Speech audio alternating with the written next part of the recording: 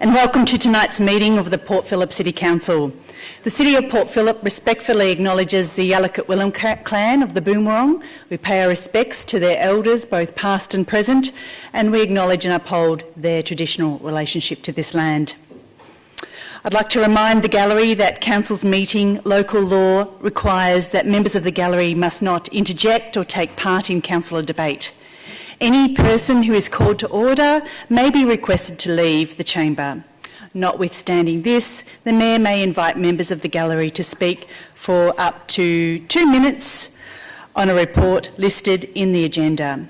There's also time allotted in tonight's agenda for public question time. If you wish to ask a question or speak to a report, please complete the blue form that's available at the table just outside the chamber and hand it to a staff member. If you have registered to speak online, you must let a staff member know that you've arrived, and I encourage you to limit your questions and comments to 2 minutes and to avoid repeating any points that have already been made by other speakers. We know that there's a lot of people that have requested to speak tonight, so please you don't need to repeat what others have already said tonight. Please note that all council meetings are live streamed to allow the community to watch and to listen in real time. So in accordance with council's local law, this meeting cannot be separately filmed or audio taped unless permission is granted by the Mayor. In the unlikely event of an emergency evacuation, please follow the instructions of the emergency warden. Okay, go to the agenda. So item 1 is apologies, and councillors, we're all here, so there's no apologies. Item 2 is the minutes of the previous meeting, and the minutes of the ordinary meeting held on the 20th of November 2019 have been circulated. Councillors, are there any questions in relation to that? Just one quick question. On page 9 it says Councillor Copsey left the chamber at 8:11 p.m. and did not return, and then on page 10 it's got Councillor Copsey left the meeting at 8:10 p.m. So on page 9 it said she left at 8:11 p.m, did not return, and then on page 10 after that it says Councillor Copsey left the meeting at 8:10. Okay, 1 minute. We can delete that. Okay, and when I sign the minutes I'll do that. I'm just proving to the officers we read the minutes. We do read it. All right. Thank you, Councillor Pearl. Are there any further questions, councillors? If not, can I have a motion to confirm these minutes? Councillor Pearl and Councillor Baxter to second. I'll now put that motion. All those in favour? That's carried unanimously. Thank you. Now we'll go to declarations of conflicts of interest. Does any councillor have a conflict of interest in any matters being discussed at tonight's meeting? A note, there are none. So next on the agenda is presentation of awards. So the presentation of an award has, following the process of the meeting's procedure local law, been added to tonight's agenda. So I'd like to ask the CEO to advise. Thank you, and through you, Madam Mayor, the Farrar Street Education and Community Precinct recently received the Built Projects Local and Neighbourhood Scale Award at the 2019 Australian Urban Design Awards hosted by Landscape Australia, and I'd invite Ms Fiona Blair to talk about this award and Council's involvement. Thank you, Ms Blair.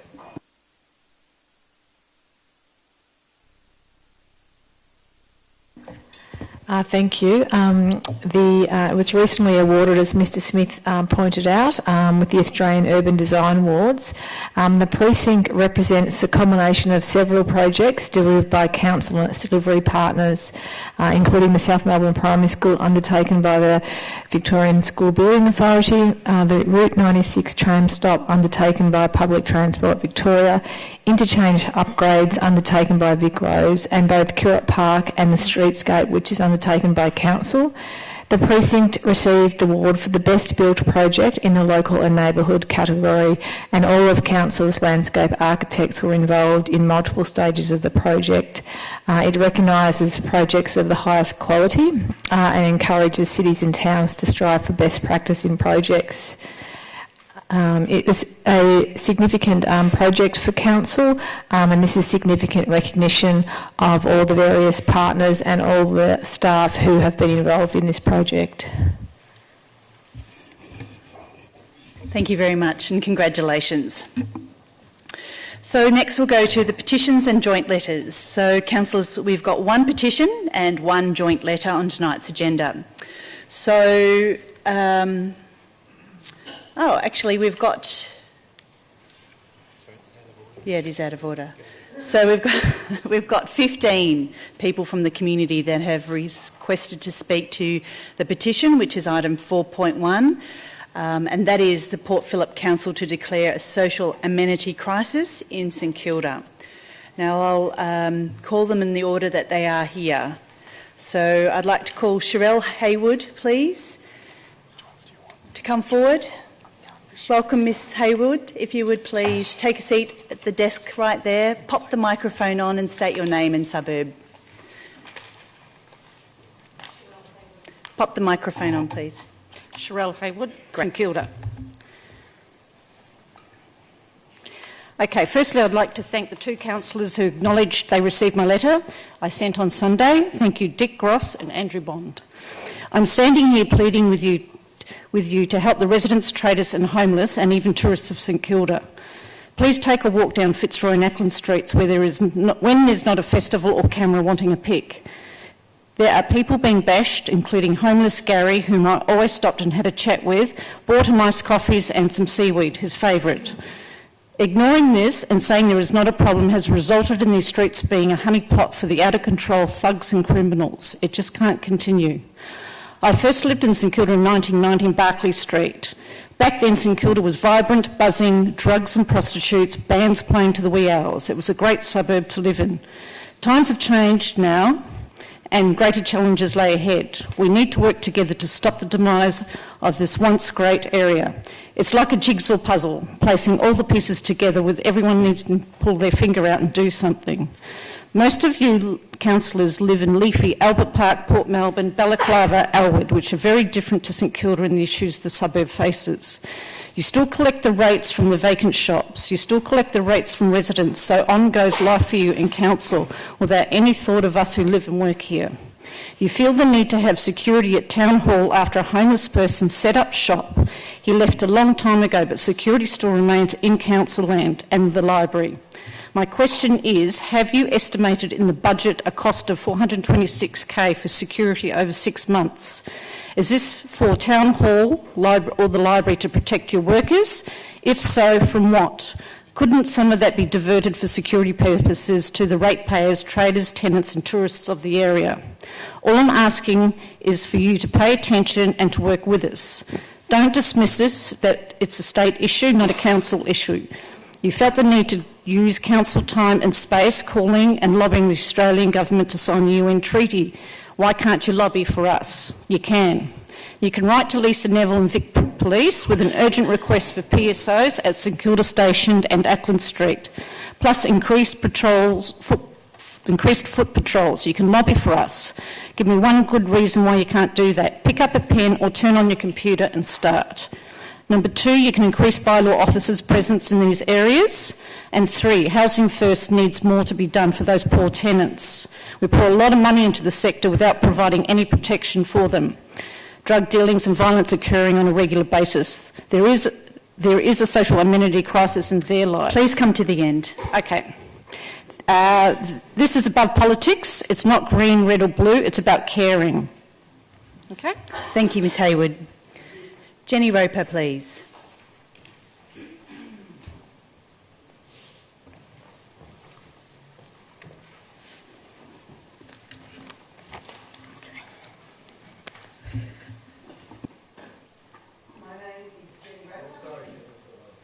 I think turn it back on. I think you might have turned it off. That's it. Can you hear it now? Yeah. Sorry, thank you. My name is Jenny Roper and I live in St Kilda.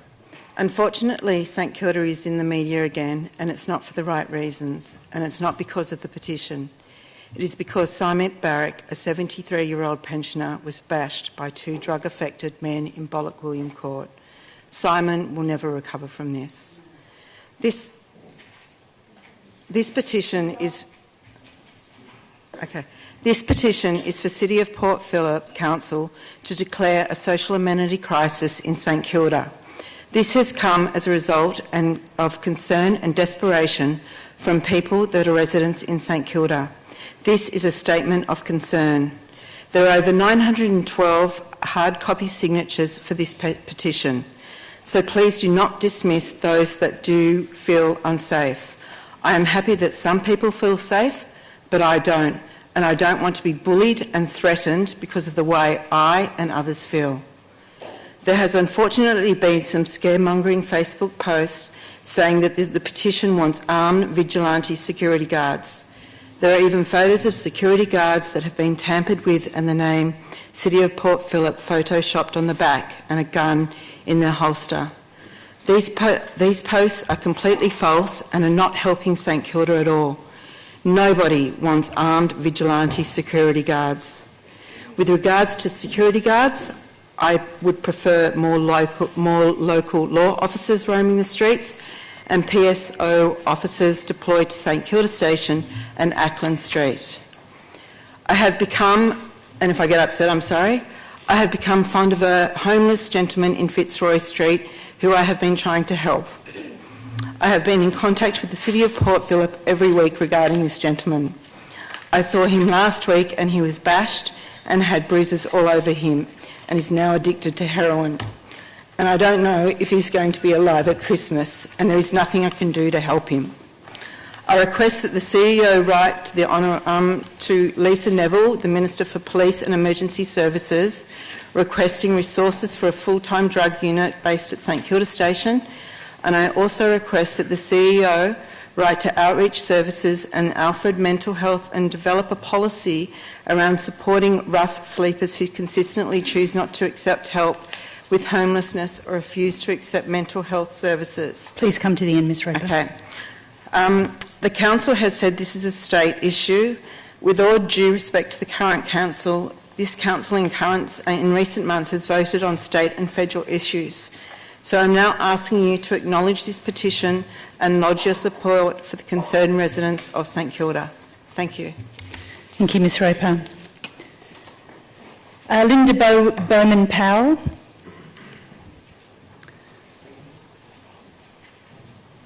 And please, I'd remind you to keep to the 2 minutes. Thank you.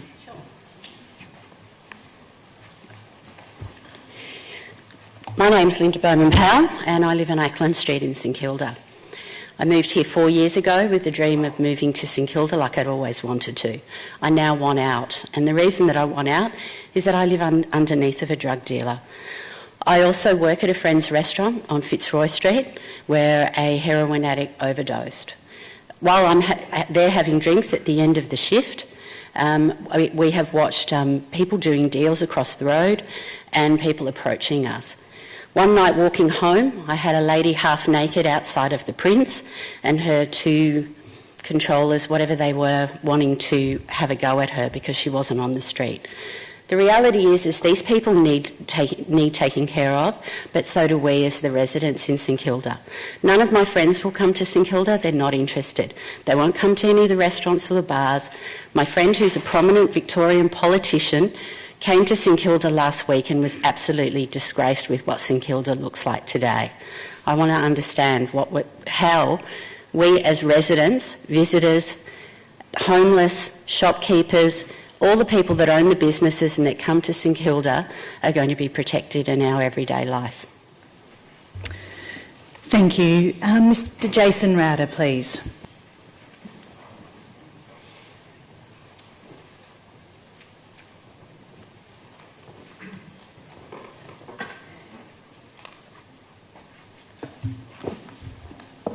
Jason Rowder, St Kilda. As you're aware, a group of us have collaboratively put together a petition to put to our councillors to declare what is a social amenity crisis. It's been misled that there's demands of vigilante type action against homeless and or rough sleepers, which is definitely not the case. As some of you know, St Kilda is incredibly special to me, being born and bred in the area and a deep family history in the area. I've been active in addressing many of the issues that have driven St Kilda backwards in the past 5 years. I've also been respectful and supportive of the homeless people, and that is evident through my connections with police to give better protection around food services currently running in Jackson Street car park. Narelle Algie, Leo Kelly and Tanya Hill from City of Port Phillip, just to name a few. I have a great knowledge of the faces of many of those that come into their community that have no good intentions, and it is those characters and their activities and behaviours that this petition is aimed at addressing. There are many issues that make up the foundations of behaviours that turn into criminal behaviour and then become police issues. But it's about dealing with these issues before they reach the criminal point, and that is where it's absolutely Council's position to address these issues. The mismanagement of social and community housing within St Kilda is disgraceful. Not by all housing associations, but absolutely by some, namely Housing First and Paran Housing, that refuse to address drug activity and antisocial behaviours that snowball into disastrous situations, of which we have many examples of evidence to support. Everyone deserves to have a safe place to live, and everyone needs to respect their neighbours and surrounding community. And that is in many cases being abused and then ignored by housing associations that we as ratepayers fund. That needs to be urgently addressed. The characters that are flooding into the area, preying upon the vulnerable, the residents, the visitors to the area that hide behind the excuse that they are here to access services, is the worst cover for ill intentions that they actually have. Again, this needs to be addressed by Council, as this is where the crisis has begun. Services can't keep up. Many are outdated, no broader plan other than to feed and enable many unwelcome visitors that mix in with the actual vulnerable members of our community that need urgent care away from the drugs and associated violence that they can't escape. Nobody is winning if we ignore the problem. It takes good leaders to stand up and demand action, take the lead and work towards a solution. Please come to the end, Mr Rowder. It's poor leadership to ignore the issues and to blame it on other levels of government, authorities and so on. Thank you. Thank you. Ms Rhonda Small.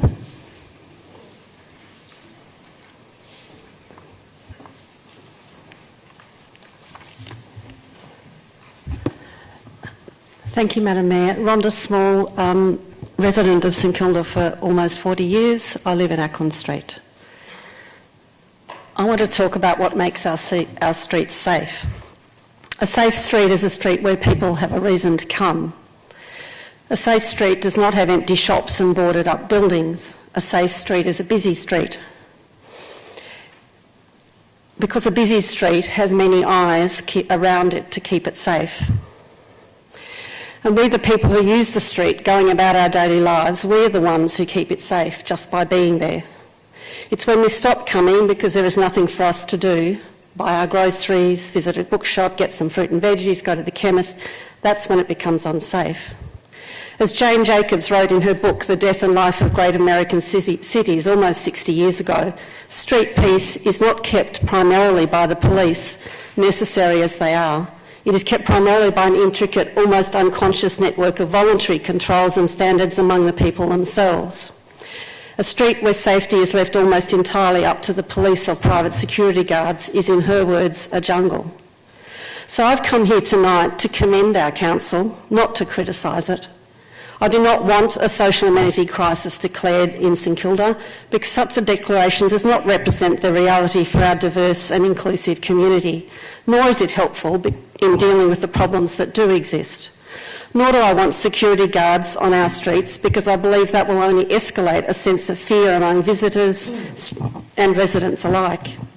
Who wants to stroll along a street or do their errands with private security guards patrolling up and down?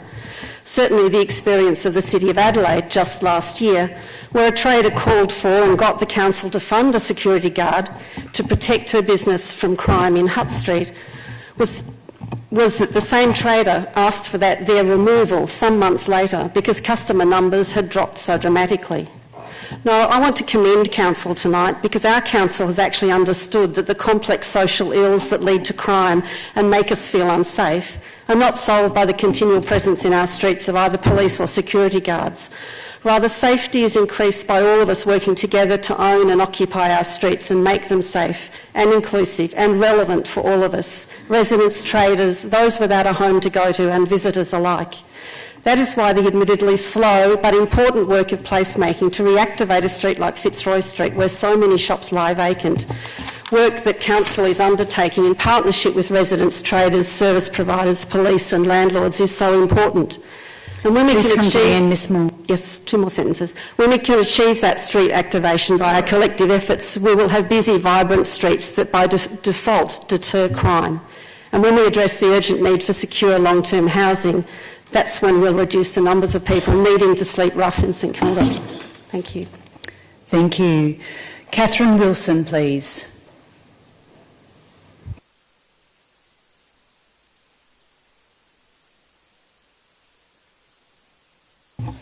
Hi, I'm Catherine Wilson. I'm a business owner here in St Kilda. You know, council members have been elected by the public.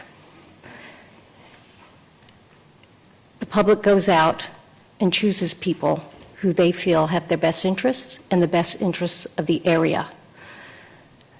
All council members have their own interests, and that's okay. This council, though, I have seen over the last 3 years, loves to tread into territory where they have no authority. State issues, federal issues, and even United Nations responsibilities. The graveyard of the failed policies by Port Phillip Council, this administration, continues to be dug. We have many on the streets: Lorraine, Brendan, Beverly, Carrie, Russell, Kira. I know many of them. I've been assaulted by some of them. But that doesn't mean that I don't care for them or want what's best for them. We had a gentleman die about 6 weeks ago on Fitzroy Street, a homeless gentleman. We now have a 7-month-old fetus living on the streets that will be born to addiction and a lifetime of issues due to that. We had Simon bashed right outside where hundreds of people were around at 7:50 in the morning. He's had brain surgery. I was lucky to see him today, and he is doing better, but he is scared now. This council needs to recognize we have issues. It is not going to be just the council's responsibility to solve the issues. Business owners, residents, state, federal, everybody needs to come together. But until it is recognized that there is a problem, nothing's going to change. This council has let down Russell. They've let down Kira. They've let down Lorraine. They have let down the 7-month-old fetus. The motion today that I heard about this afternoon about the council trying to pass an amendment tonight on putting an injection room in St. Kilda is the most irresponsible thing I've heard. Please come to the end, Ms Wilson. Unless our council decides to work with all of us, we will work to replace everybody at the council level and the state level. That is it.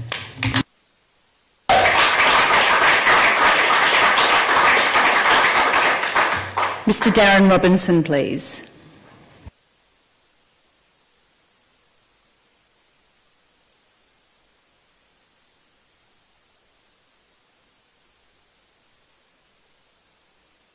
Mr Rob. Hey, how's that? I've been a resident of St Kilda since 2006. In 2017, I became a victim of crime and started to engage within a cross-section of all stakeholders from our community of St Kilda, inclusive of government representatives, service providers, residents and traders. There are many positive things about St Kilda. To me, what stands out is a sense of community that is shared across our suburb. I've witnessed many acts of kindness and compassion within our community.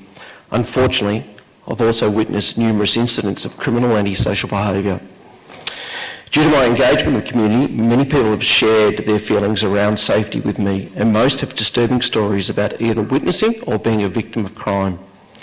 Business owners have shared the hardship of trade in an environment where patronage is reduced by safety issues. Again, they share experiences of criminal and antisocial behaviour perpetrated against customers, staff and themselves. What I've concluded through my interactions with our community is that our community has expectations that are shared in relation to safety. Lack of safety is impacting negatively on the amenity of St Kilda, and the current way the services and governance sector is addressing the amenity is failing to meet the expectations of residents and traders of St Kilda. You are failing us all, people who want to walk the street, our most vulnerable members of society, and people who want to run a business in St Kilda are being failed by the service sector and the governance sector. What we expect is efficient and effective intervention to support the amenity of St Kilda for all. We are paying the money for you all to perform, and yet you are failing to deliver our expectations in relation to safety and therefore failing in your guardianship of St Kilda. I call on you to declare an amenity emergency and support the community by implementing safety-first policies to meet community expectations. We will not tolerate failure anymore. Thank you, Mr Robinson. David Blakely here yet? Hello, David. Didn't have you ticked off, but I thought I saw you.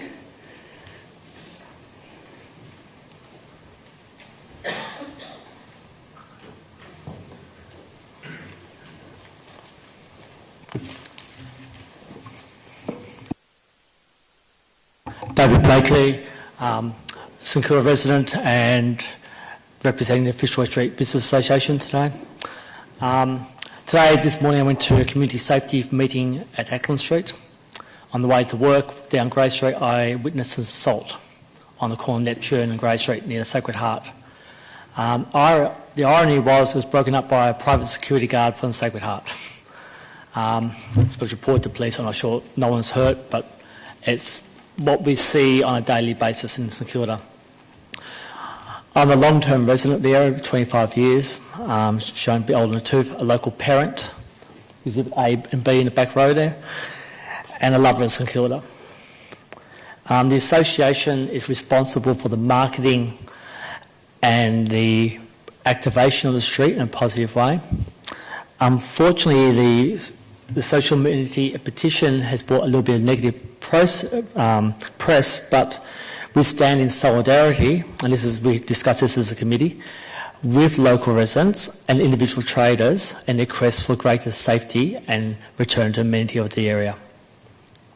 Talking to friends, local traders, colleagues, near locals, they've all observed a decline in St Kilda over the last 10 to 5 years, be it in the high street or in the feeling of safety or perceived safety, and antisocial behaviour.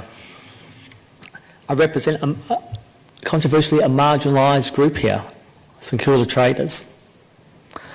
Fitzroy Street is basically a shambles. We have traders who are hanging on by their bare fingers. When traders we have reports of traders who get spat at, assaulted, their staff get assaulted. We have responsibilities under work cover to look after our staff on a fairly regular basis, and it's quite upsetting.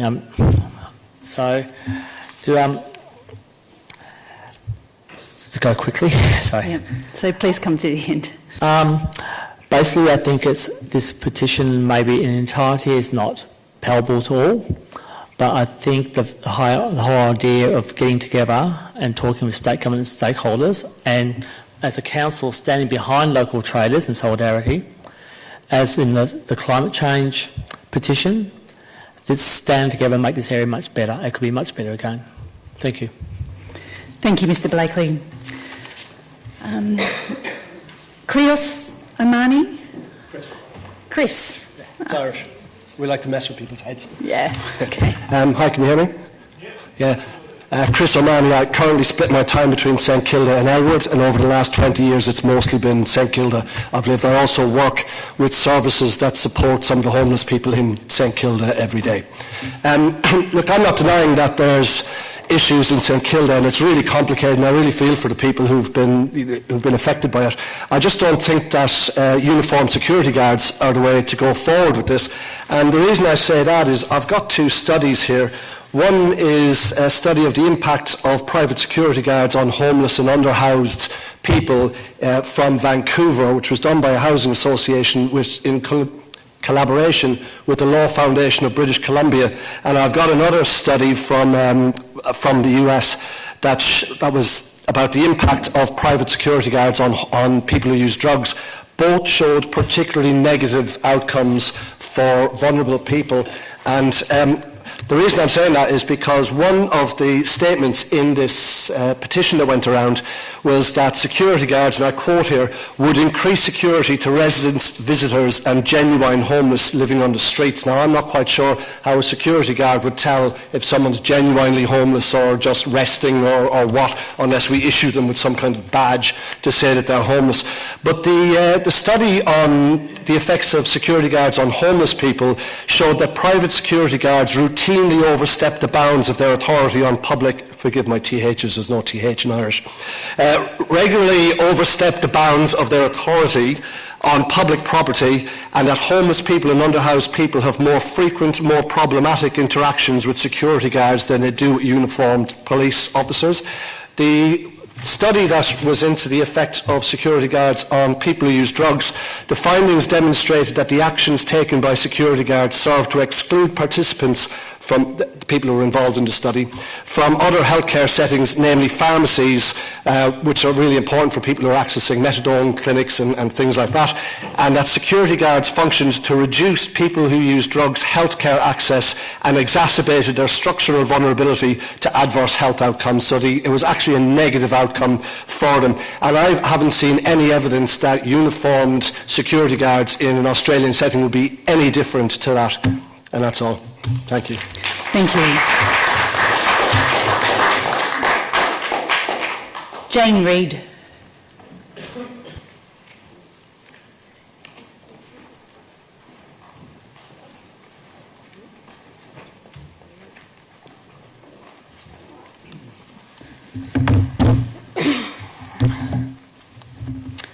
Okay, my name is Jane Reid. I'm a very much a person who loves living in St Kilda. I live in St Kilda. My family have had ties to St Kilda for 150 years. Am I able just to time my speech? Just to make sure that I'm... Sure, we're timing it anyway. And just to clarify, it's 2 minutes, not 3 minutes? It's 2 minutes and the clock has started. Okay, oh my goodness, okay, all right. Okay, I'm here tonight to speak in opposition of the petition for the City of Port Phillip to declare a social amenity crisis. I do not want to be here tonight. I really dislike speaking in public. However, I feel compelled to be here and to speak because it is the right thing to do. My concerns about the petition can be summarised as: 1, I believe it is a political point-scoring exercise, and 2, I do not believe it is evidence-based. Political point scoring. I have to admit I am fearful being here tonight. A group of us who do not share the views of the people organising this petition have been subjected to threatening behaviour. Behaviour such as posting home addresses online, emailing employers practically demanding their employee be sacked, and the council's request to speak at council meetings forms being submitted to this council without the knowledge or consent of the person meant to be speaking, all activities designed to intimidate. This threatening behaviour has distressed me and others far, far more than any rough sleeper or drug-affected person has. And it is rather ironic that people who claim to have concern for the community and its amenity are actually generating fear, distress and division within the community. The petition states that amenity has decreased since 2016, the year of the last council elections. I know the group organising the petition are not happy with the composition of the current council, the council elected in 2016. Please come to the end, Ms Reid. Sure. Okay, just to conclude, I know Councillor Bond has been quoted in The Age supporting this. However, I believe the strategies requested... Point of order, she's misrepresenting what I said in The Age. May be detrimental to the community. I urge all councillors, including Councillor Bond, who is one of my representatives, not to support this petition. Thank you, Ms Reid.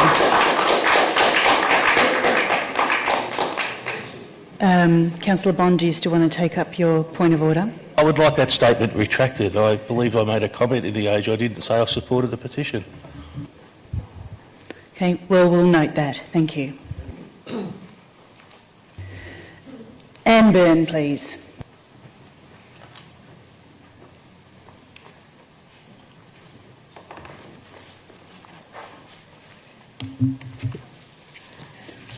Thank you, Madam Mayor. My name is Anne Byrne and I've been a St Kilda resident for over 20 years, and I'm here to speak against the petition.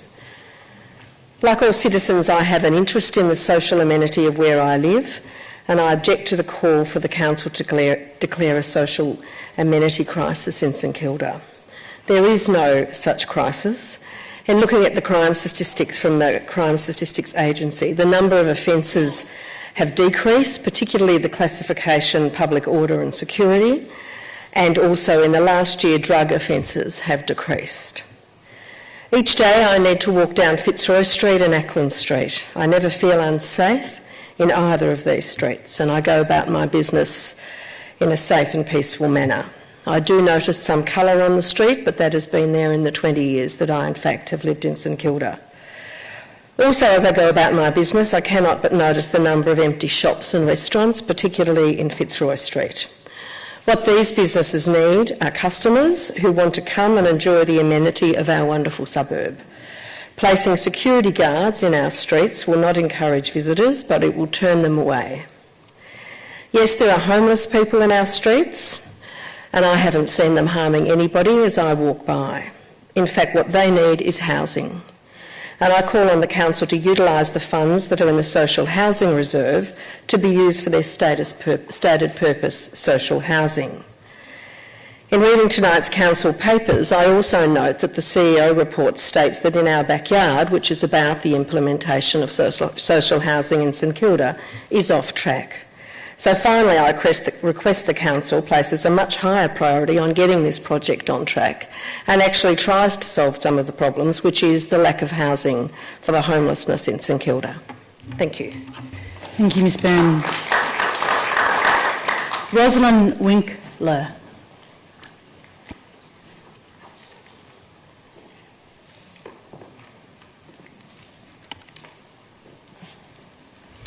Hi, I'm Ros Winkler. I live in Balaclava. I am interested in St Kilda and the City of Port Phillip maintaining its focus on developing social welfare programs. I think people working together is the way to address whatever problems do exist. I don't live in St Kilda, but St Kilda is where I spend a lot of time, and my children went to Fitzroy Street Primary School. I don't think security guards help at all. Balaclava has a number of security guards, and I never see them as a positive. So I would like to see the funds that belong to social housing to stay in social housing, and to develop new ways of working together to address whatever issues anybody might have. Thank you. Thank you, Ms Winkler. Mr Jeffrey Love, please.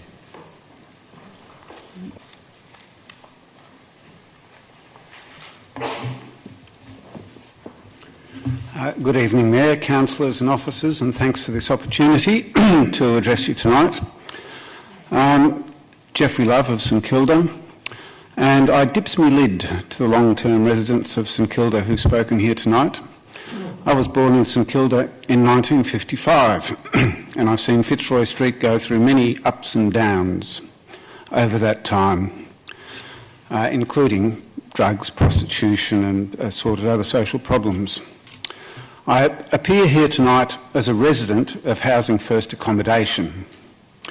I find this petition confusing and contradictory. On the one hand, it identifies the housing crisis as part of the problem. Then on the other, it attacks Housing First for antisocial behaviours occurring outside its properties once people have left said properties. Housing First is a provider of quality social housing that demonstrates great concern for its residents and the broader community. I know of no private provider that comes close. I know of no evidence that indicates that Housing First visitors or residents are guilty of behaviours that need extra policing. I find the suggestion deeply offensive and a slur on the character of Housing First residents and the integrity and dedication of Housing First staff. Housing First is an important part of the solution to the problem, not part of it. I fail to see how spending precious council funds on security guards who are powerless to deal with issues of homelessness is any kind of solution. Instead, council should continue its good work in supporting social housing providers and dealing with the root causes of social problems. Thank you. Thank you, Mr Love. Vicky Malloy.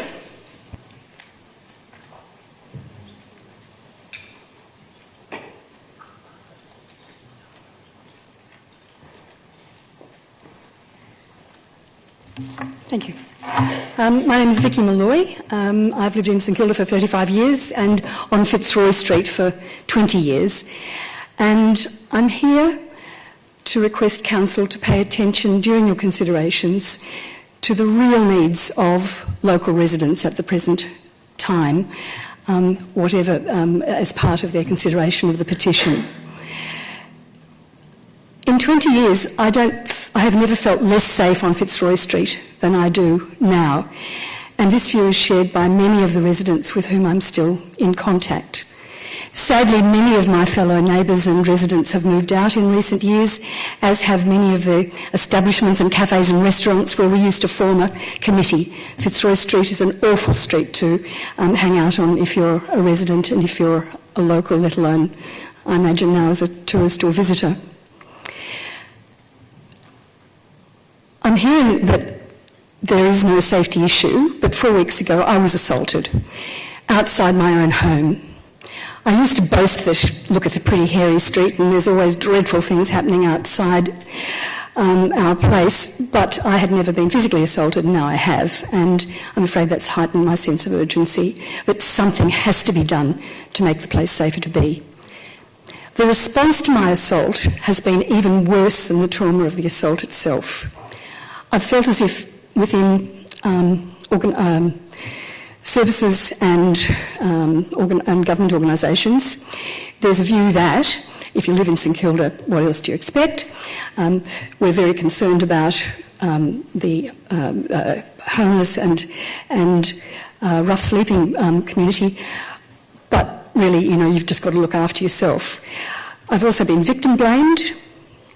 I've been disbelieved, and I've been told that the best way for me to manage in the next few weeks while I've got high anxiety is not to go near the person who assaulted me, who is well known to police and lives on Fitzroy Street across the road from me.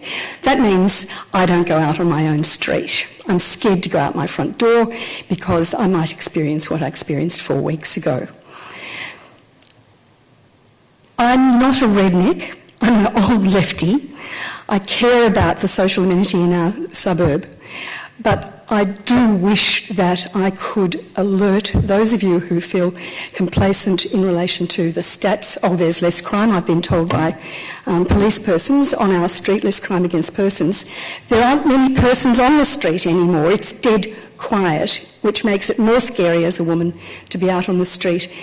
And finally, at my age, I'm becoming increasingly worried that at 70 years of age I mightn't be fast enough to run away next time somebody attacks me, and I might suffer worse.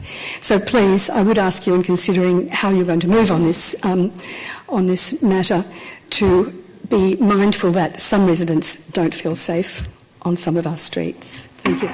Thank you. Christian Boriana? Did I pronounce that right? Christian? Right.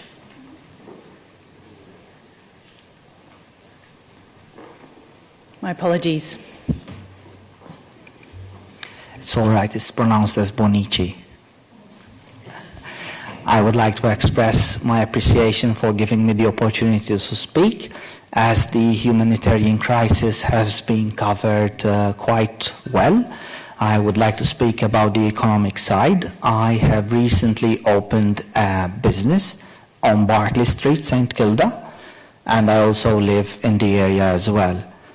It hasn't been easy, not only because it's difficult when you are at the beginning at a business, but also because throughout this period I was broken into at home. My car had the numbered plates stolen as well.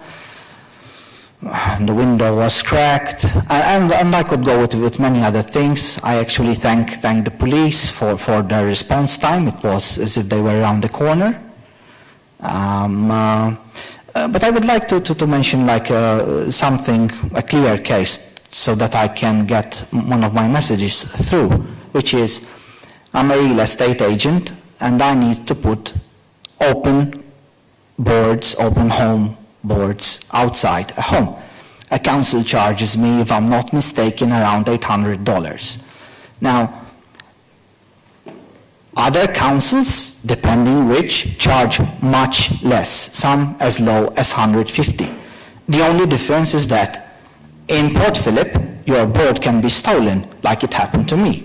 The board is stolen, that's another $250 for me. Then the landlord comes, because apparently he was in the area, and he tells me, where's the board?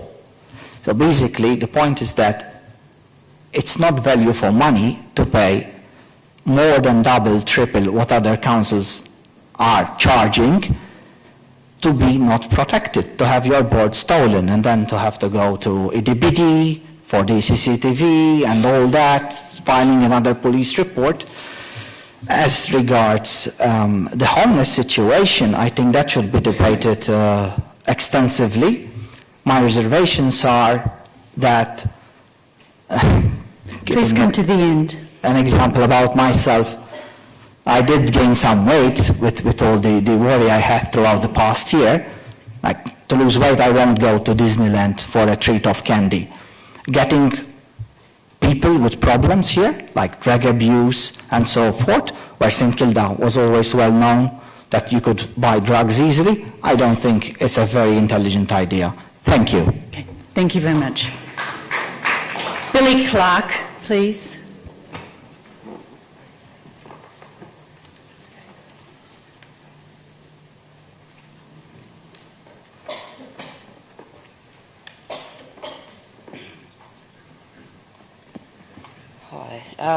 Thanks for giving me the opportunity to speak. I've been a resident since the late 70s and also worked in the homeless sector, but I am here as a resident tonight.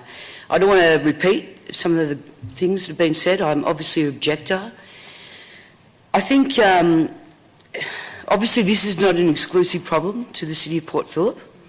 It's actually a global problem, and it's obviously related to poverty and displacement. And I think one of the big mistakes that we made early on was pulling down some of the infrastructure we had in St Kilda, such as the Gatwick. Good, bad, I heard from traders and residents that this was going to solve all our problems and Fitzroy Street was going to be this gleaming display, and, well, in fact the reverse has happened and Fitzroy Street has declined. We dispersed people, we didn't respect that this had been their home, good or bad. And we now have a lot of people on the street. And it started way back with Melbourne City Council. If we just keep moving people on, we are going to have issues with crime and anger and just general displacement and lack of connectiveness to community. One of the things I want to say to the people who have signed this petition, which is, I only believe, 638 people, is that we need to take the conversation up a bit higher. I am really sick of getting things in my letterbox which promote hate and fear and them and us. To me, St Kilda's always been great because we looked after our whole community, which is why we've got so many welfare services based here. We used to be able to live alongside each other. But if you push people's backs against the wall, they're going to push back. And that's what we're seeing today. And I really implore the people who are worried about their safety, and everybody should feel safe. Let's just rise above this, stop the hate, stop the fear, and start having a really constructive conversation about being solution-focused. Thank you. Thank you. Jack Halliday.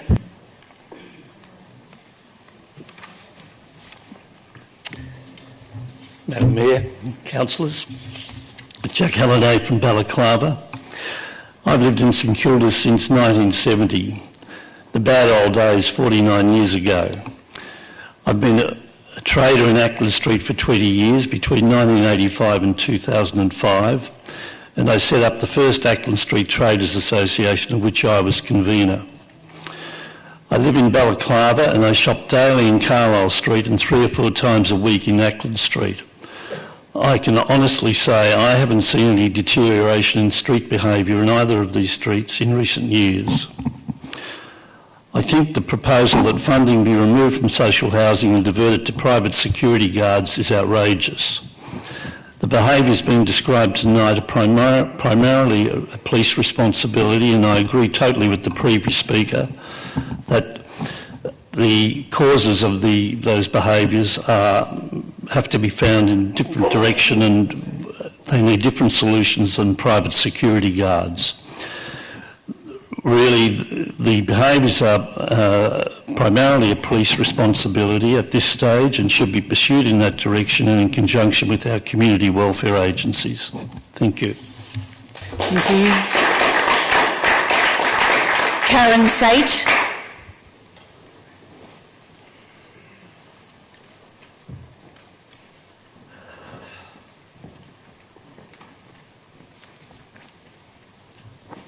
Hi, thank you for allowing me the opportunity to speak. I'm Karen Sate. I'm here probably with 2 hats on. I have lived in St Kilda for the past 30 years, and like many of the previous speakers, I've seen the good, the bad and the ugly of St Kilda. I also currently manage an organisation, the Port Phillip Community Group, and we deal daily with issues of poverty, displacement and homelessness. I think for me, I won't repeat what a lot of the previous speakers have said about the social issues, and I think that Anne Byrne, Billy Clark, Jeffrey Love really articulated what I agree with. I think for me, however, though, I would like to say, and in speaking against the declaration of a social amenity crisis in St Kilda, I don't believe that security guards are the way to go. However, I do acknowledge the speaker who talked about her concerns for safety. I think the perceptions of safety are just as real as feeling safe. I would like to see the council take a lead in some more and further engagement with some of the service providers in the area and the community and the traders and the public. I think that that's a real gap that exists in our community. I'd also like to see the council take a lead in addressing the social and economic issues of Fitzroy Street. I think for me, that street in particular has just been allowed for no blame on anyone but to deteriorate to the point where it is not a welcome environment for residents, visitors or anyone to come into this area. So it's probably it for me. Thank you. Thank you. And our last speaker for tonight is Ms Jennifer Edge. Where's she gone? Here she is, making a grand entrance.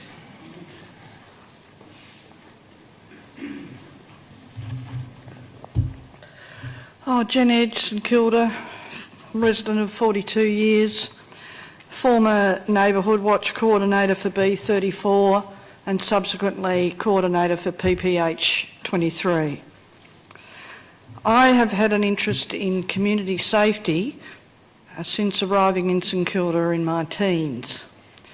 I have tried to work with successive councillors and successive council staff in that regard for years. Most recently, I attended an opportunity provided by the City of Glen Ira, which aligned with my former role as Public Officer for Pechang Nonviolent Community Safety and Peacekeeping, to wit, bystander training. I have since that time lobbied varying councillors to ensure that there are funds made available and the opportunity through the City of Port Phillip for bystander training to be rolled out and available to any and every member of the community, whether they be residents or business holders. I just find it incredible, having been homeless twice due to gentrification as a mature age woman here in St Kilda, to see a proposal to take money from social housing to pay for security guards. Damn it all, we're interdependent, we live in a community and we should act like one. Bringing in a power over approach doesn't solve anything. So I reiterate my call for Council to expedite the opportunities for people to participate in bystander training, because it's all about relearning how to interact with each other. Secondly, it is well known that in my role in Neighbourhood Watch, I was assertive with police opportunities that Council provided. We used to have a meeting once every 3 months in different wards where a police person would attend and give leap stats in regards to what was going on in the community. That stopped. Police didn't want us to know what was going on, and as a result we lost seasoned officers and ended up with a trainee station. So as far as I'm concerned, the responsibility for community safety in that regard falls squarely on state government, VicPol, and not my rates. Thank you for the opportunity. Thank you. Okay, councillors, that's the end of the 19 speakers. Do you have any questions for the officers? Okay. Okay, so there are no questions. We have an officer, Councillor Gross, you want to move something? Oh. Mine's actually, I do need to note that the officers have put up an alternative recommendation. The one with the red and the green. Very Christmassy. Very Christmassy, yes.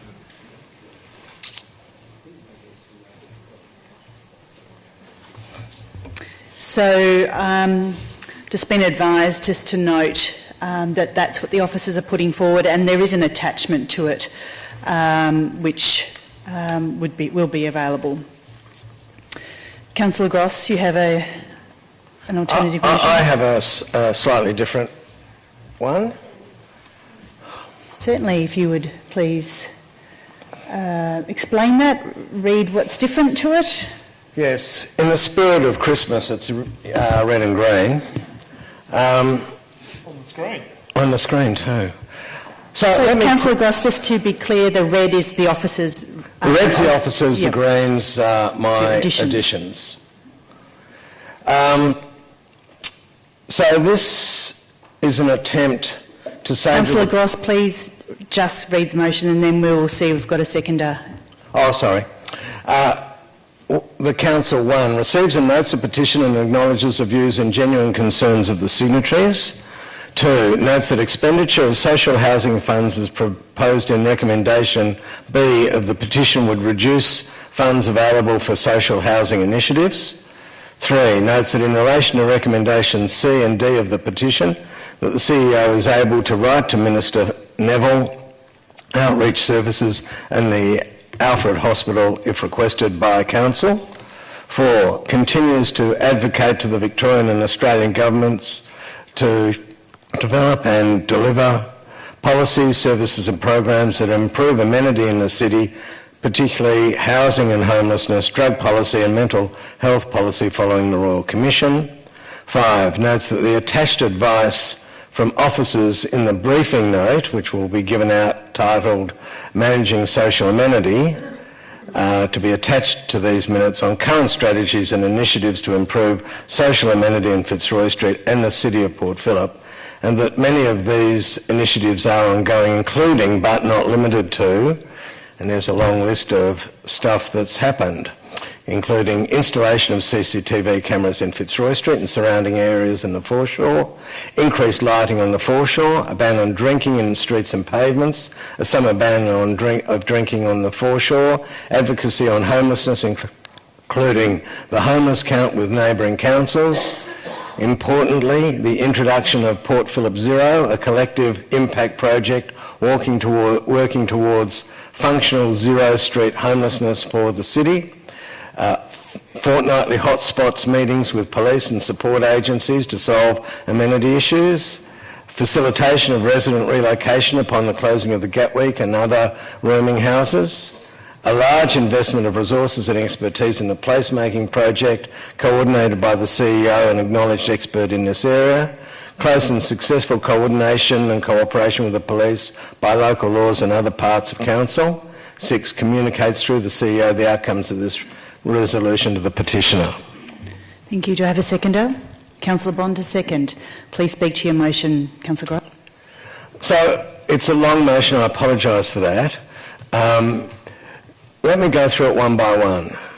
The first one is, as mover, I'm really keen to say that I received the petition. You know, I'm disquieted by the petition, and I'm keen that everyone knows that, as the mover, and I hope other councillors will say, we take this petition incredibly seriously. 2, notwithstanding that, on the question of the social housing funds, we believe that they should be maintained for social housing. And secondly, 2 is interesting for what it doesn't say, as much as what it does say, and what it doesn't say is anything about the guards, but they're not funded, so therefore they're not supported. I am squeamish about private guards funded by council. We have no expertise in this area, no responsibility under statute in this area, and I just think that it would not be a positive addition to the street. I do note, however, that in the police numbers appear to have risen. In the 2019 quarterly report shows that actual police numbers in Port Phillip have risen from 112.42 in September 18 to 123.53 in September of 2019. In other words, an increase of actual police of about 11. So, in that context, there's been more addition of surveillance by people in uniforms than was suggested by the petition. 3 is about advocacy, which we're happy to take on. 4 is also about advocacy, but it mentions the important complexity of homelessness, drug policy and mental health policy following the Royal Commission. These are issues which beset Victorian society but have a focus on some of our streets. I particularly want to highlight in the list of achievements a couple of things. A, they're very multidisciplinary. Some of them are social, some of them are infrastructure, and I promise you this list is not complete. There are many other little things that we've done along the way. The thing that I'm most proud of is the by name list under Port Phillip Zero. It provides a fortnightly real-time count of street homelessness. This shows that the biggest barrier to solving street homelessness is lack of housing, no surprise. But let's look at some of the figures. Since 10 July this year, despite the combined efforts of police, the Alfred, DHS and all of the homeless support agencies, health services, community housing agencies and other providers, we have only had 9 housing options available for people. There were 89 people street homeless on 10 July, and at 20 November it's now 107. It's increasing. There was an inflow of 30 new people street homeless over that time and an outflow of 22. Only 9 of the outflow went into housing.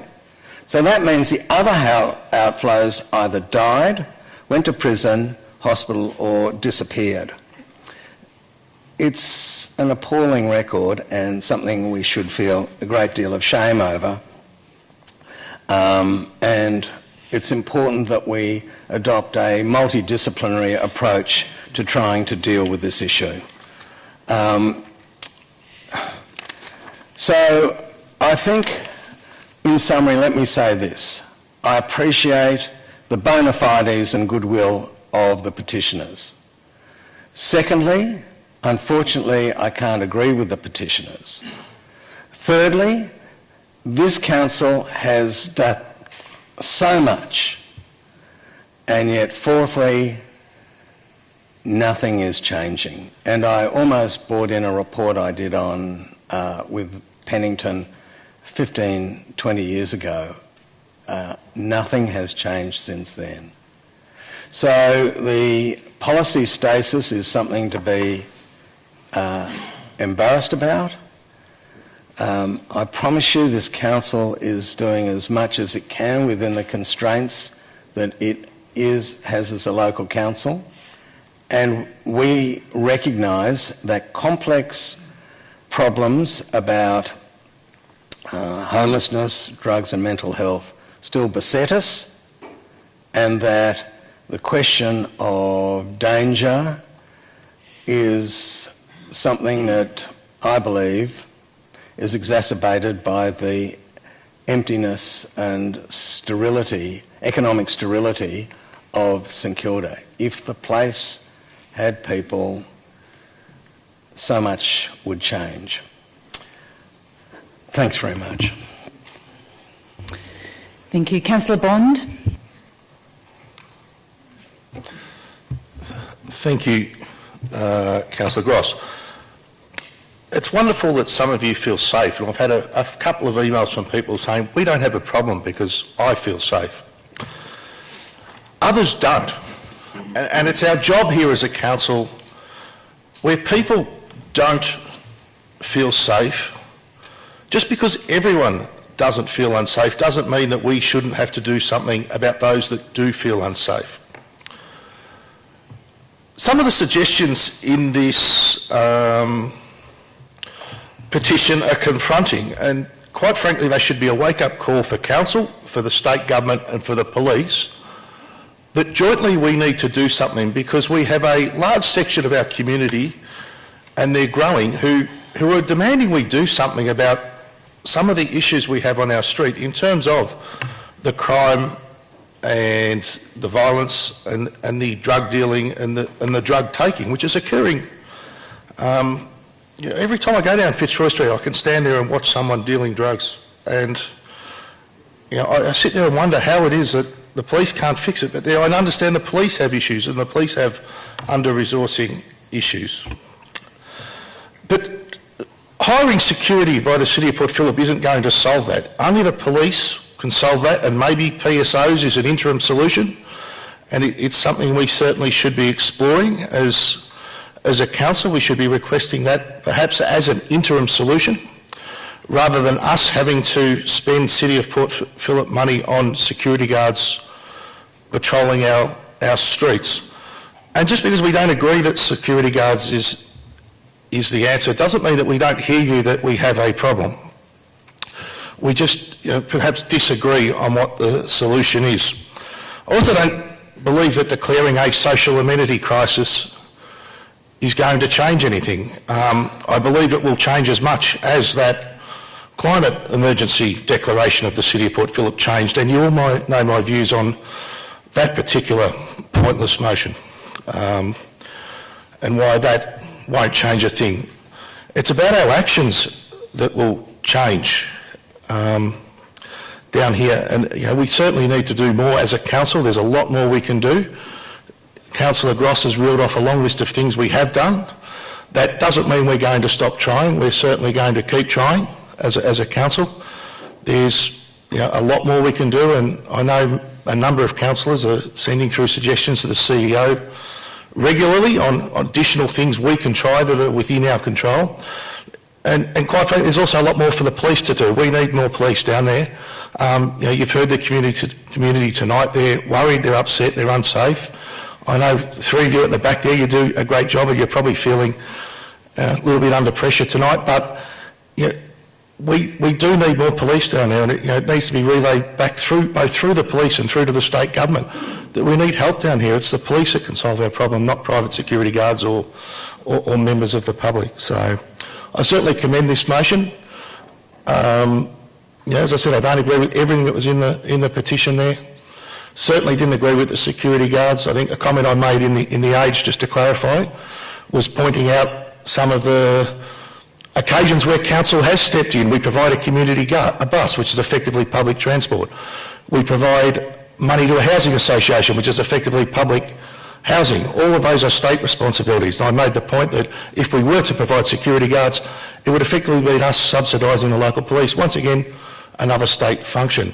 I in no way indicated I supported that particular proposal, but just pointed out the cost shifting here, and it wouldn't be inconsistent for us to step in and fill a void from the state, but I don't support doing that in this particular occasion.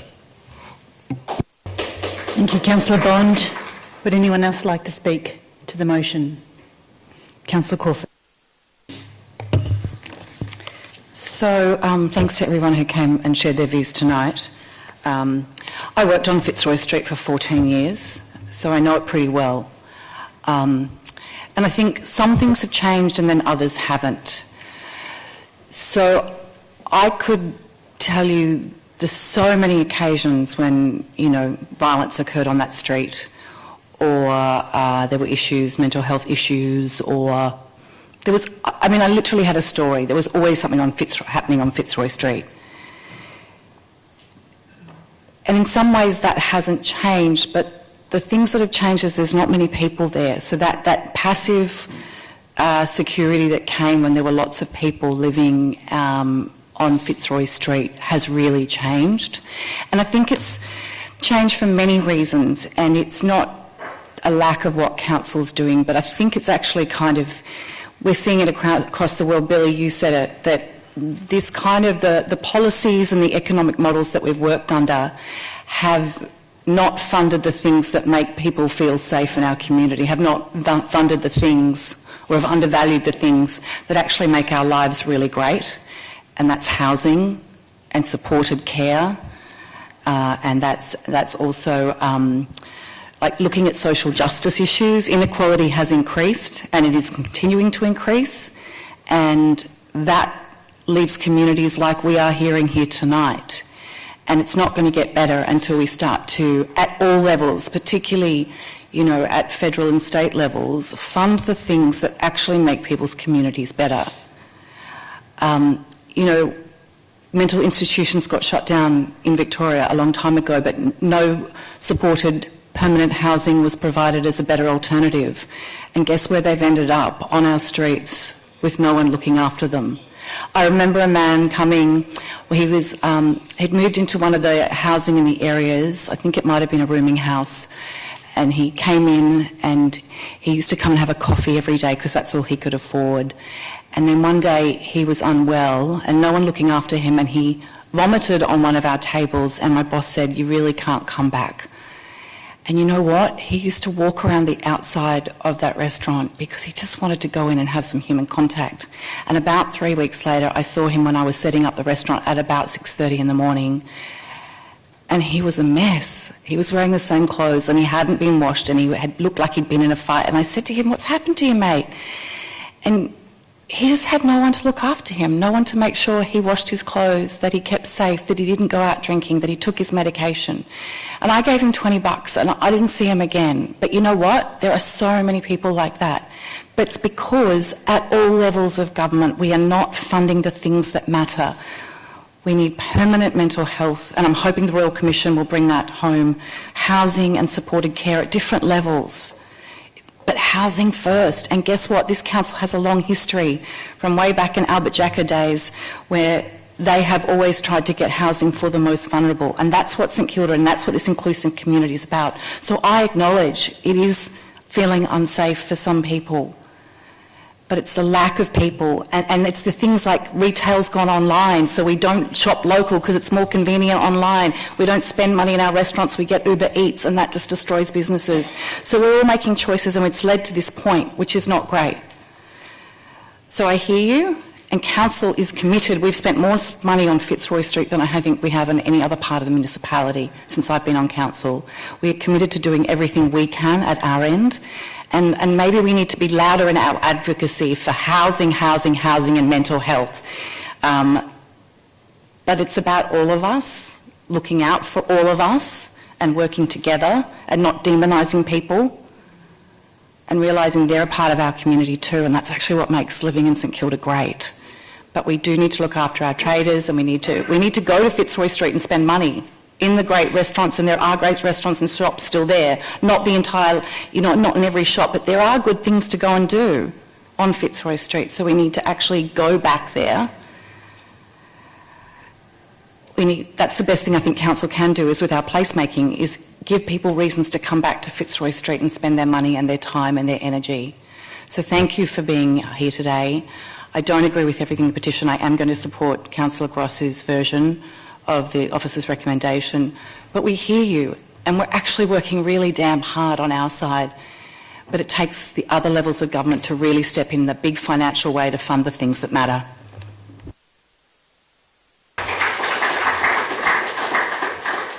Councillor Simic. Thank you, Mayor. As somebody who escaped war at a young age, I can safely say that more guns on the street really don't solve problems. They create more problems for our society. I think it's appalling that our state has the lowest investment in mental health support, the lowest investment in housing of any state in Australia. So I really want to thank the people who've come here tonight advocating for more investment in these things. I want to endorse the comments that I've heard from Councillor Crawford tonight, and add my voice to support what I believe is really required to address the complex social issues that we face in our community.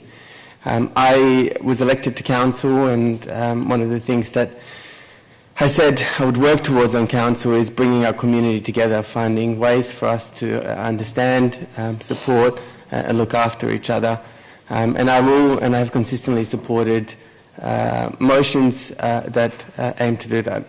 I don't believe that the petition that was brought to us aimed to do that, but I do support the words of the alternate recommendation that was put by Councillor Gross. So I know that this is a very difficult topic for our community, but if we use words that divide us, I agree that we're not actually going to be able to create a safer community for everyone to live in. So I support the recommendation as it's written tonight, and hope that other councillors will as well. And to say that, we are constantly as councillors thinking and looking at ways to improve our community. So people who've come tonight and criticised council and said that we don't do that, obviously don't come to our council meetings often enough to see how much time and effort we put into finding ways to make our community a better place for people to live. Thank you, Councillor Simic. Councillor Brown. Yes, I just want to say make a few observations about the petition and some of the solutions suggested.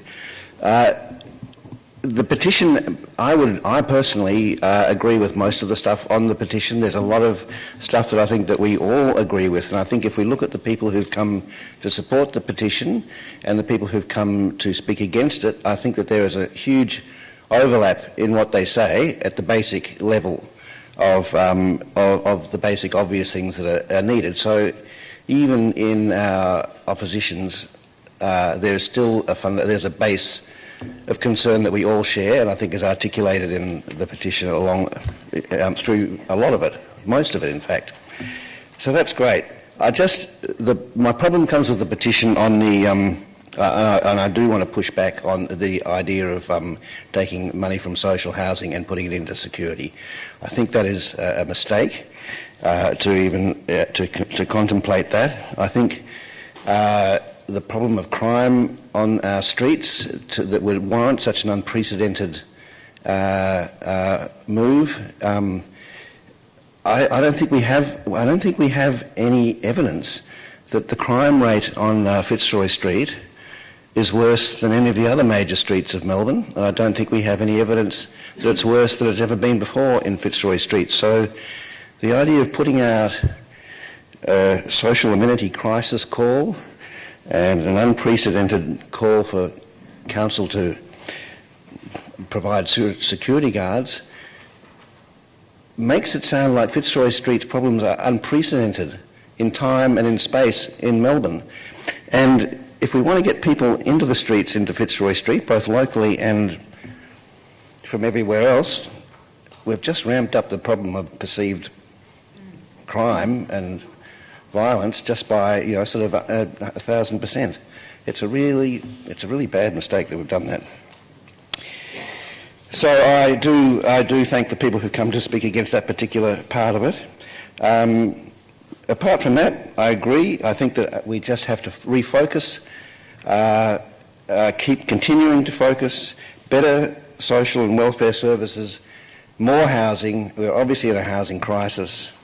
I would say better policing of violent crime. Violent crime is never acceptable anywhere. And better local retail mix in Fitzroy Street. These are long-term solutions. There are very few short-term solutions. We've just got to stick to the long-term solutions and work hard and not take false steps. So thank you everybody for participating anyway. Thank you, Councillor Brand. Would anyone else like to speak? Councillor Pearl. Thanks very much. Councillors, we sit here and think we do great work and work very hard, and we do in some respects, but we don't do an ounce of work compared to those three people at the back that are wearing the uniforms, and their families do. It's all very good and well for us to sit here and talk about things and make decisions, but those people of the Victorian Police have to go out there and serve our community in the face of danger, and I shudder to think how their families deal with that. So, gentlemen, thank you very much for your service, and we're forever indebted to everything you do for our community.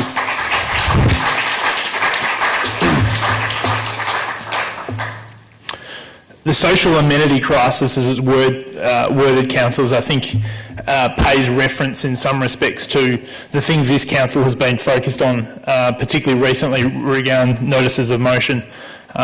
We need to focus on core business, on issues that council can control, this being one, not issues that are governed by the state, federal governments or the United Nations. We hear that loud and clear. Well, I hear it loud and clear, and I hope my colleagues do also.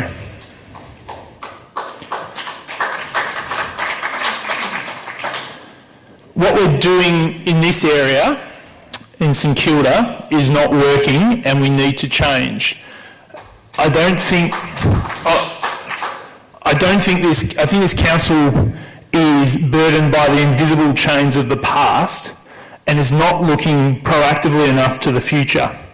And a lot of the people that influence council decisions hark back to days of St Kilda and Fitzroy Street that are no longer applicable and don't really relate to the problems that we're facing today. This petition, albeit perhaps provocative in some areas of thought for some, is exactly the sort of conversation that this council needs to be having to reposition our policies, procedures and our action and our budget focus to ensure that we fix the problems in St Kilda and we revitalise Fitzroy Street to bring it back to a place that's safe for our community and that serves our community. So we shouldn't be fearful of debate. What we should be fearful of is web warriors out there that harbour fear and try to scaremonger our community. And the post on the 1st of December by the Community Alliance of Port Phillip, in my view, did exactly that. And we need less of that in our community and more proactive conversation, as we're seeing here this evening. CAP used to be a pillar of optimism when it was founded in the 1990s, and my fear is, based on a number of poorly executed campaigns recently, they're turning more into a small vigilante group. I hope that's not the case. So, I'm happy to support Councillor Gross's motion here this evening.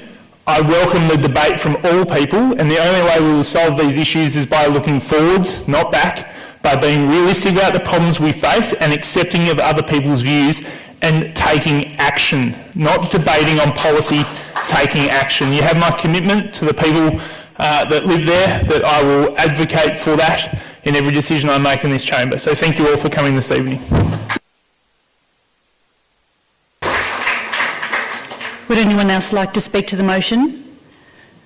I will quickly say a few things as well, and I'd like to thank you, Marcus, for acknowledging the police. I also think that they do a very difficult job, and they do it to the best of their abilities, and they have certainly stepped up and done a lot more in Fitzroy Street than has been over the past years. I'd also like to acknowledge the traders and the difficulties that are experienced down Fitzroy Street in particular and Ackland Street, and I think I'm speaking generically about the areas that have been referred to in this petition. I want to say that Council does have an obligation to effectively manage public spaces in its jurisdiction, and really its obligation to balance the various uses and opportunities that it's presented with. I think the prevention and the investigation of crime is not a council responsibility, and therefore council shouldn't be investing or providing any roaming security guards. So on that note, I will be supporting this motion, but I do hear the many concerns that the people of the community have who are feeling unsafe in our community, and that's not right and it's not acceptable. I want everyone to feel safe, and so I think we do need to think about what it is that we have to do to help that happen. As a result of this motion, there'll be advocacy to Minister Neville, and I certainly want to continue and work harder to the commitment to more housing, more mental health support, more outreach services, and continue to work with the police on behalf of our community. Thank you. Now, Councillor Gross, would you like to close? No. Oh, Councillor Copsey. Sorry, I didn't get in there before you, Mayor Voss. I won't repeat the comments that have been made. I really concur, particularly with what Councillor Crawford and Gross have spoken about this evening. I did just want, though, to thank everybody who's come to speak tonight. I'm very proud that this is an issue that activates our community so, and I really appreciate the passion with which everybody has spoken this evening. City of Port Phillip has a very long and proud history of stepping up to the plate when it comes to social issues, and I've said many times in this chamber that it's a history that I'm proud to continue in that tradition. I thought it would be remiss. We've spoken quite a bit about state government responsibility tonight, and of course Port Phillip remains ready and willing to work with our social housing fund to facilitate the provision of more housing options in our city. We've also recently made submission to the Royal Commission on Mental Health, which frankly the recommendations out of that cannot come soon enough, and I'm looking forward to seeing how Council can assist with updating our system in Victoria, which is sadly lagging. But it would be remiss to let the evening pass without noting that there is significant work that our federal government can do also to address particularly the issues of housing affordability. I think that there's much work to be done on mental health and suicide as well, and there's been some discussion in Canberra this week which is encouraging to see. But certainly we would like to see more action from the federal government in terms of housing affordability, the growing unaffordability of housing in Port Phillip. Housing is a spectrum and we often only see the pointy end, but I know that people are under housing stress in this city, and frankly, the City of Port Phillip is doing its best to advocate for the less visible but very important elements of planning control that we need to address this as a society, such as inclusionary zoning. But the federal government really could step in and should step in to do more to guarantee housing affordability for people, because making that affordability available further up the spectrum is going to ease problems with housing once we get to the acute end as well. So that's what I wanted to add tonight. I hope if our federal representatives are watching along on the live stream that they'll take that advice on board. And I actually welcome, I like Councillor Gross, I disagree with quite a few elements of this petition. However, I think that the renewed focus on finding evidence-based and compassionate ways to respond to these social issues is welcome, and I'm looking forward to participating in the renewed advocacy of the City of Port Phillip, and welcome the community organisations that will help us do that. Thank you. Any other councillors wanting to speak? Councillor Gross, would you like to close? No, thank you. Then I'll put that motion. All those in favour? That's carried unanimously. Thank you. Now we'll move on to the joint letter, which is 4.2, which is to request to add a pollution-free, car-free Sunday to Port Phillip events calendar.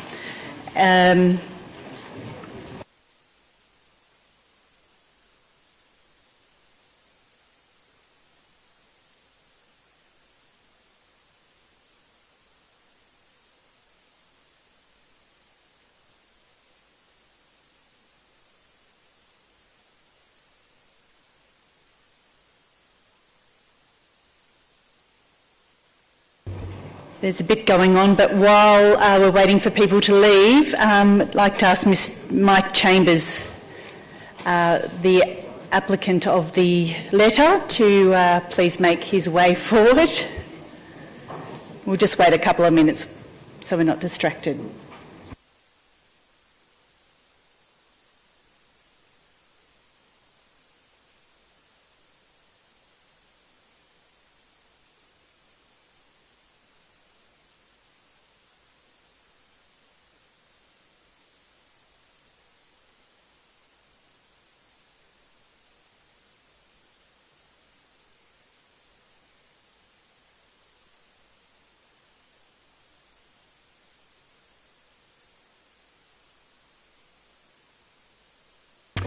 Okay. Welcome, Mr Chambers.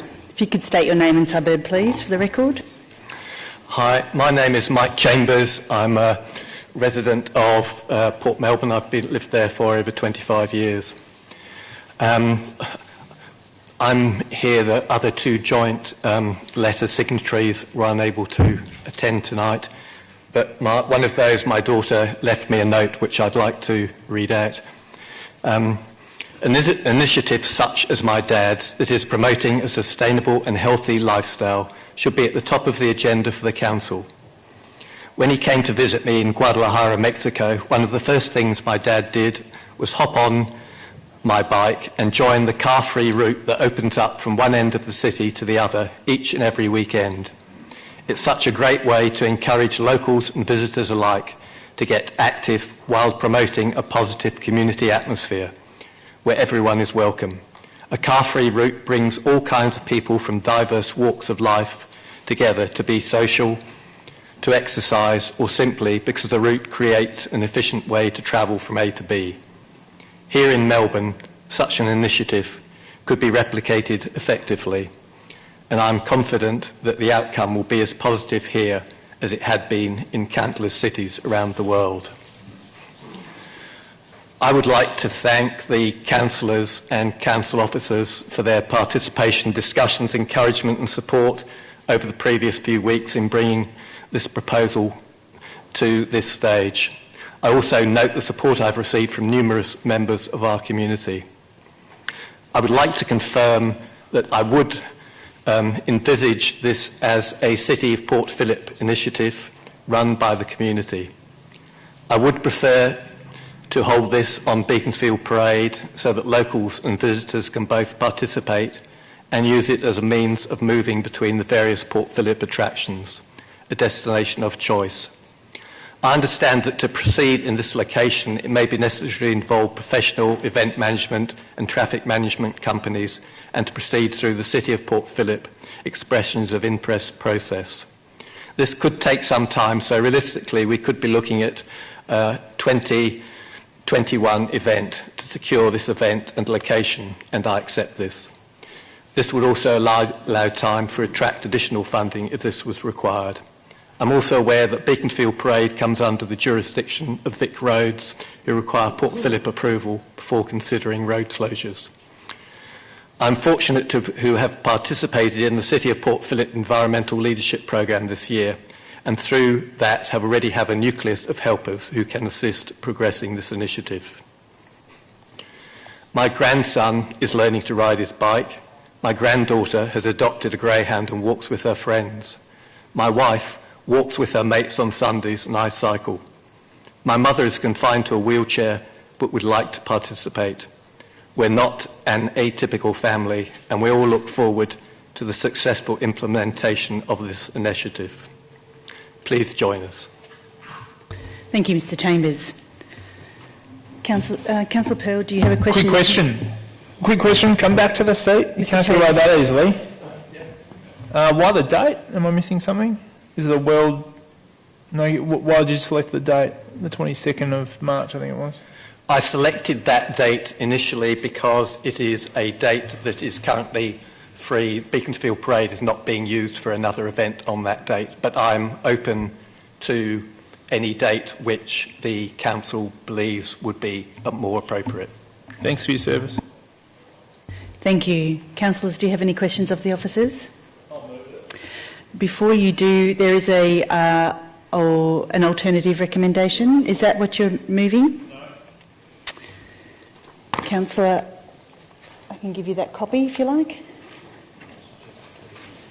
So that's the amended officer's recommendation.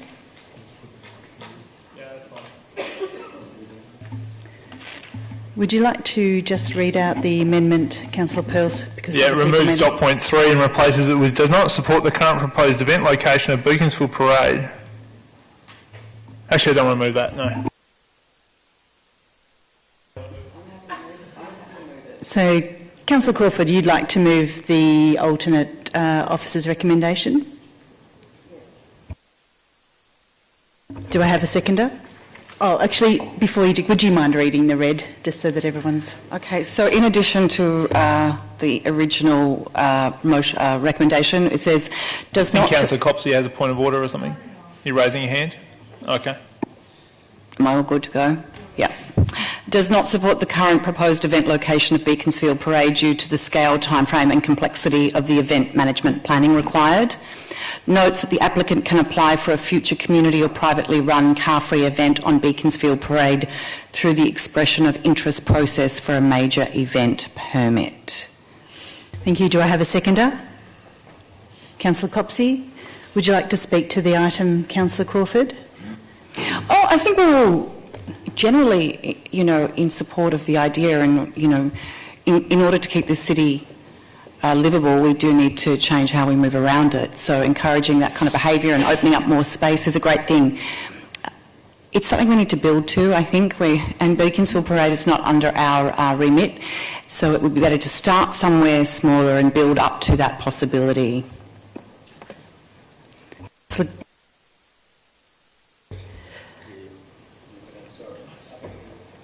If it's a clarifying question, I'll allow it. I don't know if it's... I don't actually know what clarifying means. I just want to... You can clarify wording or... the vibe of the thing. I just want to know what is a major event permit and would it be onerous for this person to get one? I'll allow that. Mr. Trail, maybe? Who would answer that question? The question was, what is a major event and is it onerous to get? Through you, Ms. Mayor. A major event permit, or the expression of interest process, basically allows people to put forward their application and their idea, and from there we would work with them to work out whether or not it was an appropriate event, and work with them through event application and documentation. So they'd need to provide risk management, waste management, how they'd provide operations, traffic management for this event. So there would be a number of things to be able to run a major event in our municipality, particularly one of this size. I think that's fair enough. Yeah. Thank you. Councillor Copsey, would you like to speak to the motion? Yeah, thanks very much for bringing this idea to Council. In principle, I'm very supportive of a car-free event. It would be fantastic. I think it fits really well with some of our strategic aims under Move, Connect, Live of helping people to embrace alternative, sustainable modes of travel, and I think it would be fantastic. I'd be a very happy participant. I think, as Councillor Crawford said, it would be good to do a pilot of something on a less complex street, to be honest. So, yeah, you know, I would urge the petitioners to come along and enjoy St Kilda Festival, which will be a big car-free event in a big precinct. But those events do take a huge amount of time, coordination and planning.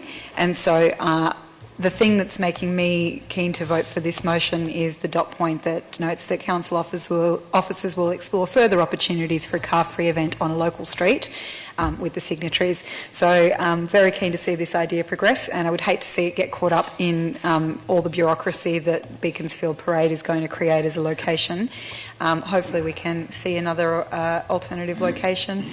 And all the best with progressing this idea. And thank you very much for being an Enviro champ and completing that program as well. It's great. Thank you. Councillor Baxter. I'll speak in sort of reluctant support of the motion because, yes, I understand it is all very tricky and I get that, but I really would have liked to see this happen personally. I'll note that the officer's alt-rec also makes some changes to the officer comment, the background information that talks about the EOI process for such events includes allowance for a minimum of 9 months' notice for residents' businesses of any major road closures, and that probably factors into why it might be difficult to do something in March 2020. Personally, I think that we run into difficulties because in local government in Victoria, it's very different to local government or metropolitan government in other parts of the world that have a lot more control over roads and indeed public transport and all sorts of other services. We have to work with Vic roads for these big roads, but I really do agree that it's actually, although I'm happy for us to investigate doing local roads which we control and doing closures of those, it really is the big roads that are actually going to make the difference in that behaviour change stuff. So I would really support an event on Beaconsfield Parade at some point with all of the minimum notice periods and all of those sorts of things, which will probably be pushed out for a while. I'd love to see it on Queensway and Kingsway, obviously on a Sunday, not at peak hour during the week. We might get a bit of pushback. But I'd love for us to do it on those big roads in the future, but also very, very happy for us to investigate it on some of our local roads as well. Anything that can encourage that behaviour change, I'm going to be generally supportive of. So I think this is great. I understand that there are going to be difficulties. They seem obvious once they're laid out here, but hope we can get there eventually. Thank you, Councillor Baxter. Would anyone... Councillor Pearl? Beg your leave if I could to show a photograph, Councillor Voss, if that's all right. Yes. What is it of, Councillor Pearl? Christmas 1984. No, let's have a look. If you could bring it up.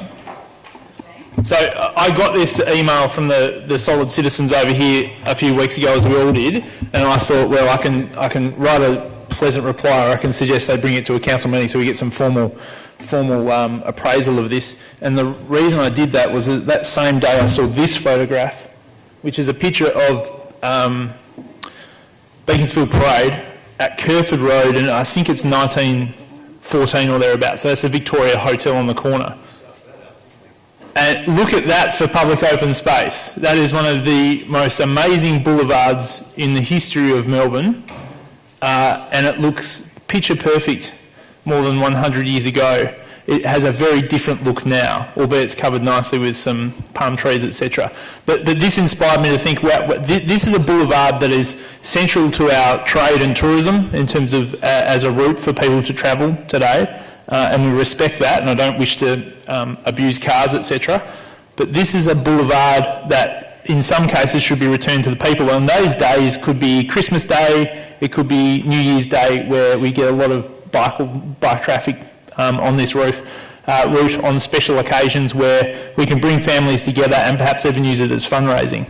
So I'm going to vote against this motion because I think this is exactly the right place for this type of initiative to take place. It's a centrepiece in our city. It shows an appropriate place where the council can make a statement. Yes, there's difficulties and there's always naysayers and it will cost money, but I think we can recover that money by some innovative ways, perhaps some gold coin donations, some activities or activation along the road on certain special days, and as I suggested some here before. But we need to focus on returning this boulevard in some part more to back at what it was 100 years ago. I'll also note, Councillor Bond, that there's been an existing structure where Noshery formerly was for some time. It doesn't relate to this whatsoever, but there is a beautiful boulevard, and that should be the boulevard where this idea comes to life. So, are you foreshadowing that? Well, if this gets voted down, I'll happily move a motion that will go back to the original officer's recommendation. Thanks, councillors. Thank you. We can pop back up the recommendation. Would anyone else like to speak to the motion? If not, Councillor Crawford, would you like to close? Then I'll put that to the vote. All those in favour? All those against? That motion's carried. Now, I'll go to item 5, which is the sealing schedule. And councillors, we don't have any documents that require sealing.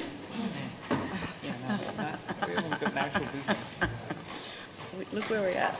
Number 5. And councillors, I do intend to just do a little bit of an alteration on the agenda. We'll go public question time, councillor question time, and then I'm going to go straight to item 9.2, which is the morning of mourning and remembrance item. So, public question time. We'll go to that next. There are 3 that have requested to speak. Mr. Jack Halliday, please.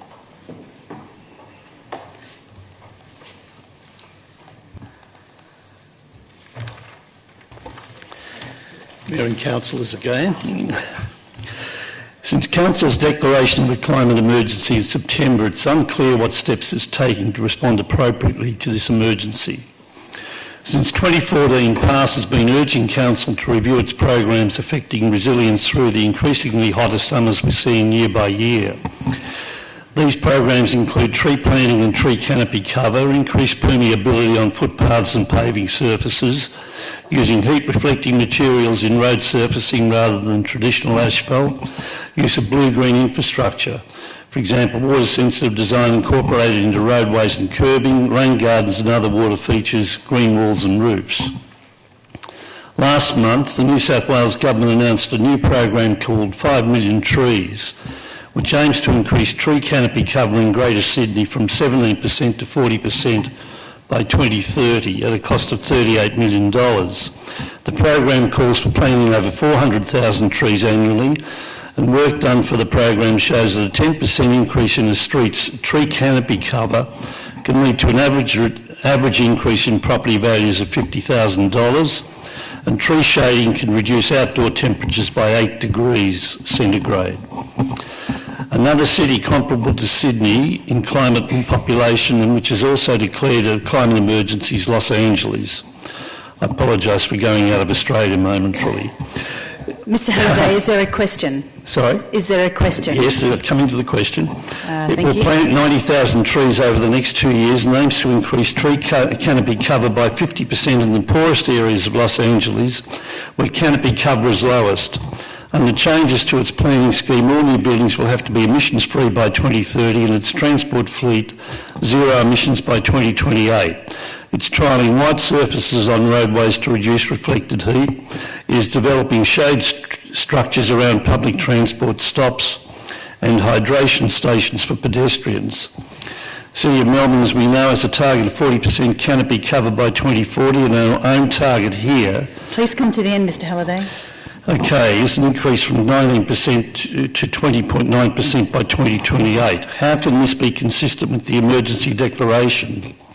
Council's My Climate Heat Mapping shows the difference canopy cover makes. Los Angeles Court, these are just printouts from the council website.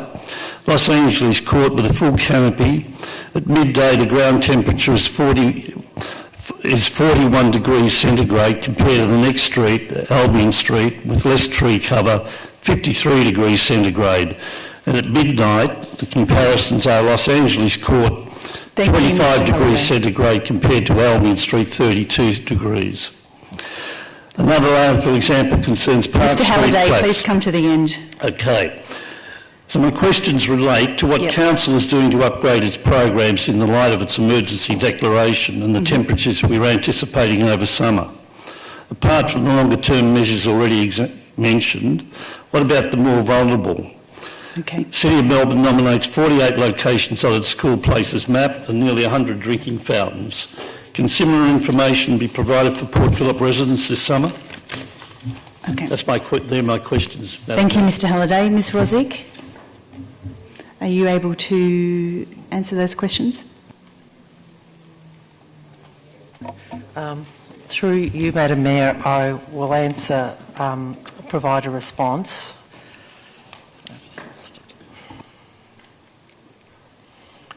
So, since the Council declared the Council emergency at the 18th of September 2009, there was a commitment to provide regular reports through the CEO report regarding what actions Council is taking to implement the climate emergency. And Council staff are now have just commenced embedding the declaration into relevant policies and strategies as it outlines in the CEO report, and reviewing opportunities for advocacy with the Victorian and federal governments. There's also a list of highlights in the CEO report in terms of all Council strategies, such as Act and Adapt and Don't Waste a strategy, and there's another item this evening that's going to be considered about waste, which is relevant. In terms to other specific matters about heat and tree canopy, there are targets in the Act and Adapt strategy. Would you like to provide further response, Mr Castanet, or shall we take it on notice? Okay, I'll hand over to Mr Castanet to provide some further details. Through you, Madam Mayor. So, as outlined in the declaration of climate emergency, we do have quite a comprehensive response to climate change through the Act and Adapt strategy, and this does include a range of actions around urban cooling and managing green-blue infrastructure. So we have a program of rolling out water-sensitive urban design features. We have a program of increasing canopy cover, and we have another number of programs underway at the moment to explore what are the further opportunities to improve permeability and to increase canopy cover through the public and private realm. We are also, as a council, one of the first ones to develop sustainable design standards for the planning scheme for buildings, and we are looking at further updates to that as part of the Alliance for a Sustainable Built Environment as well. Might add some further things from Anthony. Through you, Madam Mayor, just to add to that final question about where information can be gathered, we do have a Greening Port Phillip strategy that's available on our website, which includes a 5-year street tree planting guide, which targets streets that have less than 20% cover. So happy to point the residents in that direction to get that information, and that which will include a mid-year and full-year review, which includes temperatures in our streets. Mr Keenan. And through you, Madam Mayor, we're funding 2,000 packs for rough sleepers on extreme heat days, and we're working through Port Phillip Zero for other initiatives to provide respite during the extreme heat days, and our aged care service does welfare checks on extreme heat days of all of our clients. So as I understood the question, so where do people go when it's really, really hot? What? Through you, Madam Mayor, the library in the city of Port Phillip is the main public building for respite. Our advice is that the most dangerous time is the evening on an extreme heat day, so we are working to find solutions. What we did last year was vouchers to cinemas, but we're trying to find other solutions, and we're working with local agencies. But the medical advice is that people are most at risk in the evening and that they need a sufficient number of hours to cool down. Thank you, Mr Keenan. Graham Stewart, please.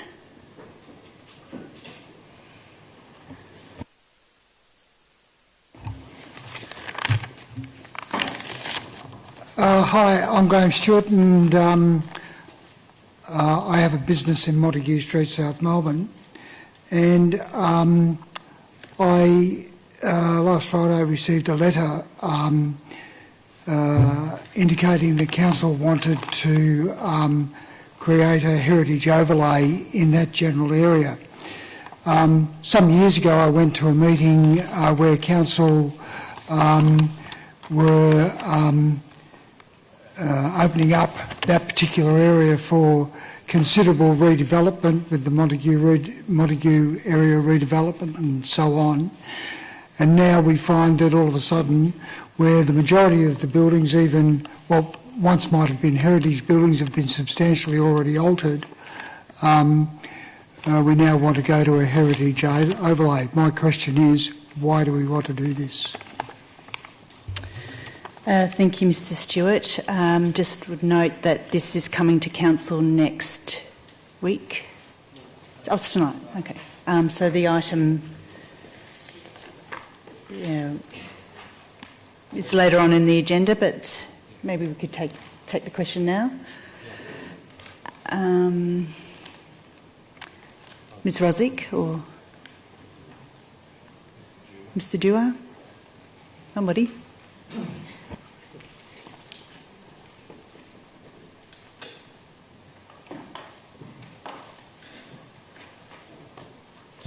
Through you, Madam Mayor, could we just clarify the question? Was it as to the timing of why the heritage overlay in Montague now? Why are we putting a heritage overlay now? Okay. Or why is there one anyway? The letter says basically that... Thank you, Mr Stewart. If you can clarify. Properties there? Yep. The letter, in point of actual fact, says that there's been a hold put over any alterations being made to our particular building or any other building that's this heritage overlay consideration is being made. So basically, from my point of view, there hasn't been a decision made yet, and we're here to try and find out why all of a sudden, after wanting to redevelop the Montague Street area, and the majority of the buildings in the area are no longer heritage buildings, all of a sudden we want to go to heritage overlay on particular properties. Mr Dewar? Through you, Madam Mayor. The report that we're having come to you later on in this evening's agenda is to look at a number of properties around City Road in Montague. Several of those properties already have interim heritage controls on, and part of the resolution this evening is to seek an extension of those controls whilst we undertake we seek authorisation from the Minister to undertake permanent controls for those sites. At that same time, we've also identified a number of adjoining properties which we think should be included in the heritage overlay, and so this evening that request is to begin the process to look at controls for those sites.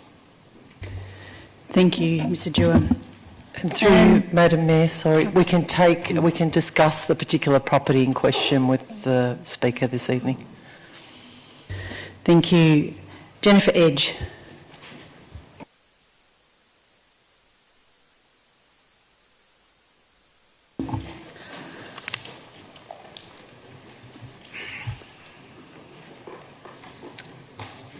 Jennifer Edge, St Kilda resident. Thank you for this opportunity in the last meeting of the year to raise something that I've raised privately with different people over a long period of time. I have a concern about parking issues and Council's responsibility under the Nuisance Act with regards to bylaws. And I've often raised a concern about public urination, particularly in the warmer months. So my question is this: can Council please, using their powers under the Nuisance Act, etc., increase after-hours parking issues support beyond 10 p.m, which everybody now knows, so after 10 p.m. you can't do anything about the issues? And I want to commend Council on the mopeds and the bylaws officer patrols that are going to start, I believe, this summer. I've waited a long time for these, but I'd like to see increased patrols by bylaws officers year-round and not just in summer. And that may go some way towards addressing Council's Direction 1.1, a safe and active community with strong social connections. Thank you. Thank you, Ms Edge. Will Ms Rosick, or no, Ms D'Alessandro. Through you, Madam Mayor. In regards to the parking officers patrolling, we actually do have 4 parking officers patrolling till midnight most nights. And not sure about the other question, but I'll take that on notice in regards to the urination. But we do have our local laws have a call service till 11 p.m, and they do take those calls. And then we also have an after-hours service in regards to nuisance. Thank you, Ms D'Alessandro. Well, that's the end of public question time. Councillors, do you have any questions of the officers? Councillor Pearl. The recent reports of the City of Stonington spending more than $300,000 on Christmas decorations. I'm just wondering how much the City of Port Phillip spends on Christmas decorations.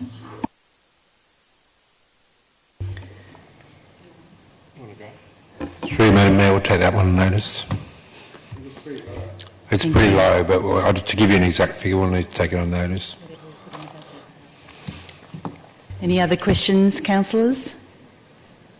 Councillor Gross. I have a question of you, Madam Mayor.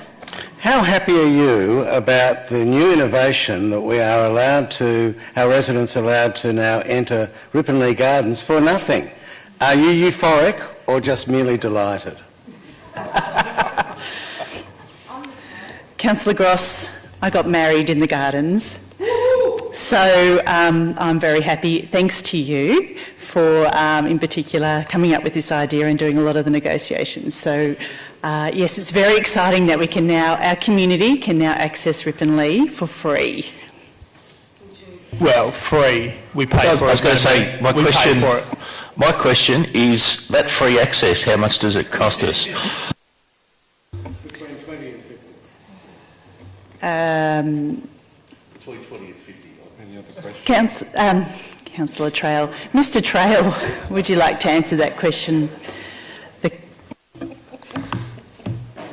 Through you, Madam Mayor, in accordance with the resolution adopted with this year's budget, the cost was $20,000 on signing the agreement, and the total subsidy that we would provide to the National Trust for unlimited access this financial year was up to $50,000 in total, based around performances, bonuses around visitation. And to be clear, Mr Trail, the access is to the gardens only. If you're a Port Phillip resident, you don't have to pay. Through you, Madam Mayor, that is correct. All residents get free access to the entire gardens, but not the building itself.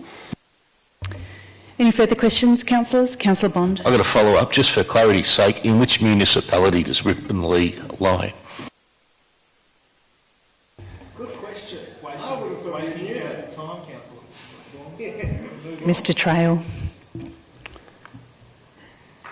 Through you, Madam Mayor, anyone within the municipality that shows evidence of a residence within our boundary, which has been provided to the National Trust, will get access. I'll ask my same question. Within whose municipality does Ripponlea lie? It's Glen Ira, Councillor Bond. Through you, Madam Mayor, yes. Andrew.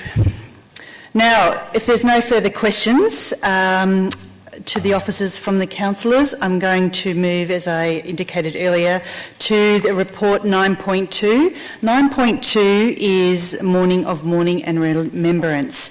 And we have one speaker that has requested to speak to this report, and I'd like to welcome Parbinata Carolyn Briggs.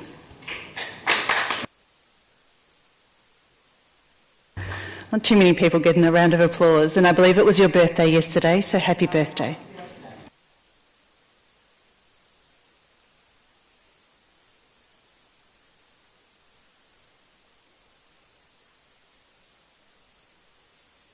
Hear me? Oh. You can see I do this a lot. Not. Thank you. Womanjika. And that Womanjika means come with a purpose. What is my purpose tonight? It is to wish to speak in favour of the motion to support the endorsement and funding of the Australia Day Dawn service to commemorate the traditional owners of this land. I don't want to get into a debate about the date upon which Australia Day is held. It is a much wider conversation that we will have over the next coming years. The Bunwurrung are proposing that this official ceremony is a part of the City of Port Phillip's Australia Day, because we want to be able to stand beside all other Australians and celebrate our shared history as Australians united by a common bond. Probably displacement. There's a lot of that. So the proposed ceremony is there is no denying that there's still a disadvantage and the suffering by Australia's first people, but the past will never be resolved until we can stand together, acknowledging the past and looking forward to the future together. The proposal for a dawn ceremony will be a symbolic event, bringing a whole community together to commemorate and celebrate the rich, diverse culture of the First Peoples of this land at Yuroke. And we are the Yiluk Willem. We are the last people of this area, and are very committed to be a part of this whole community that we've been actively involved in. This is not a ceremony about guilt. It is a ceremony where we can all stand together and pay respects to our ancestors and the continuation of a living culture. A ceremony which focuses on the symbolism and respect of renewal and inclusion. Part of this symbolism is the ceremony which include the important role of women who played in protecting the Bunwurrung culture and society. For the Bunwurrung, the women wore a purple garland of a kangaroo apple or a native hibiscus was worn during the ceremony. We can build on this symbolism by using the purple flower worn by the women. We want to create a way in which the whole community can acknowledge and pay homage to the First Peoples of this land. We are still working on the format of the ceremony, but we have a strong support from many sections of the community. The Bunwurrung contribution to the City of Port Phillip for many years, the Bunwurrung have taken an active and into the initiative of working to share our culture and values and history. We were probably one of the first to begin attending regular citizenship ceremonies. For many years I have personal pleasure of welcoming new citizens. That's taken a long time. And I regularly meet past citizens who remember the welcome and thank me for sharing our history and our culture. I also note that this proposal has been endorsed by the Federal Minister for Aboriginal Affairs and supported by the Australia Day Council. It provides the City of Port Phillip to take this leadership with the opportunity to take a proactive role in addressing much of the previous conflicts that have occurred around this date. And as an elder, I am an elder from the Bunwurrung. I have lived in this community for many years, as my ancestors, and the association with this land goes back many thousands of years. In our society, elder status is both inherited and earned. And as an elder of the Bunwurrung people, I'm asking the councillors here tonight to show their respect to both me and my community by supporting this proposal. Nungujin.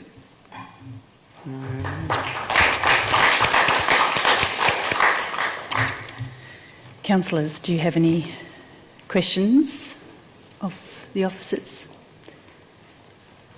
If not, we have an officer's recommendation. Do I have a mover for that or something different? I'll move it. Councillor Gross to move. Do I have a seconder? Councillor Brand. Councillor Gross, would you like to speak to the motion? Look, I won't speak to the motion. I've spoken to Councillor Brand, who's got some, I think, quite lovely words. Councillor Brand. All right, I wasn't sure that I was going to read them, but I would like to read them. It is my personal view on Australia Day and this form of ceremony, but I just really wanted to say it because I think this is a really important time for us and our whole community, and especially the Indigenous community in Australia. I'm not speaking on their behalf, this is for me, but I just think it's relevant. This proposal of having a morning of mourning on Australia Day is ultimately a unifying proposition. It's about keeping Australia Day intact and, in a more profound way, keeping our whole entire nation intact too. As long as Australia Day refers back to a specific starting date of European colonisation, it is inescapable that the story we tell of this country's history since then includes two inseparable truths. On the one hand, it is a story of brilliant nation building, one of the great success stories of modern globalised humanity, our country. On the other hand, it is a tale of tragic dispossession, the complete dislocation of what, to that point, was by far the world's oldest set of undisturbed Indigenous cultures. Since that day, every single Australian who's arrived on this continent, whether by birth, being born here, or plane or boat, has been landed in the middle of this contradictory, double-edged setting. We all participate in our historical situation, and we all have our hopes for its future. This is our shared context today as living Australians. However we choose on Australia Day, these are the circumstances we commemorate, that we celebrate and that we aspire to improve. How we respond to these historical contradictions, how we gradually resolve and reconcile them, can, year by year, each Australia Day, be a measure of our ultimate success as a nation. I see no value at all in setting one day aside for unrestrained flag waving and self-congratulation, and another for what could be too easily ignored sorrow and angst. We are perfectly capable of holding two not entirely reconciled thoughts in our head at the same time. We already do it beautifully on Australia Day at our citizenship ceremonies, and as a nation we already do it masterfully on Anzac Day, where national pride and sorrow march hand in hand. I support this motion. Thank you, Councillor Brand. Would anyone else like to speak to the motion? Councillor Pearl. Two sets of beautiful words there, and I think under normal circumstances you receive a rapturous round of applause, so well done. I've said my piece on this and I don't need to say it again, but I won't be supporting the motion, but I do that out of the greatest respect of the two people that have just spoken before me. I've spoken enough on my personal views on it, and I don't think it adds to the debate here this evening, me repeating them. So, Councillor Gross, you've played a blinder with this one, politically getting this up. Not that anyone else would understand that behind the scenes, but you've done a huge service on a number of occasions in the past 12 months that seem to be coming to fruition, many of which are coming to fruition this week. So, well done you. Would anyone else like to speak? Councillor Bond. I supported this last time it came to us, and I'm going to support it again. As I said last time, I'd like to see this as the start of the day. I'd like to see our citizenship ceremony moved back to the St Kilda Botanical Gardens, because it's a great setting for citizenship ceremonies, with a barbecue afterwards, and then just as the new citizens are departing, we get to see everyone setting up in the gardens for their barbecues with their family, friends, etc., etc. And then I'd like to see us conclude the day with a fireworks ceremony down on St Kilda Beach, where we could all gather around and watch the fireworks. So this certainly could be part one of what could be a very big day in Port Phillip. If we get all three elements right, I think we could have a great celebration of everything, as Councillor Brand said, a great nation. Would anyone else like to speak to the motion? Councillor Simic. I'd like to really just put this back on the Boon Wurrung Land and Sea Council and thank our local elder for coming and speaking to this tonight, and thank the Boon Wurrung Land and Sea Council for raising this as an initiative for us to support, and I look forward to the City of Port Phillip being part of the Mourning and Remembrance service. Councillor Baxter. Yes, I too will be supporting this motion. I agree with Councillor Brand on the conflicting emotions around the day, and I've always found that really difficult. Not just because there is guilt and real remorse over what whitefellas have done in the past, but also about what is continuing to occur today in terms of injustice for Aboriginal and Torres Strait Islander people in Australia, which we all need to work a lot harder on in terms of justice for those people. But in regards to this particular day, I think that while I do feel that conflict there, I am happy to support this motion, because I feel that it does take that duality seriously, and I have an enormous amount of respect and admiration for Parbinata Carolyn Briggs, who does so much, and I see at everything. I don't know when you sleep or do other things, but you just seem to do everything, and it's so amazing. So for this proposal to come from the Boon Wurrung Land and Sea Council to do something with this day with us is something that I think is a really good idea, and I'm really keen to see how it goes. Thank you, Councillor Baxter. Anyone else like to speak? And I'll also say a couple of words. I just wanted to thank you, Pabinata, for coming in today and speaking to us. I certainly am very supportive of your event.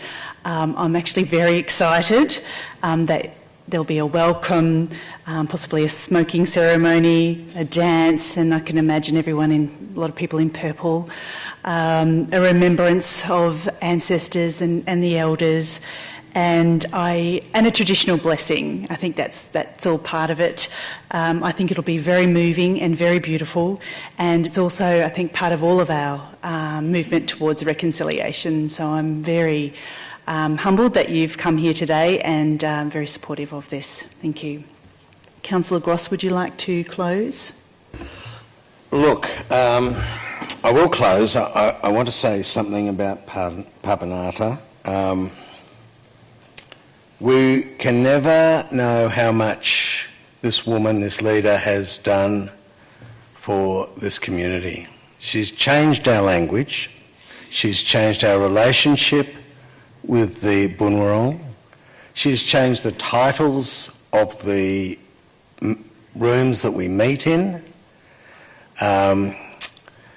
It's been a profound contribution. The language is so important, and I sort of put it down locally, down to Pabinata. The other thing is, about this process, in the way we work on this, we have to step back, and I don't go to any of the meetings or the planning meetings about what's going to happen on the day. I've got no idea what's going to happen on the day. It is and has to be run by the Bunurong. Everything might change. It came as an idea, but it will be fashioned by Nawit, Jason and Pabinata, and I think that's appropriate. So thanks very much, everyone. Thank you, Councillor Gross. Now I'll put that motion. All those in favour? All those against? That motion's carried. Thank you. Councillors, I think we need a break. So I'm proposing that we have a break until 8:30, 5 minutes, and we're back in this chamber. Okay, councillors, we're going to start. So we're just going to go to report 8.1. Excuse me, sir. Councillor Crawford.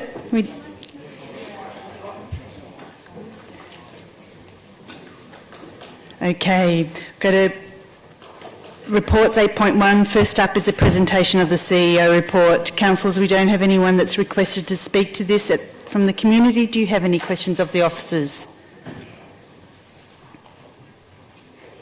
Note there are none. So we have an officer's recommendation to accept this report. Do I have a mover for this? Yep. Councillor Pearl to move, Councillor Simic to second. Councillor Pearl, would you like to speak to the report? No. Councillor Simic, would you like to speak to the report? Would anyone else like to speak? If not, I will put that motion. All those in favour? That's carried unanimously. Go to item 9.1. 9.1 is public places, closed circuit television, CCTV policy. Councillors, no one from the community has requested to speak. Do you have any questions of the officers?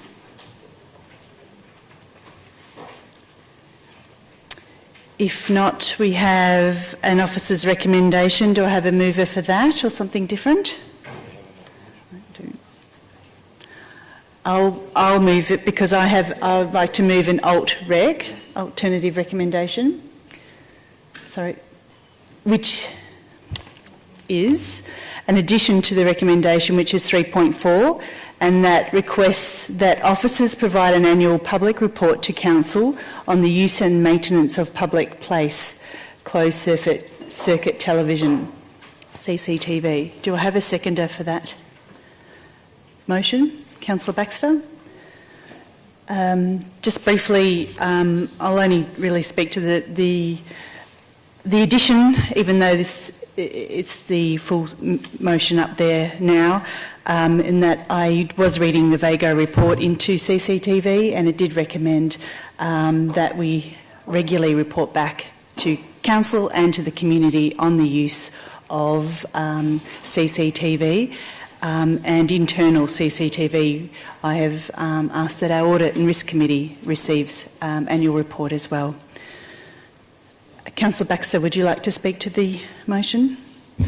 Yes. Well, look, just to say that it's good that we've got a policy. I think it's people know my feelings on CCTV, but it's always been to advocate for an evidence-based sort of approach to things. Having a policy framework about it will help us with that.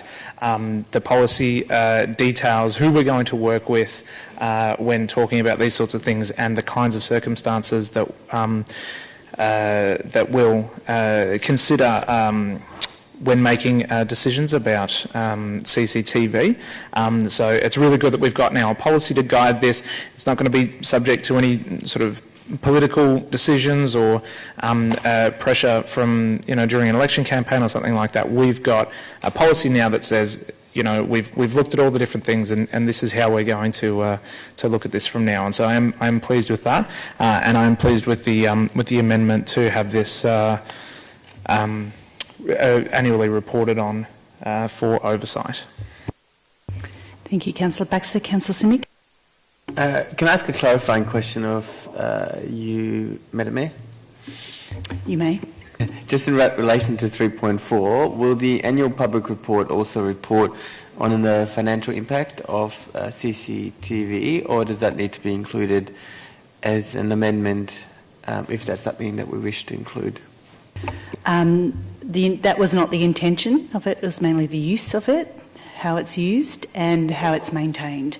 Didn't include any of the costs. So it would be an amendment if that was what you required, unless the CEO reads something differently into that, and could maybe I'll... Through you, Madam Mayor, I think if we're reporting on the maintenance, we'd probably talk around the maintenance costs as well as the success of that maintenance. So we're happy to do that as part of that report without an amendment. So would you like to move an amendment then?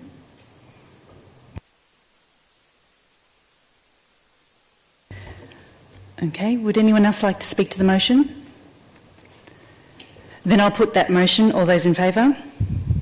That's carried unanimously. Thank you. Item 11.1, which is the review of the Don't Waste It waste management strategy. We have 3 people that have requested to speak to this. First up, Ms Rhonda Small.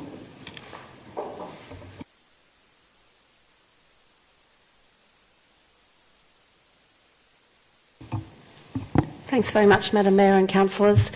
For the second time tonight, I'm actually sitting here to commend Council for having done this review of the waste strategy. I think it's fantastic that this issue has been, and as I understand it, is a response to having declared a climate emergency, so I would disagree with Councillor Bond saying that this was a useless thing to do. I have just one question in relation to the review and the recommended trials, and that is to ask the question, one of the reasons for not introducing FOGO bins in the past has been because of the high density of apartment sites. So I'm just wondering why a pilot site wasn't chosen which actually included the more difficult areas to trial as part of these trials. I do note though that the section in Elwood of the streets along between Ormond Road, is it Ormond Road? Yes. Ormond Road and the beach does include a number of apartment buildings, and presumably that will deal with some of that issue. But I did wonder, there's nothing happening in St Kilda or some of these denser areas in terms of high-rise. So I just wondered what the rationale for that was. Thank you. Thank you, Ms Small. Councillor may take up that question later on. Rhonda Clark, please.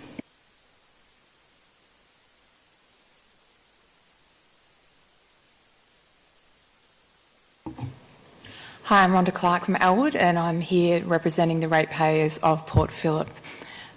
One of the fundamental expectations of ratepayers is that their rubbish is collected and managed by the council, and that this service is funded by the rates that the council collects. The Council is now proposing to introduce a separate waste and amenity levy into the next year's budget to fund this core service. The review of Don't Waste It waste management strategy has as its recommendation that the Council, and I quote, endorses community consultation to introduce a waste and amenity levy via the 2020-21 Council Plan and budget consultation process. The wording of this recommendation states that it is a consultation to introduce a waste levy, not a consultation about an actual waste levy. What is the point of consultation when the recommendation already assumes its introduction? The waste costs must remain under the category of core services and classified as a charge and not a levy, and only be increased in line with rate capping or CPI. The difference between a charge and a levy must be made clear. A charge is a fixed cost for all properties and not dependent on the CIV of a property, whereas a levy can vary with CIV property value.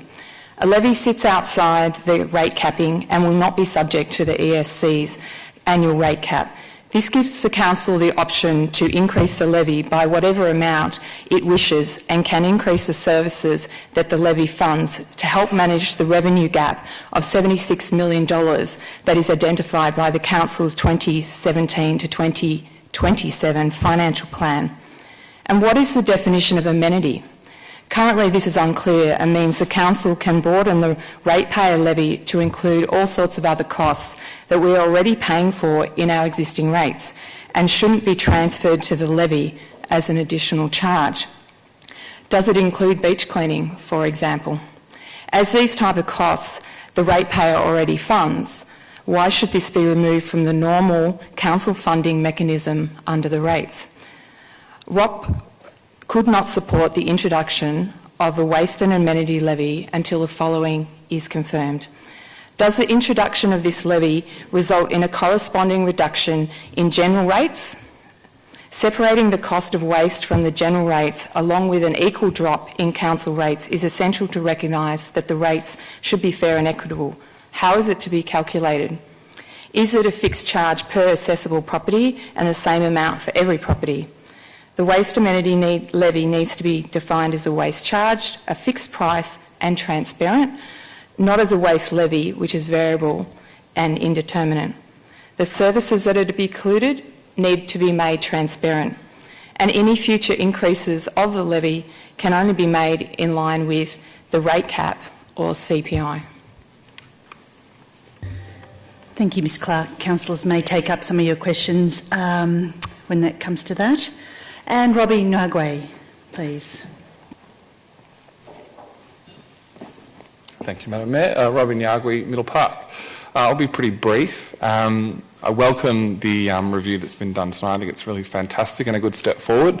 Obviously, a number of you I've ear-bashed at various points about my sort of frustration that Port Phillip hasn't moved forward fast enough in my mind on food and organic waste collection. I think it's really great we're seeing a trial. I'd like to echo Rhonda's points. I think there's certainly an issue to be addressed in relation to having an appropriate trial of the high-density apartments in the city. That's often given as the reason why we haven't moved in that direction in this municipality. I think it's really important that council do some heavy lifting in that area. There's obviously work going on statewide, but I think that particular issue is one that's probably not just in this municipality, but a number of others, but one I think this council could certainly do some leadership and some work on trying to find a way that's going to work going forward. I'd also like to say I think that the introduction of a waste levy is something that should certainly be considered in terms of the rate capping environment. There's obviously a lot of really important initiatives in the waste space at the moment. I think it's really important that council look at options to fund them. Thank you. Thank you. Councillors, that's the end of the community requesting to speak. Do you have any questions of the officers? Councillor Baxter? I thought I'd do Ms Smalley the service of taking up her question on why the choice of that section of Elwood for the FOGO trial.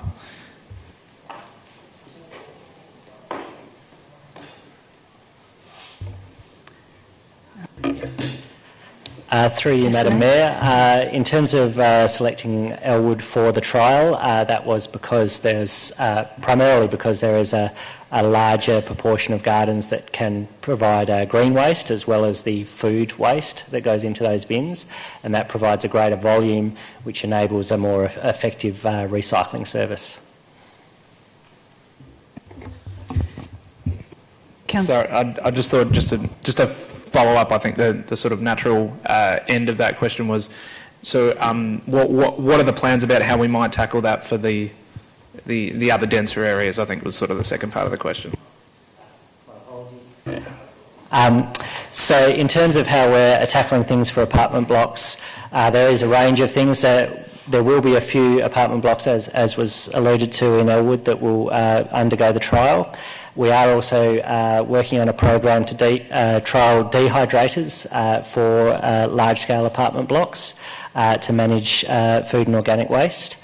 The communal glass trial that is proposed is also an option to provide a solution for apartment blocks where they don't have the physical space for additional waste collection services. And we are also proposing a review of different technologies that could be suited to retrofit to large-scale apartment blocks. So that would be a review of international best practice around those types of things. Councillor Simic.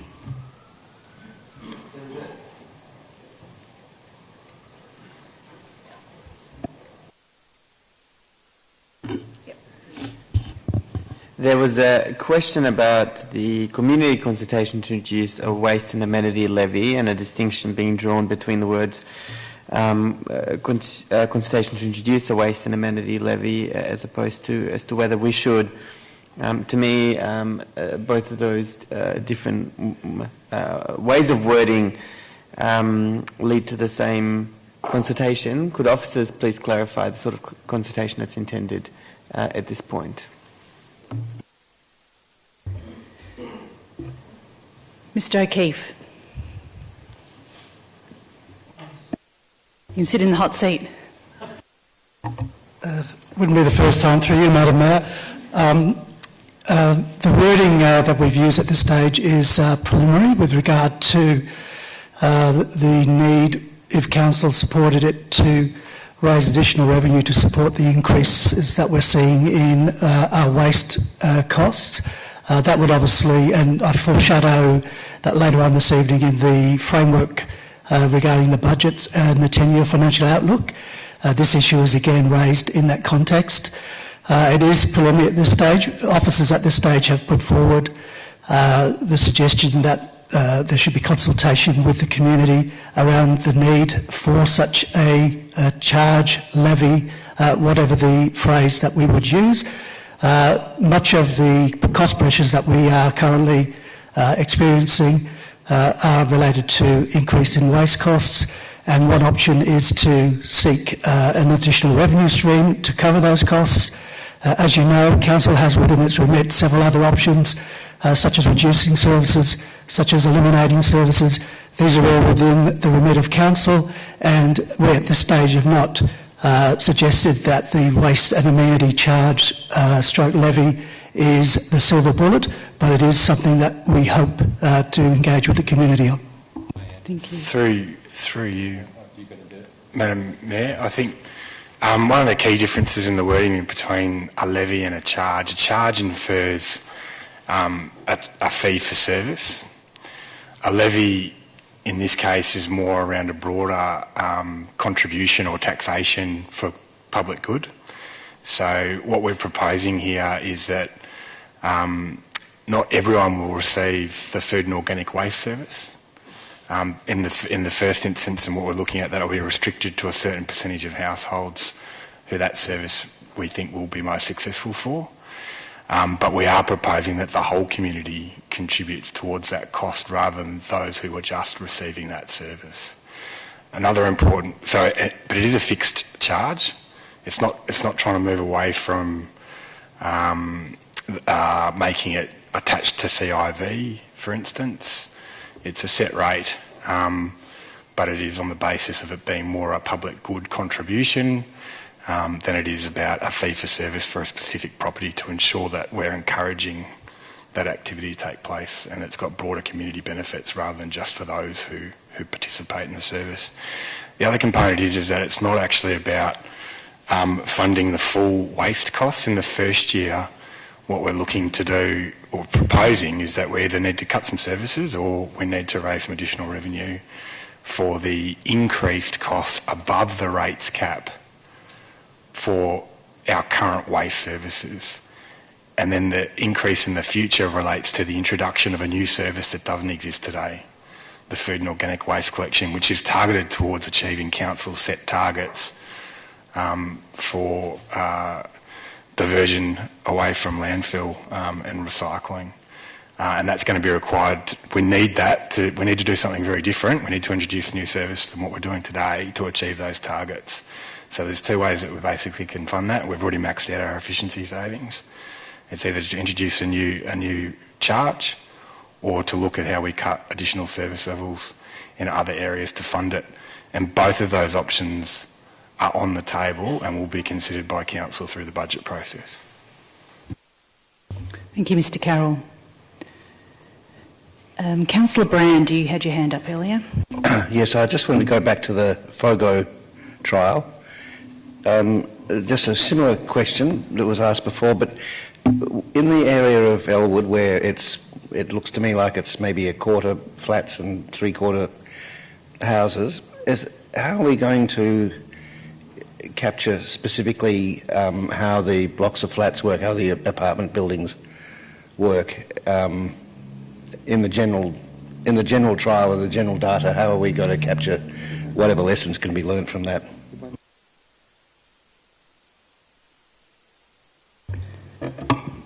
Through you, Madam Mayor, we've articulated in the report some of the metrics that we're going to measure to actually try and work out whether the trial is working optimally. We'll look at how different dwellings are responding, so in terms of contamination rates, uptake rates, those kind of things, and we will be able to, the intent is to be able to use the data from those properties in Elwood to be able to guide a future rollout of FOGO, a wider rollout. So we'll be able to use that data across the different segments of dwellings and properties in that area to be able to inform that. Thank you, Mr Johnson. Any other questions, councillors? Councillor? No? If not, Councillor Simic, you are happy to move the officer's recommendation. Councillor Crawford to second. Councillor Simic, would you like to speak to the motion? Councillor Crawford, would you like to speak to the motion? Waste and what it used to be is changing. It used to be one bin picked up once a week, and now we have recycling, and now we're looking to be, for many good reasons, pollution reasons, climate change reasons, be cleverer, and that requires more infrastructure and more services. And like when you introduce those, unfortunately, what council is expected to deliver is growing, and we can't do it with the same amount of money that we currently have. And for most people, it's a way of contributing to reducing our emissions, becoming a more sustainable way of living. And actually we've been lobbied mostly by people who want us to introduce these other levels of services and are prepared to pay for them. So we're looking at that option, and I think we should be looking at the option. We're one of the few councils that has not separated this before. We've tried to do what we could in terms of keeping costs down, but the business model about recycling has gone away, and it is so much more expensive now than it's ever been before, and we want to add services. So we've worn those costs now, but we're looking, if we want to expand, unfortunately, one of the options we may need to do is propose some extra, a charge or a levy as such. But for most people I know that's a good thing, because it means that we'll be not sending things to just to the tip or to the, what's the word? Landfill, thank you. kind of thing. But, you know, there's a lot of things that our waste that we've covered, and under our waste, we pick up hard rubbish, so it saves you going to the tip and paying tip costs. We clean your beaches and your parks, and we are a much more visited area than many other municipalities in terms of extra foot traffic.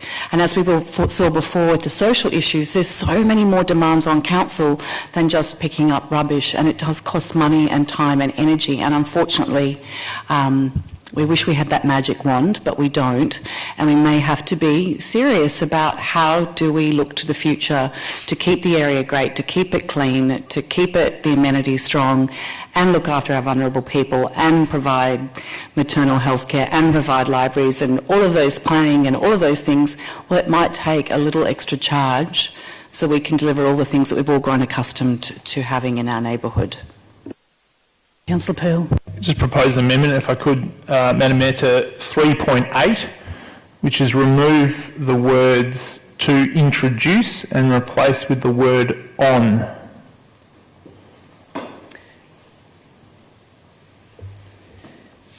Thank you. Do we have a seconder? Councillor Bond. Just get that up there.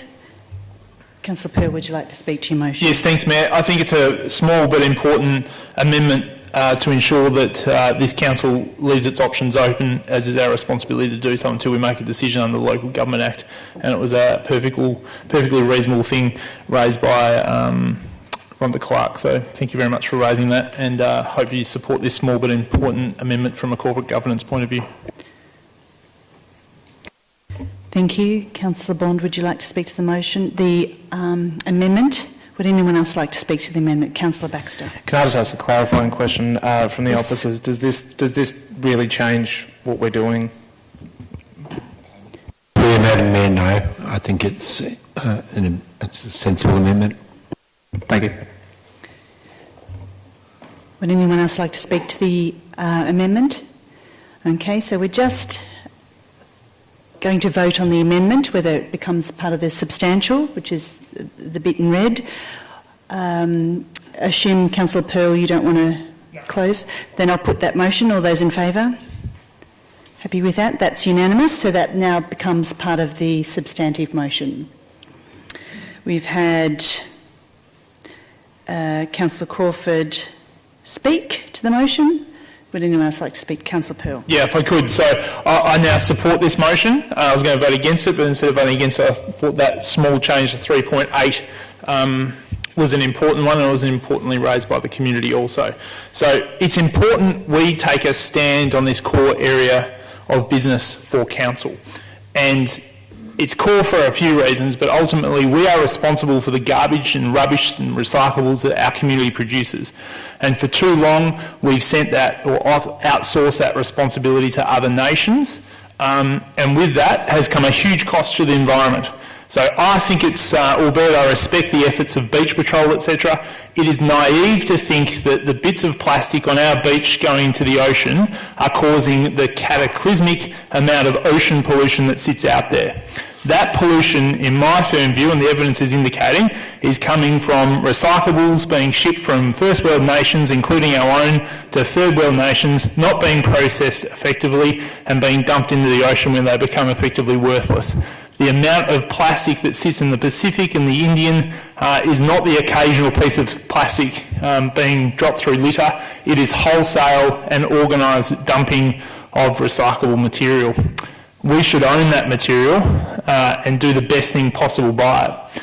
This is a first step in ensuring that this council claws back its responsibilities in what we call a circular economy. We had a circular economy 10 or 15 years ago that was working fine, where we'd send these recyclables off to predominantly third world countries and buy them back as polyester socks and all sorts of other type of materials. Those material markets don't exist in the economy that they do anymore, and it's our responsibility to take this back and deal with it, considering things like waste to energy to avoid anything like the volume of material that now goes to landfill. This is the first step that this council is taking. It's a sizable investment, and we'll watch this trial with bated breath and see what value we get out of it.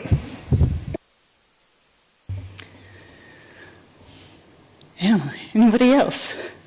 Councillor Bond. I won't be supporting this. The problem here isn't the rising cost of waste and recycling. The problem here is that we, as a council, spend our rates money on so many other non-core activities that we've been left with no choice but to introduce a separate waste charge, or propose to introduce a separate waste charge, to pay for all the items that rates were originally introduced to pay for, such as the collection of rubbish, the cleaning of the streets, the cleaning of the beach, etc., etc. Yes, we have some busier areas than many other councils, but we also charge $15 a day to park in those very same busy areas, and whenever we talk about our parking revenue, we turn around and say, well, that's, that parking fee's a charge, a tourist tax. It's a charge to help us pay for the cost of cleaning up these areas. Now we're going to bundle that cost up or proposing to bundle that cost up into a separate waste charge here, and charge our ratepayers separately. You want an example of the non-core items we spend money on? We had one earlier tonight with our 50k overdue Rip and Lee. That's why because we spend that money on things like that, which are really lovely that people get to go to Rip and Lee.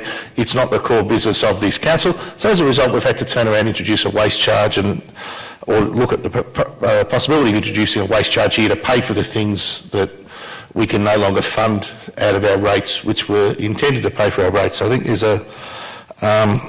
quite frankly, a complete failure of the finances within not just this council, but I think it's every other council that's had to introduce a separate race charge to pay for what it is that rates were originally intended to pay for, because every council, not just us, spends money on so many things that they just shouldn't. If we stuck to the roads, rates and rubbish, we wouldn't be in this position. So, there are a lot of good things in here. Some of the trials are great, but fundamentally, all of this should and can and could be paid for out of our rates. We don't need separate race charges in order to do it. Thank you, Councillor Bond. Would anyone else like to speak to this motion? Councillor Copsey? Not you. I'm very pleased to see that this review has come back. I think I said at the time when we endorsed Don't Waste It, there's been so much uncertainty in the waste space, and our resource recovery and recycling in Victoria has been in crisis. However, there's been an opportunity in all of that for us to revisit how we do waste in this state. Council is looking forward to seeing the outcomes of the various reviews that have been undergoing, and the rollout of the circular economy, which hopefully will help us to reduce waste in the first place. I really hope that when we see this paper, it actually looks at those early interventions, so designing out waste in the first place, reducing waste, and then looking at recycling, and hopefully not having to resort to burning things, which would really not be a good outcome for what's supposedly an advanced state. But this is really great. It was a good opportunity with the crisis for us to go back and look at Don't Waste It again. We said that waste was one of the areas where we had to have a transformative focus in our council plan, and that we couldn't do business as usual. Well, circumstances have caught up with everybody across the state, but I think that it's been a good opportunity for us to actually look at doing some really different trials. I'll be very excited to see these rolling out, the trials that are happening in different locations. I take the point raised by community members about different areas getting different trials. It's because we're doing multiple programs and we don't want confusion for residents who are participating in one trial having to deal with different waste streams. So the stuff around glass is happening in a different spot to the stuff around food and organics, and it's really exciting. Whenever I'm out speaking with people, it's one of the things over and over, I hear you, Robbie, that people bring up is, why do we not have the same service as our neighbours? Well, in part it's because we don't have the same funding and revenue arrangements as some of our neighbours. There are also there's a number of factors that make our situation complex, but we said as a council that we were going to set out and do things differently in the waste space. I'm glad that we're having another go and not letting go of that ambition, despite the fact that we've had some significant challenges, not to mention the additional charges that we faced because of the crisis in recycling, and because, rightly so, disposing of waste to landfill is getting more expensive. I'm really excited about this. I hope that we'll see some good results. Probably not everything will work, but I hope the community get on board with these trials and that we can look at some more permanent improvements in our waste service in Port Phillip. Thank you, Councillor Copsey. Councillor Brand. Yes, I just want to say I'm thrilled that we're doing these trials. I just think it's great.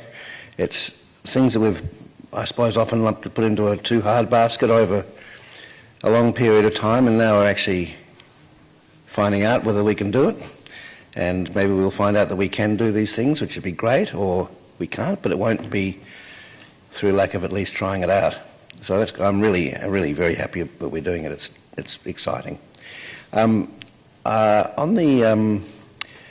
the waste levy, I congratulate Ms. Clark for starting the community consultation on this early. A really great set of questions which I will undertake to understand better myself in every aspect and every regard.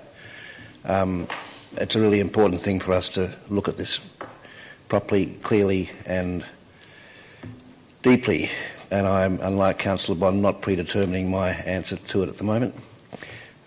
So I fully support this review. Thank you, Councillor Brand. Councillor Baxter. Yes, like Councillor Copsey, I too sort of remember when we were looking at our council plan, and we were like, okay, so one of the areas we've got to transform is waste. We came up with this don't waste it strategy, and then everything went south in terms of the recycling industry and what it looked like in this state, which I think was, I wouldn't put that on the officers. I think that was timing and all sorts of things. But we then went through the process of sort of caution while there was uncertainty. But once the scale of the crisis and what needs to be done became clear, we've now shifted into doing something bold, and that's what I'm really proud of here. It doesn't have everything I would want, but that's me. I might go further than a lot of other people, but I'm really proud to be able to bring in particular, the FOGO trial in Elwood. That's something I can say that my constituents, and I'm sure Councillor Crawford and Councillor Gross would be able to say the same, and probably many of the other councillors here, but particularly in Elwood and East St Kilda and Balaclava, they've been saying we want food organics and garden organics collection. We want this as a service, that we're happy to pay for it. We want this service, and to be able to deliver that is something that I'm really proud of. Obviously, the glass separation is also I think a really positive thing, and we're seeing some really positive steps in other municipalities that have tried that as well. So the good thing is we're not a complete trailblazer there. We can sort of see what some other people have done and learn from some of those lessons and stuff, which is really good. But basically, I just think that this is a new ecosystem, this is a new universe when it comes to waste. We are going to have to separate things out and be far more careful with them than we've ever been before. We are going to have to try and collect and process as much as we can before anything ever goes to landfill and, God forbid, getting burnt. But this is what we're going to need to do. It's going to cost a lot of money, but the effects that it's going to have on people's lives, on the environment, and the entire, what we would like to call a circular economy but isn't yet, that will be fantastic, and that's where we're leading the way, and I really feel very, like I said, proud of that, and so that's why I'll be supporting this motion. Thank you, Councillor Baxter. Anyone else wanting to speak? Councillor Simic, you want to close?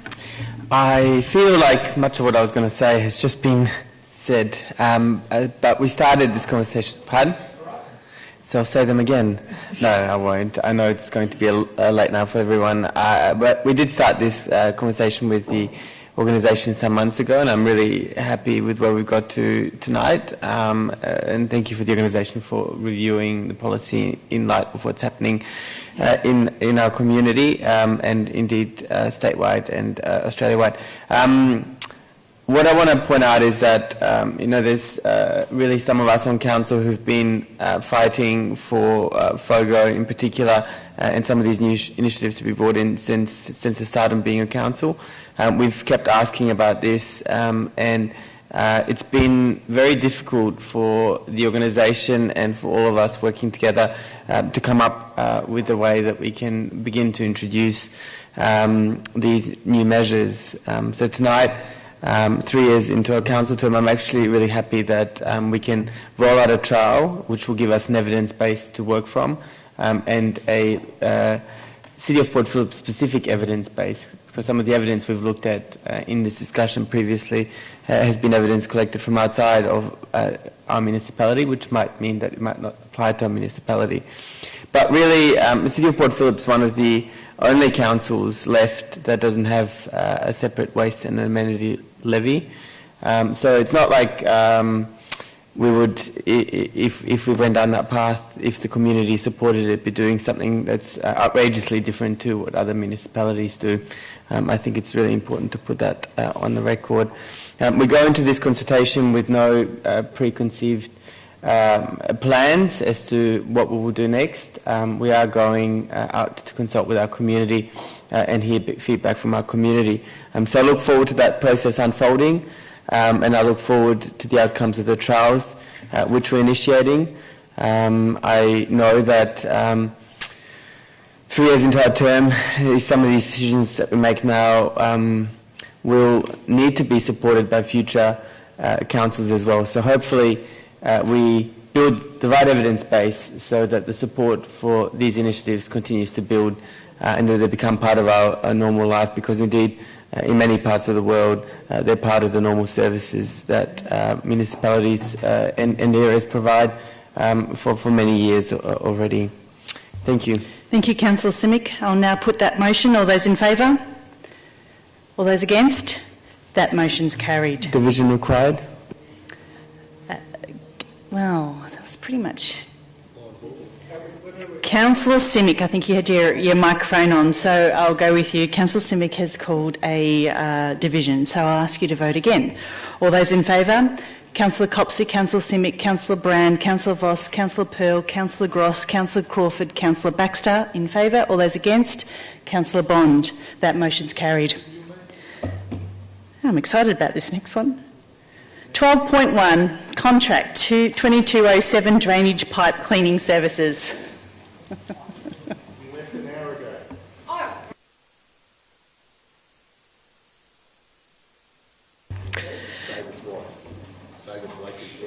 Councillors. Okay, right. Councillors, we don't have anyone that's requested to speak to this item. Do you have any questions of the officers? I have one. And I'd like to ask, in the report, it talks about how our drains have been severely hampered by blockages and silt build-up. You mentioned that this additional contract will greatly assist. I think they are your exact words. I'm wondering what you would quantify as greatly. Would this contract mean that our drains will be 100% better? What is your anticipation by paying all this money? What benefit are we going to get out of it?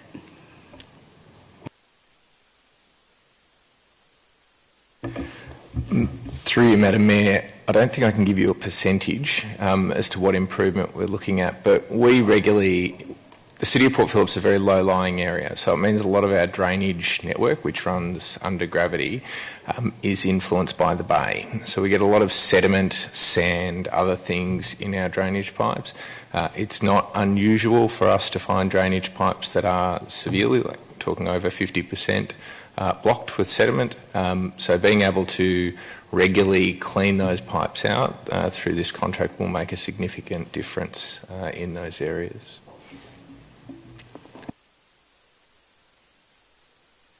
And another question, will it be reported back to Council on how successful this contract is? Or how we could even measure it? How can we measure whether this contract is value for money, let's say? Through you, Madam Mayor, the contract will have specific specifications in there and key performance indicators that the contractor would need to meet. That's how we would monitor the success. That's how we monitor the success of all our contracts.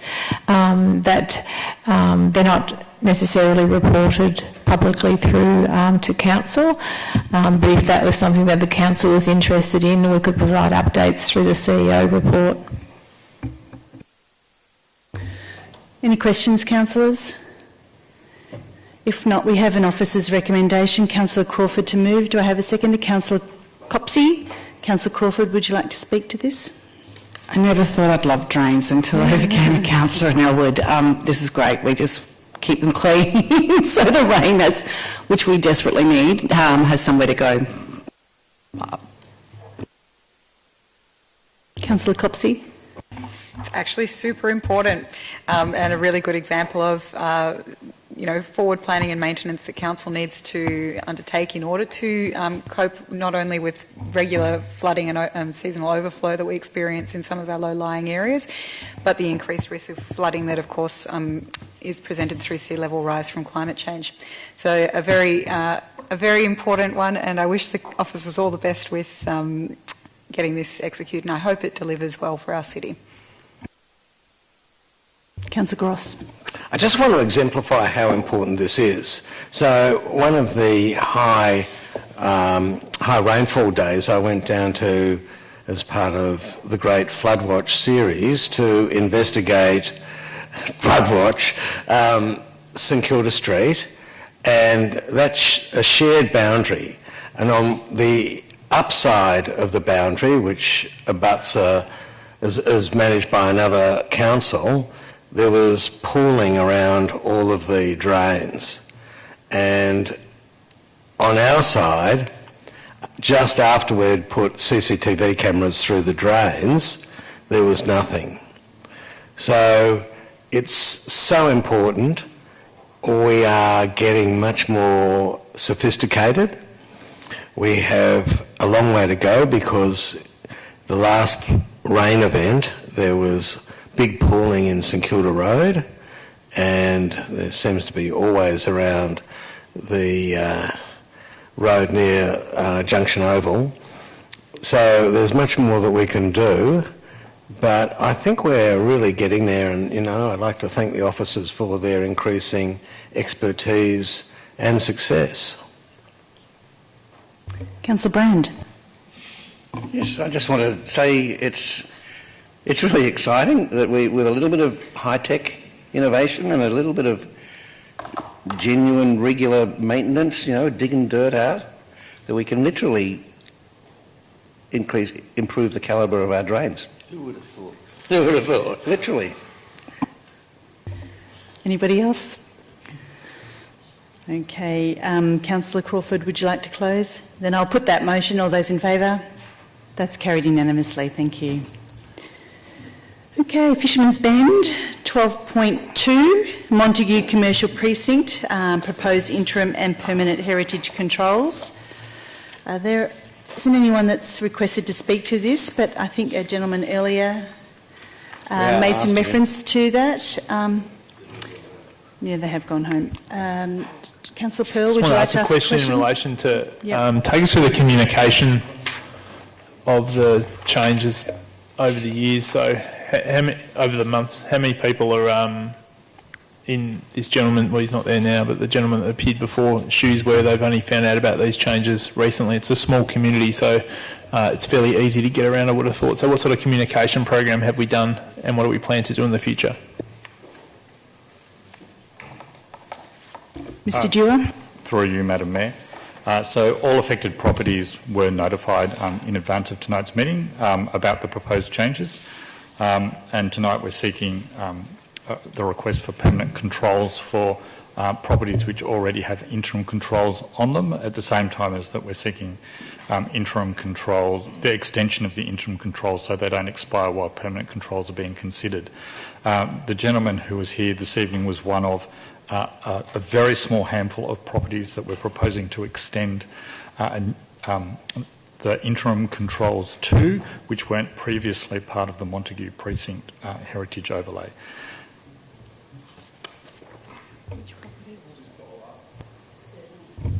Thanks.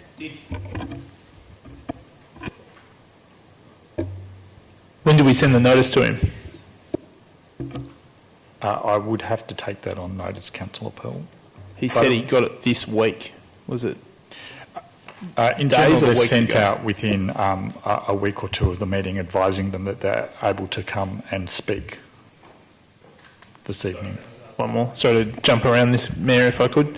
So is that the first he'd known of these changes to that property? Through you, Madam Mayor, yes, that is correct. So we've only recently received the RBA study on which that extension is based upon. The letter that they received inviting them to come tonight is advising them that this is the beginning of the process for those properties. So those properties will go through a full amendment process, and those owners, and we spoke to that gentleman earlier, they'll be notified throughout that process, and they'll have every opportunity to raise their issues about that extension of the overlay with us. Mr Dewar, in the report it talks about consultation occurring during school holiday period in January. I'm wondering if that could be extended outside of the school holiday period so that people are around. Through you, Madam Mayor, the commencement of exhibition will of course depend on authorisation by the Minister at its earliest if he came back very quickly because the existing interim controls lapse toward the end of January. We could commence consultation sometime after that. Realistically, it would commence in February. Any further questions, councillors? We have an officer's recommendation. Do I have a mover for that or something different? Councillor Brand to move.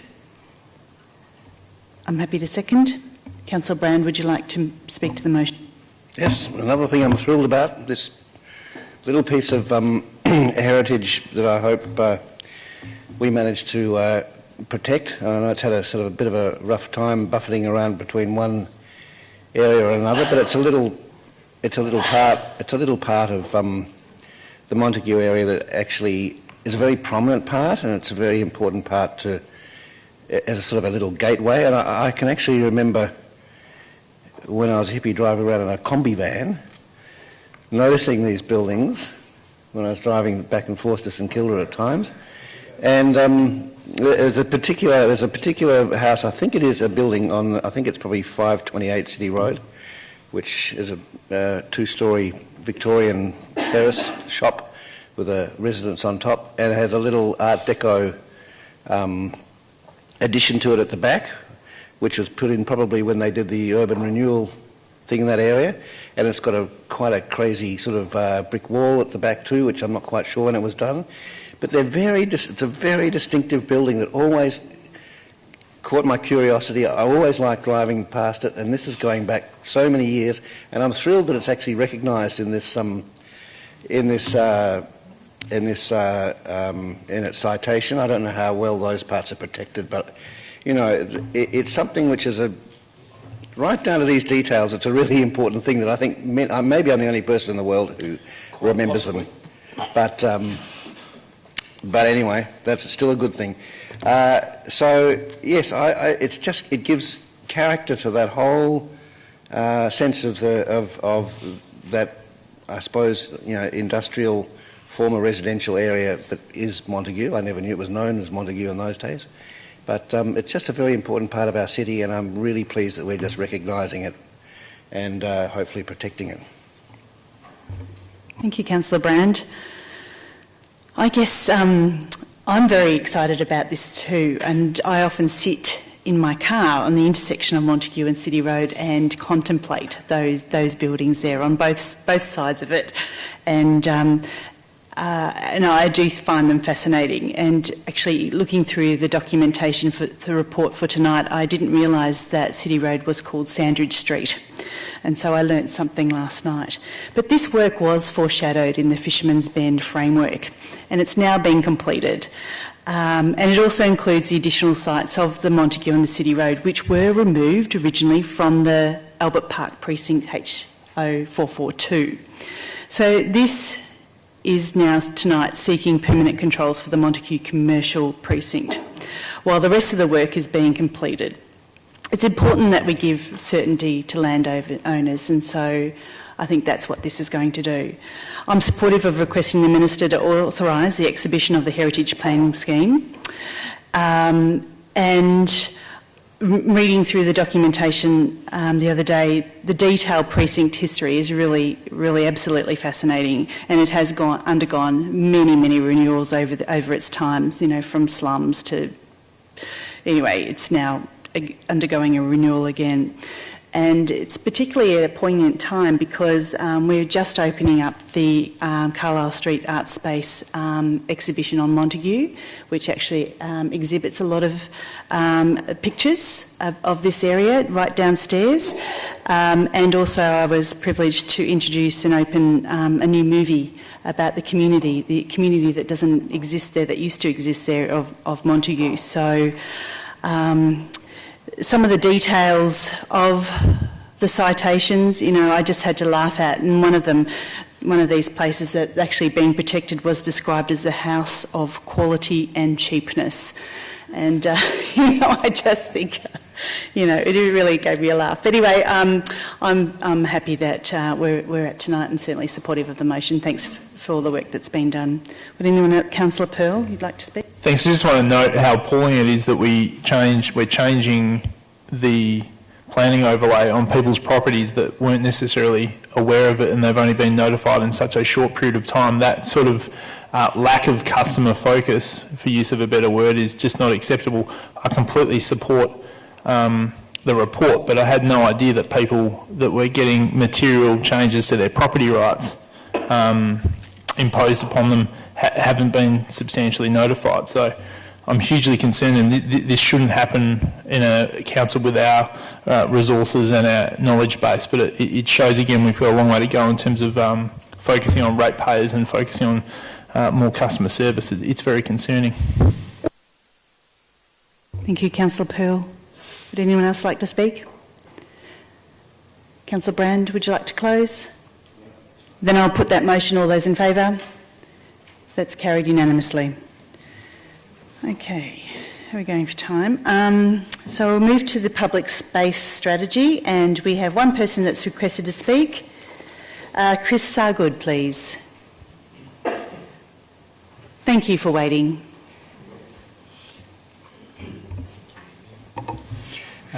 Chris Sargood from Elwood. The wait's been quite good because I've heard about a lot of things I may not have otherwise. And as a previous member of the Elwood Floods Action Group, I'm really interested in drains. The comment I'd like to make tonight, though, is directly affecting the Canal Ward, but hopefully there's some crossover with other wards.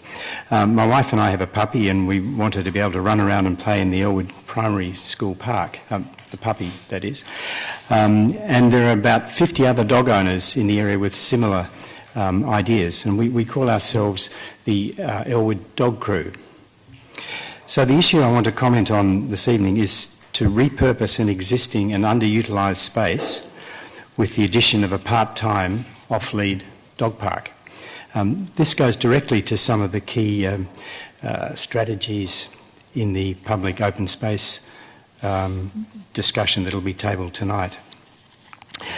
I'm an enthusiastic believer in the benefits of communities and have been involved with Elwood for over 30 years now, including being past president of the Elwood Primary School Council, and I'm currently a director of the Elwood Community Bank. The rest of the Elwood Dog Crew are also very keen community members, and many are current parents at the Elwood Primary School. So we're all committed to a good outcome for this great local school. We regularly pick up all sorts of rubbish from the park while walking our dogs, including any dog poo, drink bottles, school jumpers, assorted bits of plastic and paper, and the occasional syringe. This morning I had a first and I picked up a kettle drum. The school park is managed by the school from 8:45am to 3:45pm on school days, and they send a teacher out to check the park before the children go over there. The main thing they're looking for is dog poo, and this is the main concern with off-leash dog parks. It's a complex problem, and as experience will tell us, for every complex problem there's a simple solution, which is wrong. For instance, there's virtually no poo in the Clark Street off-leash dog park, but there's quite a bit around the streets, which are on-lead areas. So clearly, leashes are not the silver bullet. The Council's Domestic Animal Management Plan has a well-thought-out strategy regarding dog poo. 1, provide poo bag dispensers and bins in off-leash parks. 2, educate the community about the environmental impacts of dog poo. And 3, increase community stewardship of these areas. The plan notes that the most popular times for dog walking are before 8 a.m. and after 5 p.m. And the Elwood Dog Crew's proposal is to make the school park an off-leash area during those times only. The school supports this in principle, and Nicole is happy to discuss the details in a friendly and constructive manner. A trial period of, say, 3 months would provide some accurate information to include in the public open space strategy to be circulated in March 2020. There are 2 council surveys I've found that address this issue of off-leash dog parks, and the results are 87% and 89% in favour. However, balancing all the competing interests for public open space is vital for a well-functioning community, and I believe that this can be done. By the way, there is an off-leash area in the Clark Street Reserve, but this is very small and it's easy to throw a ball right out of the park. It's unfenced and it has a children's playground in the middle. The Elwood Primary School Park has none of these disadvantages. The Elwood Dog Crew has submitted a petition to Council, written letters, participated in pop-up sessions and the strategy workshop. So my question, with the school holidays coming up now, my question therefore is, who else should we talk to make a decision about a limited trial for an off-leash area in the Elwood Primary School Park? Thank you, Mr Sargood. Councillor may take up that question on your behalf. And there are no more people to ask questions. So, Councillor Crawford, would you like to take up that question? Or, yep. So what would be next steps in terms of, or process in terms of considering that as a dog park and discussing it with the college or the primary school? Ms Rosick? Through you, Madam Mayor, in regards to the public space strategy, it has been identified that there are, by the community, there is some expression of interest in having a dog park, a dog park, in the Elwood School Park. So that has been picked up and will be addressed through the technical report and action plan that will come to Council in February. In regards to introducing it earlier, at an earlier time, or undertaking a trial, the way I understand it is that there'd need to be community consultation, extensive community consultation and some budget allocation for that project if Council were to consider that. But it is also being picked up, as I said, in the public space strategy across the whole Council. There are opportunities for dog use, for dog off-leash or for dog parks has been picked up, and we have received community feedback in regards to that. Mr Trail, did you have something more to add? Through Madam Mayor, just to add to that, through the most recent state election, Council received a grant through the Delp branch to create a dog park. So it'd be our intention to use the draft public space strategy and the consultation already done, and through that draft strategy to help define on where that location would be for our application on where the most suitable spot for a trial and location could be. Terrific. Councillor Crawford, did you... Any other questions, councillors? Councillor Gross. Can I just ask what other areas were mentioned in dispatches for fencing and a dog park? Was the triangular park on Beach Street in Elwood identified? In regards to the Elwood, as far as I'm aware, in the consultation report, the areas identified were Elwood School Park and Elwood Park, Clark Street Reserve, and I think that's it. But I'll take that on notice and check that there hasn't been any other areas identified. But as far as I'm aware, they're the parks that have been identified. Thank you, Ms Rosick. Any further questions, councillors?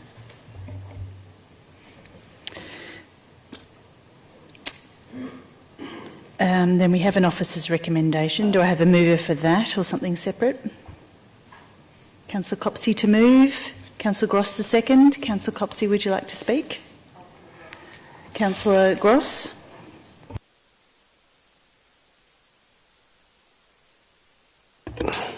So this is a really important piece of work.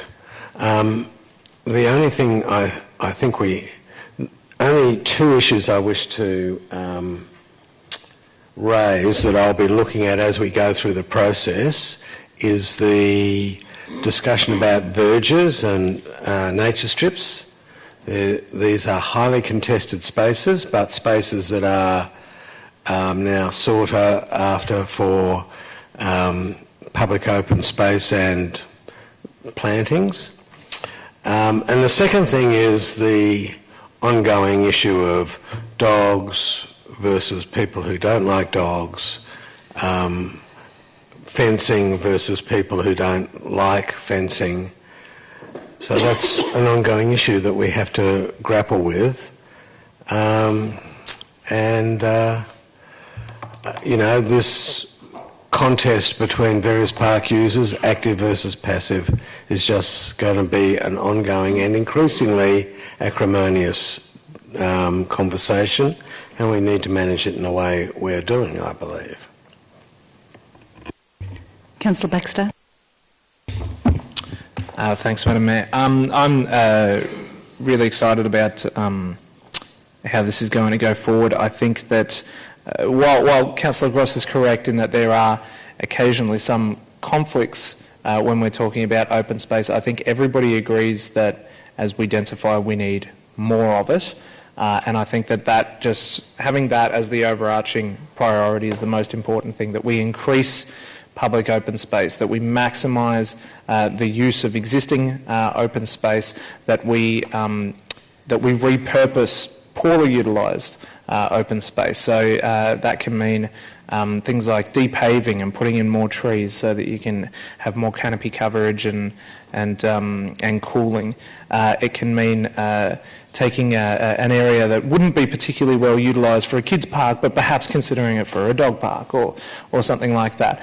I won't say that there won't be conflicts when we're talking about those sorts of things. I suspect that there will, but I think having the imagination and being bold and just wanting to increase as much as possible the amount of open space, and particularly for me the amount of green open space that includes trees and plantings, I think is only going to benefit our city, and it's something that I'm really particularly dedicated to. And I know that Councillor Gross has on many occasions bemoaned the relative lack of open space in Balaclava, and I live in Balaclava, and I certainly recognise that myself, and want to. I'd love to see more action there, as well as parts of Elwood that are also underserviced. So, and of course across the entire municipality, not just the areas I happen to hang around a lot. But it's it's more real when you eyeball it yourself. So I'm really excited. I'm really hoping that that this won't be a plan that is merely aspirational, that it's an ambitious and bold plan that we absolutely execute to the hilt. Thank you, Councillor Baxter. Would anyone else like to speak to this? I'll also just briefly say I commend this report and the engagement summary. It does resonate strongly with me and with what I have heard from the community, and I think it addresses lots of the issues, both for and against, and really I'm looking forward to how it's translated into a strategy. So Councillor Copsey, would you like to close?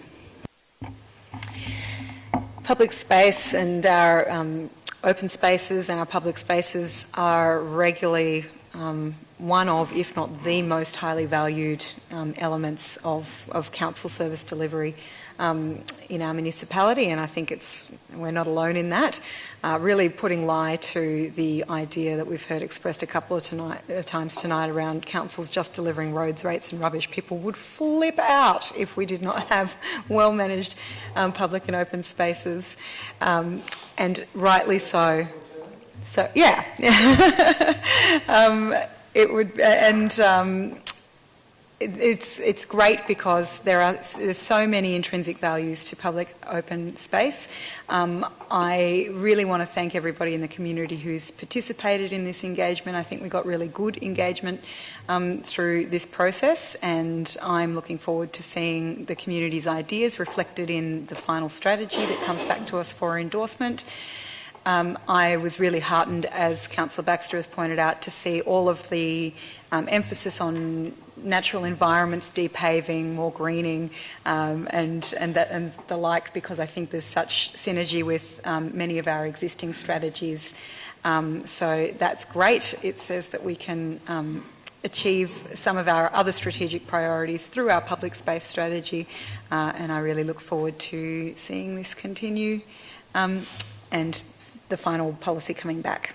Thanks very much also to the officers for running such a thorough engagement process.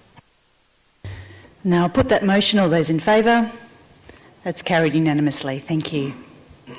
Now we'll move to the change 12.4, which is the change to planning delegations from the 5th of December, tomorrow, to the 4th of February 2020.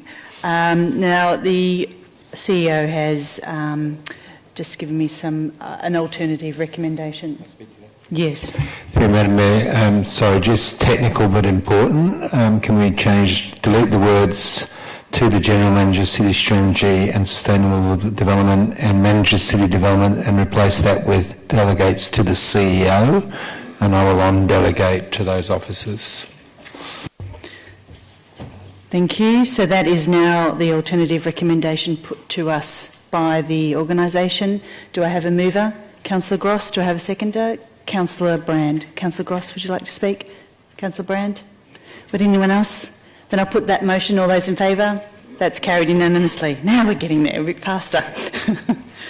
Right. Appointments of councillors to committees.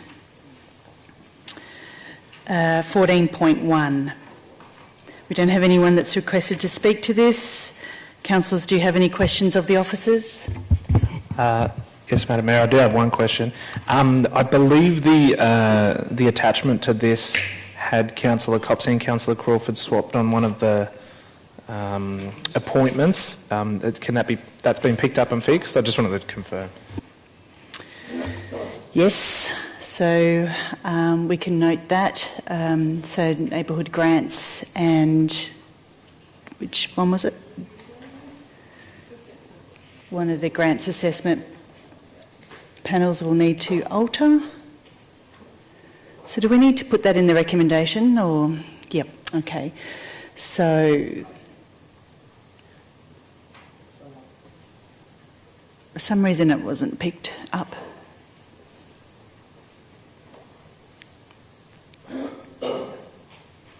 Maybe pop it under 3.6.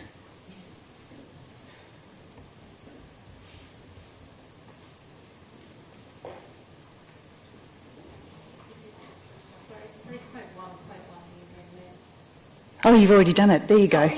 Okay, so amends attachment 1 to appoint Councillor Copsey to the Community Grants Assessment Panel and Councillor Crawford to the Council Neighbourhood Programs Committee. So, Councillor Baxter, you've moved that.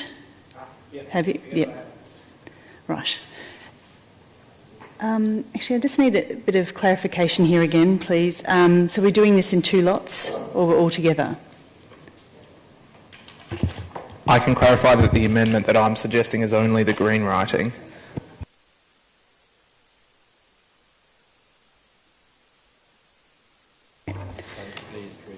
That's what I thought. Okay, so 3.1 and 3.11, Councillor Baxter, you have moved. The next in red is another motion. So you're happy with that? Do I have a seconder for that first part, the black and the green? Yes. Councillor Simic to second. Would you like to speak to it? No? Anyone like to speak to that first bit? No? Then I'll put that motion. All those in favour? That's carried unanimously. Thank you. So then we'll move to the second part, which is that Council 3.4 appoints Councillor to Bubup Womadika Family and Children's Centre from the date of this resolution, unless Council resolves an earlier expiry date. Sorry, Madam Mayor, can I just a clarifying question? I know that you read out 3.4, but I think that this amendment that you're talking about goes from 3.2 downwards. Sorry, I thought it was. I've just lost it. Okay, I'll go again. So 3.2, 3.3 and 3.4 is all part of this second motion. So it makes its appointment to the Bubup Family and Children's Centre Board at the council meeting by a separate council resolution. It makes its appointment of a second representative to the Housing First Board at this council meeting by a separate council resolution if required. Sorry, Madam Mayor, it does seem as though that goes all the way down to 3.5 if that was the case. It's a bit confusing.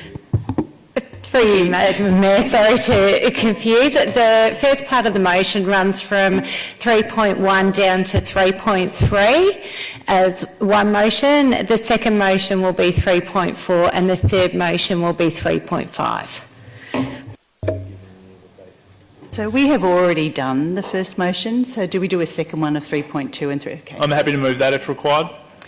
Councillor Pearl to move 3.2 and 3.3. I don't need to read it, do I? No. I sort of read it out already. Councillor Simic to... No. Madam Mayor, 3.3 doesn't make sense to me. It's contradictory. Makes no appointment of a second. It doesn't appoint. So, through you, Madam Mayor, in attachment 1, there isn't a name of a councillor that has been adopted through the passing of 3.1. So, if you wish to have... Through you, Madam Mayor, you've already nominated under 3.1, which I believe is past, Councillor Simic as the Housing First Board member. 3.2 and 3.3 are procedural in the sense that they then allow you to go to the next two motions. No, not quite. Is that correct? No. If I allow to speak for my understanding is Councillor Simic was appointed under attachment 1 under 3.1.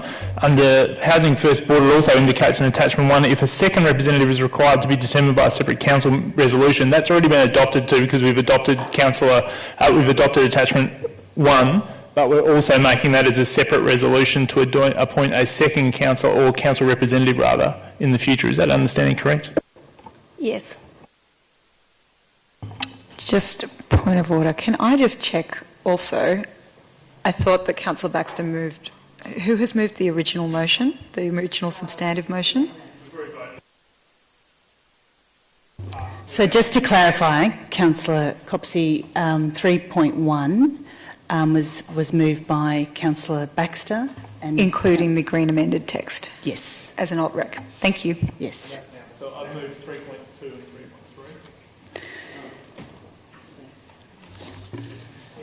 3.3. Madam Mayor. No, they're separate motions. They're not. It's not a substantive motion. Separate motions. So I just want to be clear. We've done 3.1.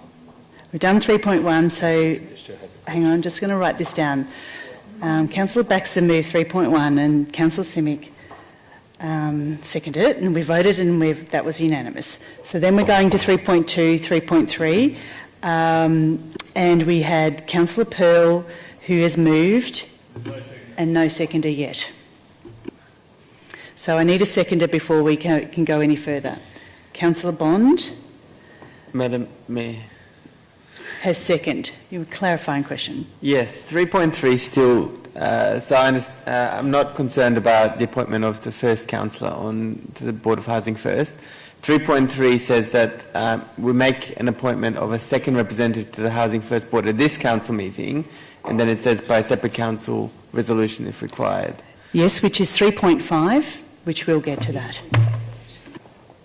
Okay, I understand. Thank you. Okay, so we've got a mover and a seconder. Anyone want... Councillor Pearl, would you like to speak to the motion? No.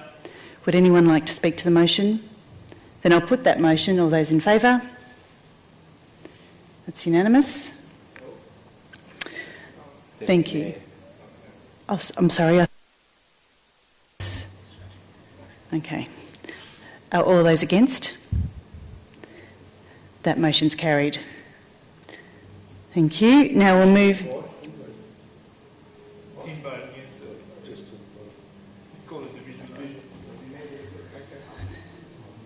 Very procedural. Okay. Councillor Bond has requested a division, so I'll ask you to vote again on that item. All those in favour? 3.2 and 3.3. 3.2 and 3.3. It's really procedural, just to be clear. Councillor Copsey, Councillor Brand, Councillor Bond, Councillor Voss, Councillor Pearl, Councillor Crawford. All those against? Councillor Baxter. And one abstain. Councillor Simic. That motion is carried. Now, we'll go to the third one, which is the third and which is 3.4 and 3.5. Or do we do them separately? Separately, okay. We'll do 3.4 first. And a clarifying question, so we need to appoint the two councillors or just one to this point? Clarifying question, can we appoint two according to Appendix 1? So, Councillor Pearl, my question's still... I'm sorry, I didn't... waiting for the answer. I thought you were asking a question of yourself, sorry. Through you, Madam Mayor, with respect to 3.2, there's the ability for council to list two representatives. One of those would take effect immediately, and I understand the other would take effect after the AGM. In the case of 3.5, through the first motion you've appointed Councillor Simic, you could choose to appoint a second councillor through 3.5. So in 3.4 there really needs to be two councillor places in there, you not have just the one. You have the option to put forward two. Okay, so to take nominations... So Councillor Voss, can I put a motion for 3.4? I'm not exactly sure of the wording on this, so the intention of the wording is Councillor Voss is the primary person for 3.4. So she's the existing representative, so it should continue. I'm not sure if you have changed the words of that. So councillor needs to change to councillors. Yes, councillors. Yeah, so Councillor Voss effective immediately, thanks CEO. And the second councillor when the vacancy becomes... And Councillor Pearl as vacancy is... as Councillor Pearl, with the same words in attachment 1, if representation is required. Does that work? No. Do you want it effective from the date of the AGM? Because that's when the second vacancy comes.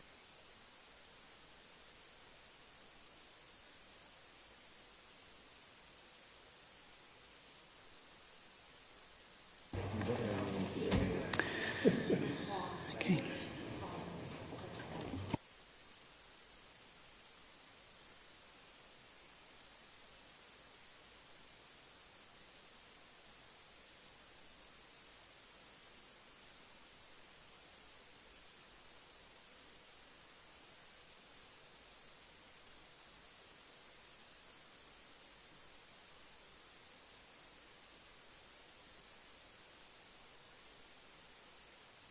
Yeah, so I'll put that motion, Councillor Voss. Okay, thank you, Councillor Pearl. You've moved that motion. Councillor Crawford to second. Would you like to speak to the motion? No. Councillor Pearl. Anybody else? Then I'll put that motion. All those in favour? All those against? That motion's carried unanimously. All right, so the last one. Bear with us, it's overly complicated. Maybe it's the time of the evening. That council points, and this is only for a second one, because we've already got Councillor Simic already detailed. So do we have a second nomination for the Housing First Board? Clarifying question. So my understanding is that we're not required to have a second representative on the Housing First Board?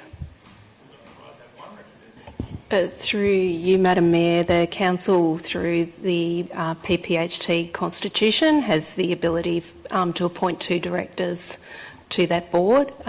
For some time, Council has chosen to have 1 representative, but under the Constitution, there is a provision for 2 if you wish to undertake or take that up. Thank you. I now understand the wording of 3.3 better. So we are not required to make an appointment, so this could lapse if we don't get a nomination. Correct. Yes, okay, it could thank lapse. you. I think I'm with it now. Councillor Pearl, you wanted to... I don't want to put a motion, but can I say something? Am I allowed to do that? No. At the moment, I'm asking for a nomination to move it. Is there any nomination? Is there a nomination? So, clarifying question. If the motion lapsed this evening, there would be nothing to stop Council going out and running an independent process potentially to find a suitable candidate for that position that isn't a councillor or is not a staff member, for example, that could fill this position for us in the future. Through you, Madam Mayor, we'd need to take that question on notice. If you could, that would be great. Thank you, Ms Bennett. Through you, Madam Mayor, can I clarify that a council representative who's nominated by council wouldn't have a conflict of interest? No, but it'll be taken on notice. Thank you, and we'll get that clarified. Okay, so do we have a nomination? Okay, that lapses. Let's keep moving, or do we want to have another break? Let's keep moving. All right, that was pretty... Okay, got that all... 14.2, something simpler. The Council Plan and Budget 2020-21 direction setting. And we don't have anyone that's requested to speak to this item. Councillors, do you have any questions of the officers? Councillor Pearl. Thanks very much.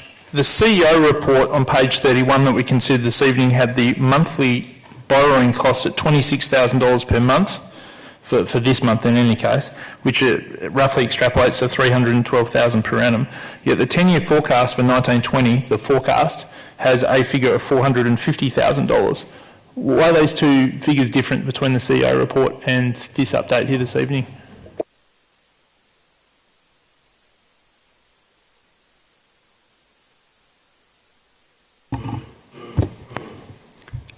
Through you, Madam Mayor, the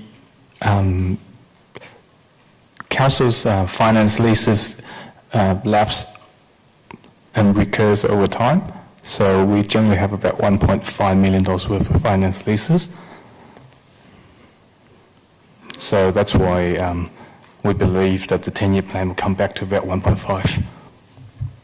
No, that's not my question. My question is, in the CEO report, you've got a rough forecast for this year, 1920, of $312,000 for borrowing costs, and in the 10-year financial forecast it's $450,000.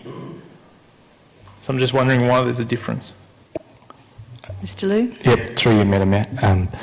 The finance leases, some of them do expire during a year, and so it will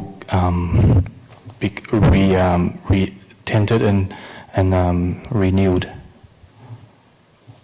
So which report is accurate? They're both accurate. One's assuming that all the renewal will take place over time, and one's status as now. There's obviously something I don't understand, so we'll take it offline. You can explain it to me because I don't understand what's going on. It's pretty small in any case. through you, Madam Mayor. The COE report is the actual interest costs. In the long-term plan, we're obviously projecting and forecasting what those interest costs would be and also our finance lease costs.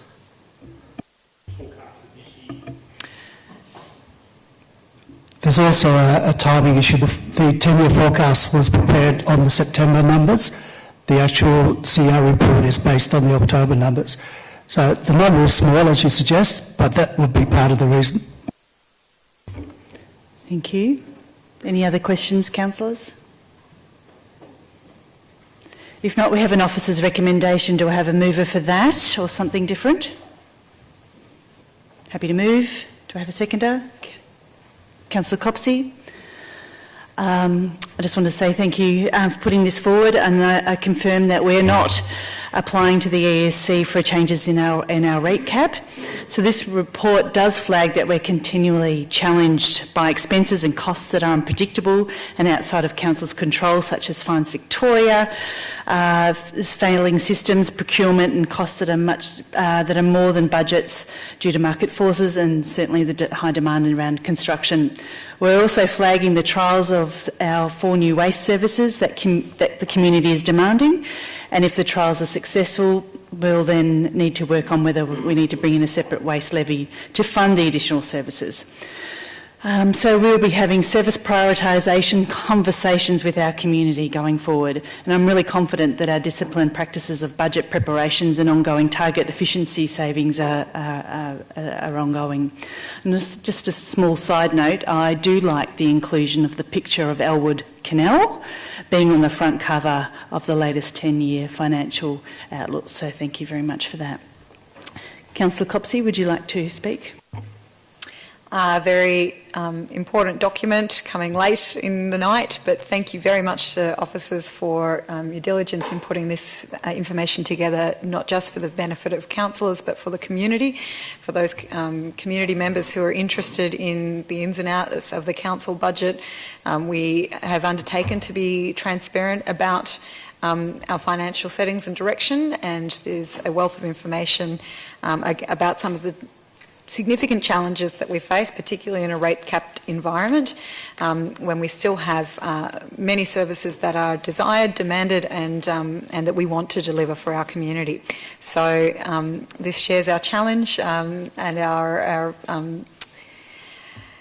preliminary ways of dealing with those in the year to come, and I would urge any community members who are interested in what it means to sit in these chairs, but also what it means for the officers to have to balance all of those competing priorities, to get stuck into this and enjoy the level of detail provided. And I look forward to discussions around our budget direction setting that are going to continue over summer with the community. It's always great to talk about these with community members. Would anyone else like to speak to it? Councillor Pearl? Thanks very much. I'm voting against this evening on the basis of 3.4. So particularly it specifies the introduction of a waste and amenity levy, which I fundamentally disagree with. And I've had my concerns with this report for some time and understand there's statutory requirements to produce it. But we now have some evidence to show you, and evidence is important in these situations. This report in 2007 predicted a $10.528 million cash surplus in 1920, and in 2021 an $11.5 million cash surplus. The actual results are quite different. 2019 in this report we're now predicting a deficit of 3.226, and in 2021 a deficit of 3.483. A turnaround over that only 2 years, in those two years alone, of some $26 million. This council is burning through large amounts of money that we weren't forecasting even 2 years ago. We focus on the rate cap, which is a challenge. Our biggest challenge is maintaining our expenses today to meet the forecasts that we've set in the past. If you go back and have a look at this exact report from 2017 and this exact report from 2016, you'll show that the forecasts produced aren't being realised, and I doubt the forecasts produced in this report 2 or 3 years now are even vaguely accurate, let alone the ones 10 years from now. So I don't really see the validity in the report itself.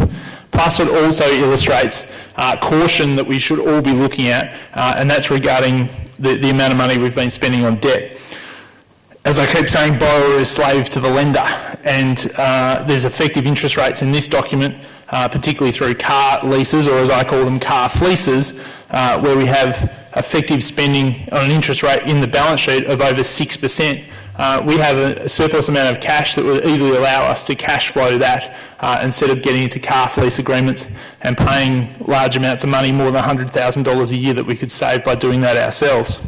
Understanding there's certain depreciation benefits, but we can take that on our balance sheet itself. Plus, we're still spending a forecast amount of $450,000, almost $2 million over the term of this council on interest charges on debt we don't need. I've asked to see the loan agreements, which I haven't been able to see. I was a banker for a decade, and I know that regardless of fixed rate swaps agreements and fixed rate loan agreements, there's always ways to MPV those payments to get savings for ratepayers, and we should be looking to move our reserve cash to get a better return for ratepayers instead of giving that money to lenders that are kind enough or opportunistic enough to lend us that money. There's lots of population challenges that are talked about across a number of reports, including this one's. And we have to meet those, but I'll talk about it some other time. But the main reason I'm voting against this is we're not facing the challenges that are met today. The information provided to us has proven to be fairly inaccurate over the years that we've been looking at this report. Therefore, I don't really think it's something we should be relying on. And thirdly, I think we're not addressing the actual issues in the report, which is our recurrent spending. Thank you, Councillor Pearl. Would anyone else like to speak? Councillor Bond. And I'll add to that a couple of large challenges we have facing us financially, one of which is Fines Victoria. There's a massive hole there that if everything was to go wrong there and then we were to receive nothing from them, we wouldn't have the financial resources at present to be able to manage that because we've, as Councillor Pearl just alluded to, we've gone from cash surpluses of $10 or $11 million planned down to $3.5 million deficits where we are at the moment. That's not wise fiscal management, and once you run out of money you lose the ability to deal with problems that always seem to come up on this council. It's happened every year that I've been on here, from $10 million superannuation call-ups. We were fortunate enough at the time to be passed a very strong financial position from the council before us, so we were able to deal with that. I can't say that the council that follows us is going to be in the same financial position or be handed the same strong financial position that we were handed back in 2012, and that's unfortunate. Thank you, Councillor Bond. Anyone else? Councillor Baxter. Thanks, Madam Mayor. I'll be voting for this motion. I understand where Councillors Pearl and Bond are coming from in terms of their concerns. Certainly, some of the challenges that have been thrown at us concern me as well. I think that I would actually say that the staff, I think, are managing this very well, and I've been quite impressed with how they've been able to manage some of these challenges that are thrown at us. I do think that we do need to look at diversifying our revenue base, as well as looking at how we can more efficiently spend, and we will do that through the budget process. I'm hoping also through that budget process that Councillors Pearl and Bond will go ahead and lay out all of the services they want to cut in order to achieve their so-called fiscal discipline, so that the community can then judge what services they think are important and that they might want to protect from people who want to cut them. Any further questions, comments? Speakers? No? I won't close, so I'll put that motion. All those in favour? All those against? That motion's carried. Councillor Bonds requested division, so I'll ask you to vote again. All those in favour? Councillor Copsey, Councillor Simic, Councillor Brand, Councillor Voss, Councillor Gross, Councillor Crawford, Councillor Baxter. All those against? Councillor Bond, Councillor Pearl. That motion's carried. Now, we'll move on to Inner Melbourne Action Plan Annual Report, and I'd just like to acknowledge the presence in the audience of the IMAP Executive Officer, Alyssa McElroy. She has waited here patiently through our whole evening for tonight. But she hasn't asked to speak, but she has mentioned she's just quite interested if there's any discussion on it, which there may not be, and I've told her that might be the case. But anyway, councillors, do you have any questions? Councillor Pearl. I just want to know why this report comes to council every year. Through you, Madam Mayor, IMAP is a joint Section 86 committee, and we think as part of good governance and transparency that the annual report should be presented formally to council. Thank you. Any other questions? Councillor, well, if there's no other questions, Councillor Crawford would like to move this report. Do I have a seconder? Councillor Copsey? Councillor Crawford, would you like to speak to it? Look, I'm a big believer, obviously, as the Ripponlea Estate Gardens will attest to, and the Elster Creek catchment group, that we actually have to work across boundaries, and there are some problems that need to be solved together, especially in a city where it's facing many similar challenges. I'm particularly excited by the urban forest plan, and the one that really gets me is the affordability, housing affordability. If we can crack that nut as an inner city group of clever councils, smart people in the room, that would be a particularly great outcome of IMAP. So I urge you to support the motion. Thank you. Councillor Copsey, would you like to speak? Much the same. Thank you very much for attending this evening and for all the hard work that IMAP puts into advancing the priorities of its member councils. Some of the problems that we face and some of the opportunities that we have don't stop at the municipal boundary, and our voices are stronger and our actions more resolute when we're working together. So thanks very much, IMAP, for facilitating that joint action, and I'm happy to accept the annual report. It's great to hear what's happening. Get these updates. Thank you. Any other speakers? Councillor Pearl? Thanks for coming this evening. We appreciate it. Pretty consistently every year I vote against this, and this year's no different. Accumulated surplus of the year of $688,000. I think all the good things that you detail here this evening could be done as efficiently in programs or services either within the councils or the members of this or organisations that are associated with it.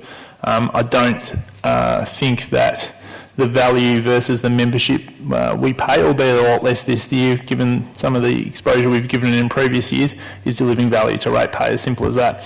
I think all the great things they do, we could adequately do plus more if we had a revolving chair arrangement between the councils and the secretariat duties of this organisation being put into individual councils. I think we could do it for less, and we could invest that accumulated surplus of almost $700,000 into services that add value to our community. Thank you, Councillor Pearl. If there's no other speakers, I'll also just start by saying thank you to Councillor Gross for his time on the committee, on the Section 86 committee over the last 12 months, very ably supported by many people in this organisation on numerous initiatives, so just like to acknowledge that.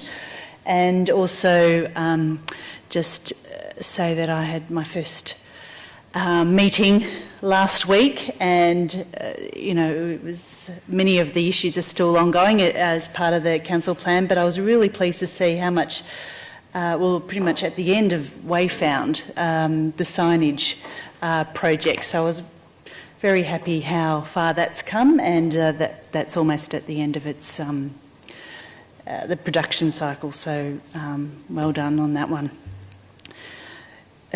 Councillor Crawford, would you like to close? Then I'll put that motion. All those in favour? All those against? That motion's carried. Now we'll move to item 14.4, which is assemblies of councillors. There's no one that's requested to speak. Councillor Pearl would like to move that. Do I have a seconder? Councillor Copsey, would you like to speak? No. Councillor Pearl, would anyone like to speak? Then I'll put that. Sorry, I had a clarifying question. On that report, I think the first one was from January. there was a couple of, on the attachment there was some January and different months. Were they because they were confidential meetings that had just been released or something, or there was a lot of non-August, Through you, Madam Mayor, they all relate to the OPCC committee meetings, and the committee made a resolution at their meeting to hand them all over in one hit. So it compiles the OPCC for the year. Councillor Pearl, that was a clarifying question, but and Councillor Copsey seconded, and you're not speaking to the motion though. Would anyone else like to speak to the motion? Then I'll put that motion. All those in favour? Carried unanimously. Appointment to the Audit and Risk Committee Chair. There are no speakers to this item either. Do I have a mover? None? Sorry, just checking it lists Mr Brian Dempson. So Councillor Crawford to move, Councillor Pearl to second. Anyone want to speak? Then I'll put that motion. All those in favour? That's carried unanimously. Appointment of Acting Mayor. 14.6.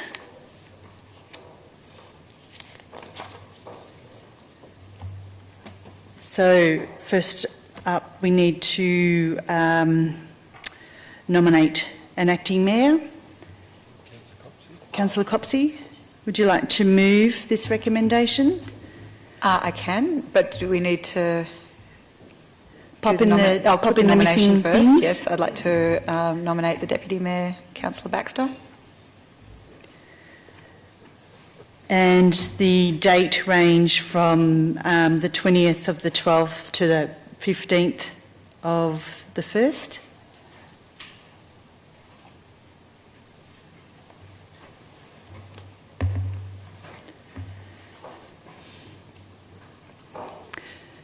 Do I have a seconder? Councillor Brand. Councillor Baxter, I assume you accept that? Yes. Councillor Copsey, would you like to speak? Councillor Brand, would you like to speak? Would anyone like to speak? I'll speak if possible. Mayor, we accept obviously your recommendation on the best person to fill this position whilst you're away, and this is an extensive period you're away for, and a very important time for our city where most cities go on holiday. Our city livens up with literally hundreds of thousands of people joining us, and in the past few years this has been the time of which some of the most serious issues that required attention have arisen, and for reasons that I discussed and raised with you under confidential basis today, I think either Councillor Gross or Councillor Crawford would be fit and proper for this position. So if this motion fails, I'll put the alternative name against that. Thank you, Councillor Pearl. Would anyone else like to speak to the motion? Then I'll put that motion... Can we do that under division as well, please? Yes, we can do that under division. So Councillor Pearl has requested a division, so we'll put that motion. All those in favour? Councillor Copsey, Councillor Simic, Councillor Brand, Councillor Voss, Councillor Baxter. Is that a hand? No.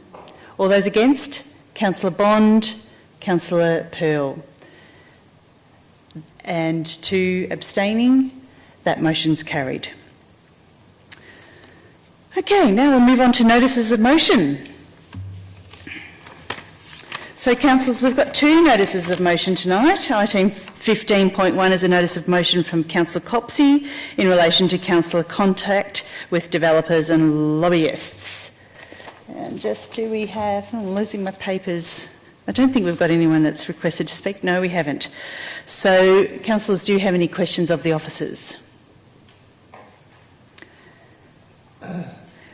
No. So, do I have...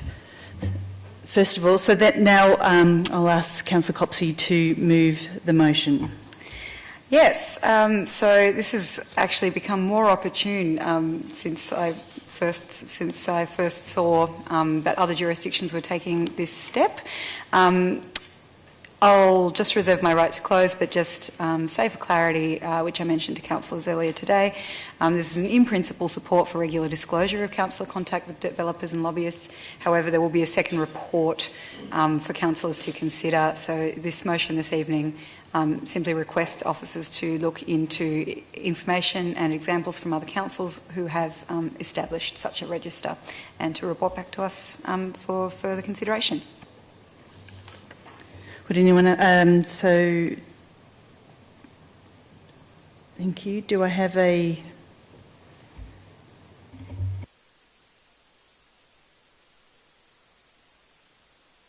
Got a second? No, okay. Do I have a seconder? We're just reading the motion. Councillor Baxter to second.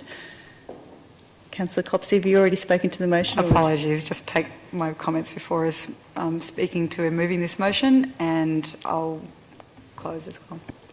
Okay. Would you like to speak to the motion, Councillor Baxter? Would anyone else like to speak to the just motion? Just move an amendment, if possible, please. Councillor Pearl to move an amendment. Point number 1, remove the last "and" and replace that with a comma. And after lobbyists, insert the words "and disclosed donors."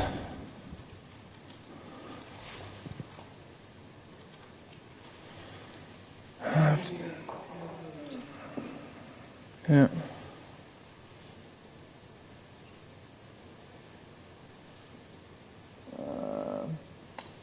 And the same wording in the next sentence in between developers, comma,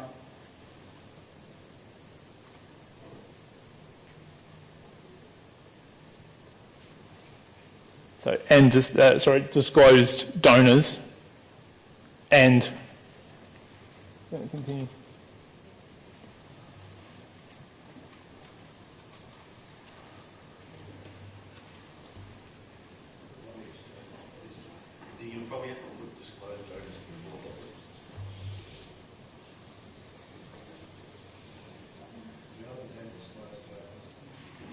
Sorry, it's a bit hard to read it off mine and turn my head around.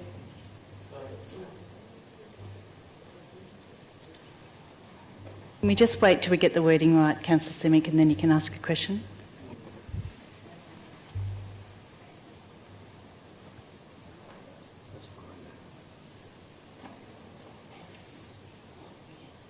What is and disclosed donors? No.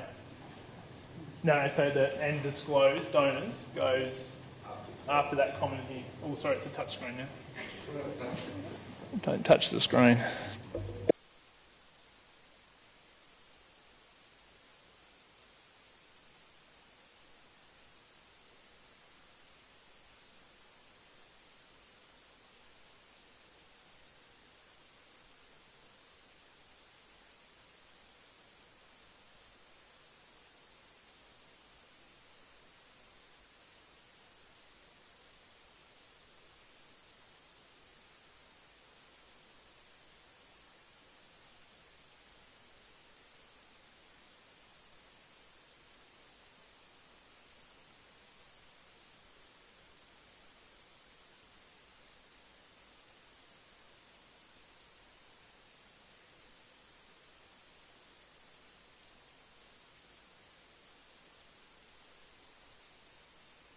A small L on lobbyist at window. Thanks very much. So, Councillor Pearl's moved that amendment. Do I have a seconder? Councillor Bond has seconded. Madam Mayor, can I ask a clarifying question of the CEO?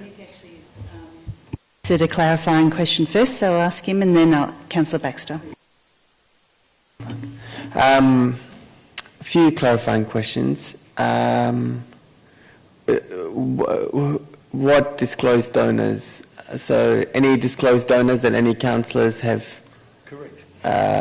Any disclosed donor of any council that a councillor from this council has contact with? I mean, what's being proposed not specific enough? So can we please what clarify? is the definition of a disclosed donor? Councillors, Mr. C. Through Madam Mayor, I would understand that to be donor that is disclosed on the council's register of interests? Campaign donor, a campaign donor. I was looking for the words. Thank you. So where a councillor has said, I've received a donation from this person, and they've registered that on their campaign donations register, that's what we would define as a disclosed donor. Councillor Baxter? Can I just ask a clarifying question here? Because obviously developers are a pretty clearly defined group of people, as are lobbyists when it talks about that they're listed on such and such register. Donors be a little bit more confusing. So for example, I'll give you an example. My parents donated to my campaign.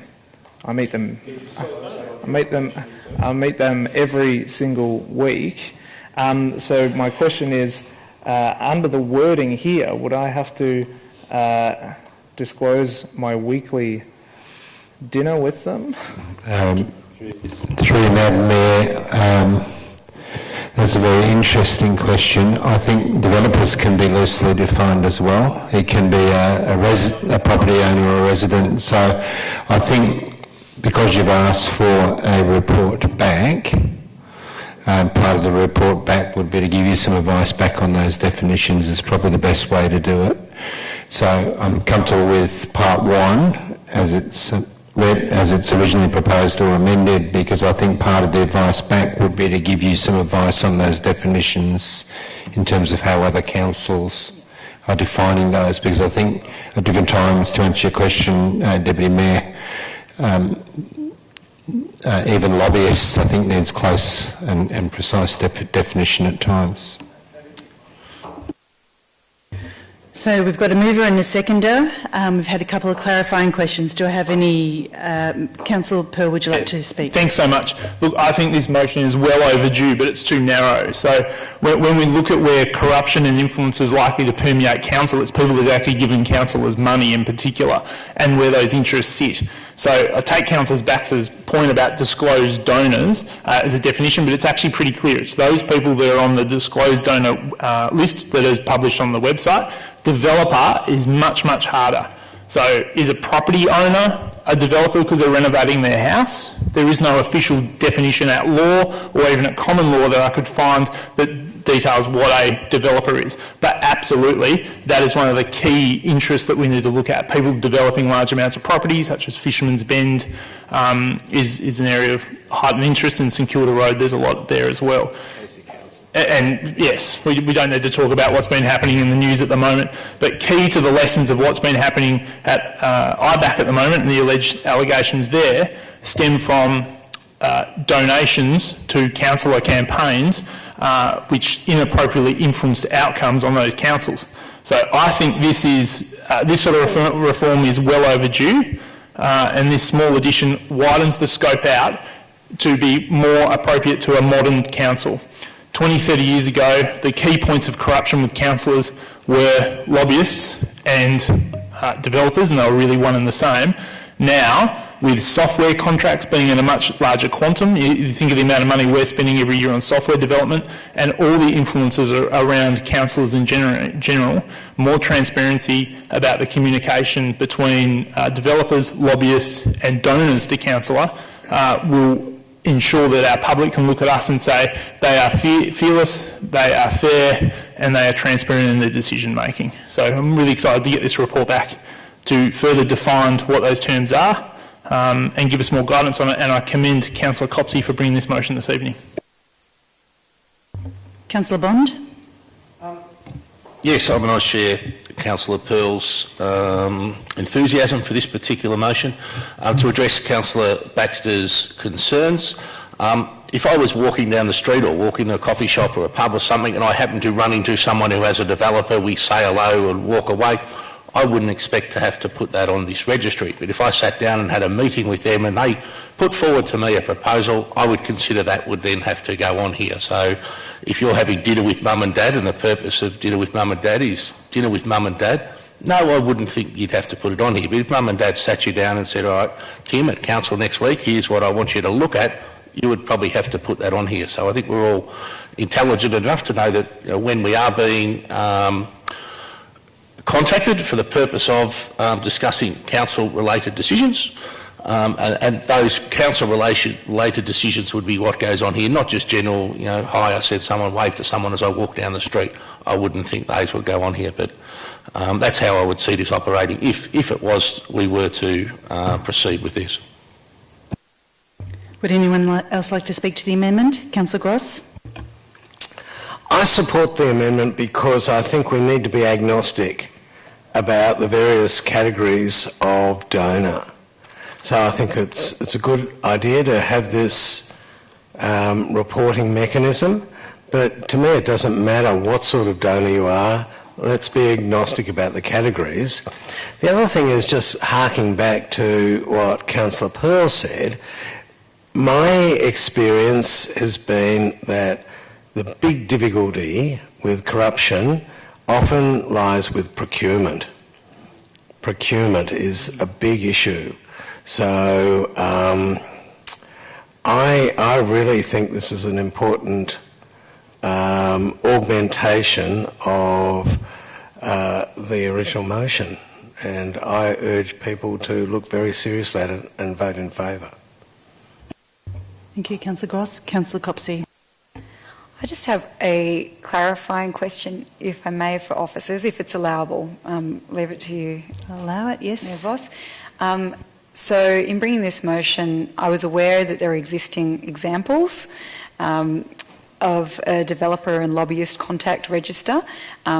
This amendment, which I'm not necessarily opposed to, but I'm wondering if officers are aware of any other jurisdictions that will provide the examples or so on, and whether it makes the amount of work in preparing this report significantly different. That would be helpful. Through you, Madam Mayor, I'm not aware. I'm only aware of I am aware of some examples around developers, lobbyists, suppliers, major suppliers, and those sorts of things. But I don't think it's extra work to bring you some advice back in terms of definitions, look at some examples and give you some options, which is what we'll do.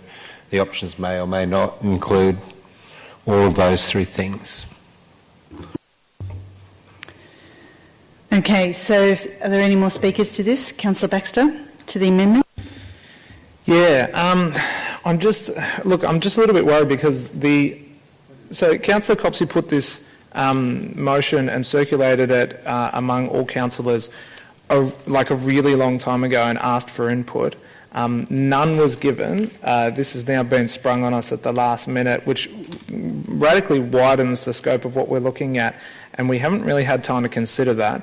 I think I'll probably end up supporting it because I can't particularly see any harm in doing so, but it seems to me to be quite irresponsible decision making for councillors to just sit on something that's been asked for feedback and then spring it at the last moment with quite large possible ramifications.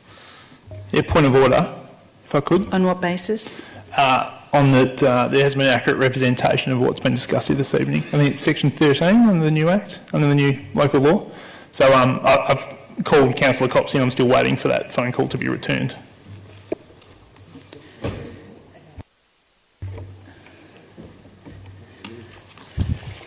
So there's your points forward. I don't think you have to rule on it. I'm happy to move on. Which point of order? I think, well, that's what I asked for, which point of order. Anyway, I think we'll move on. Okay, it's a bit late in the day, but I think everyone's made their points tonight. So Councillor Pearl, would you like to speak to close? No, I'm fine, thanks. All right, so what we're doing is we're voting on the amendment only, the bits in red, and not the substantive motion, just to be clear. So I'll ask you to vote on the amendment. All those in favour? That's unanimous. Then that now forms part of the substantive motion. So we've had Councillor Copsey and Councillor Baxter speak. Would anyone else like to speak to the substantive motion? If not, Councillor Copsey, would you like to close?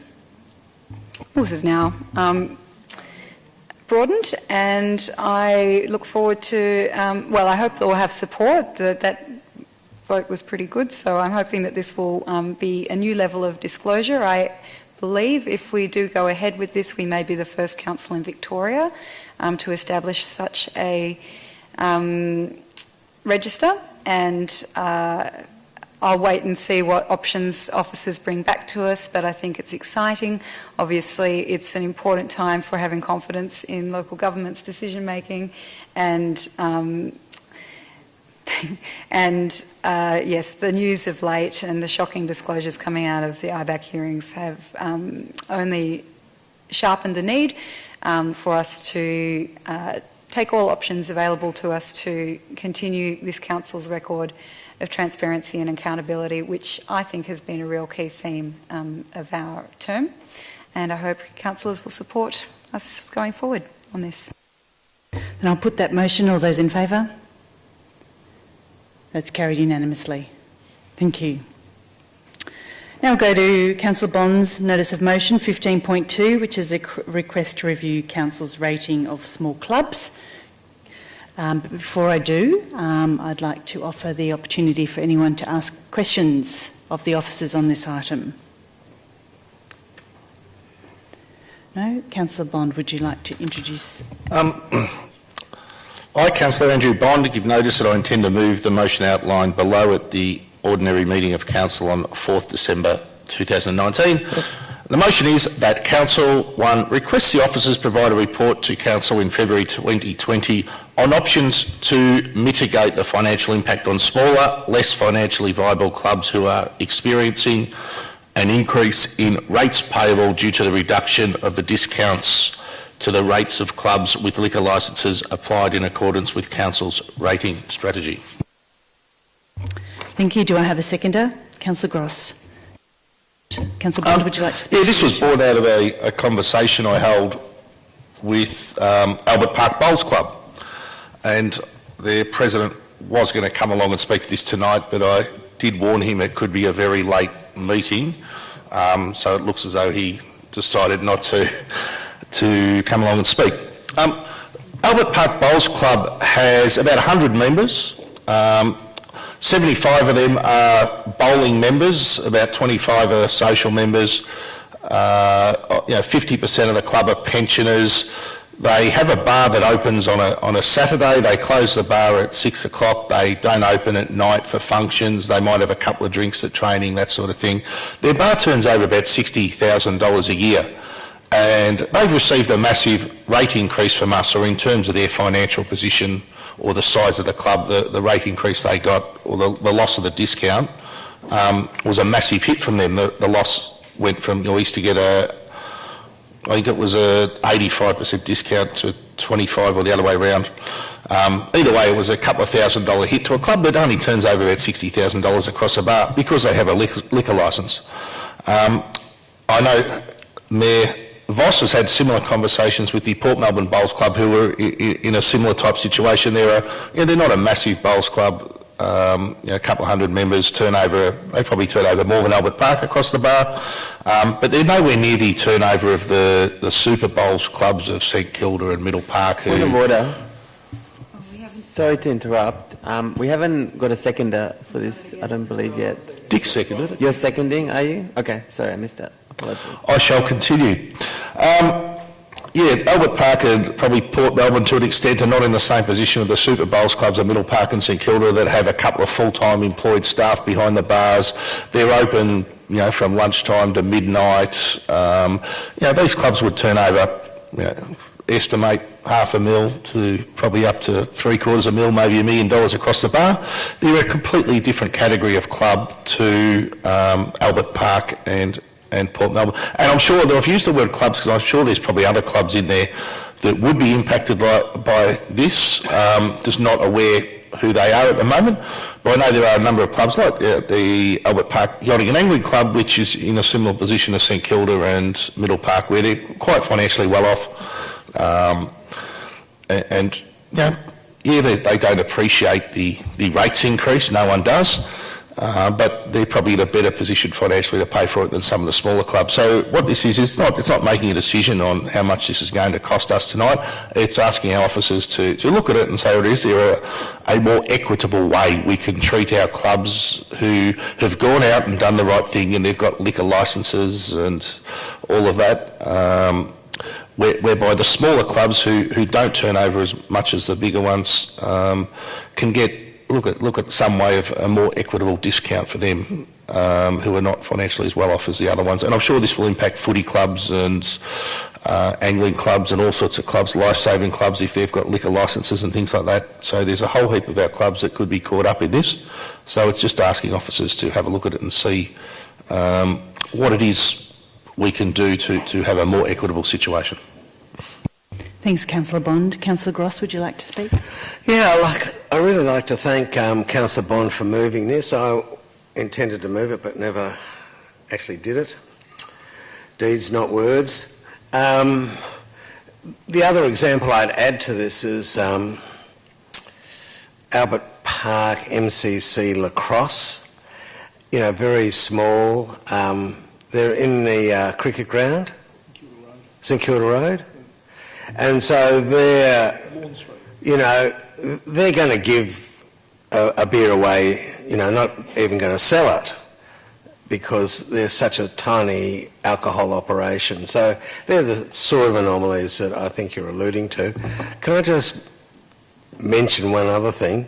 Sometimes clubs are rebuilding their premises, and so we sort of need to take that into account a bit.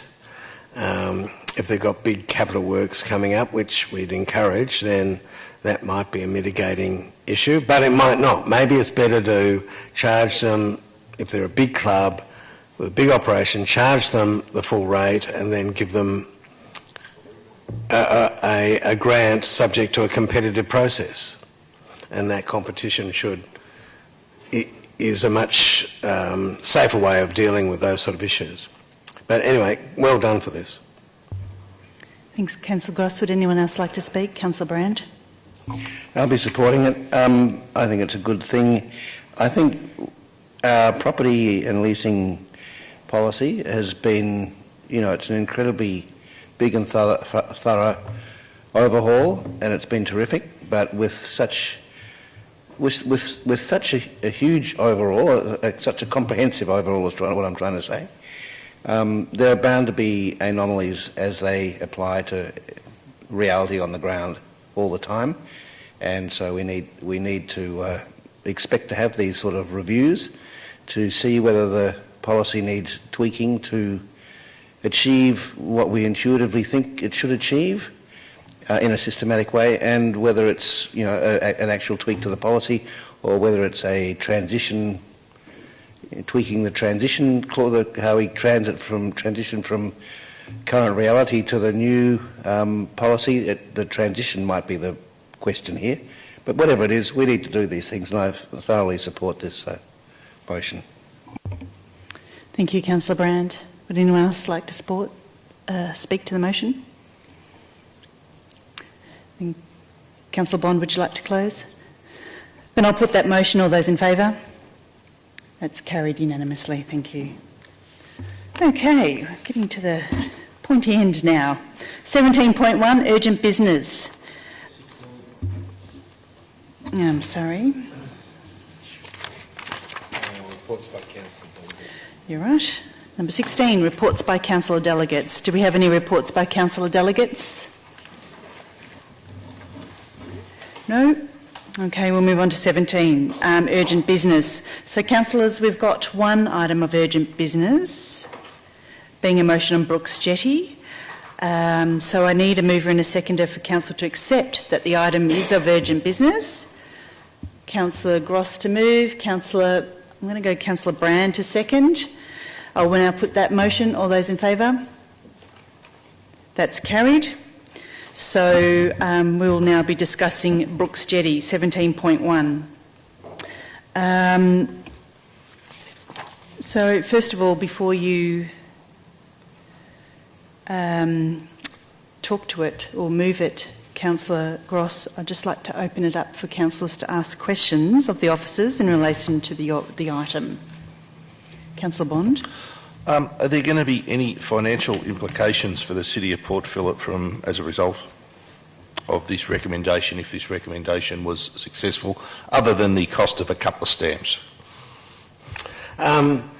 I think Councillor... Was that a question to the officers, sorry, to clarify, or...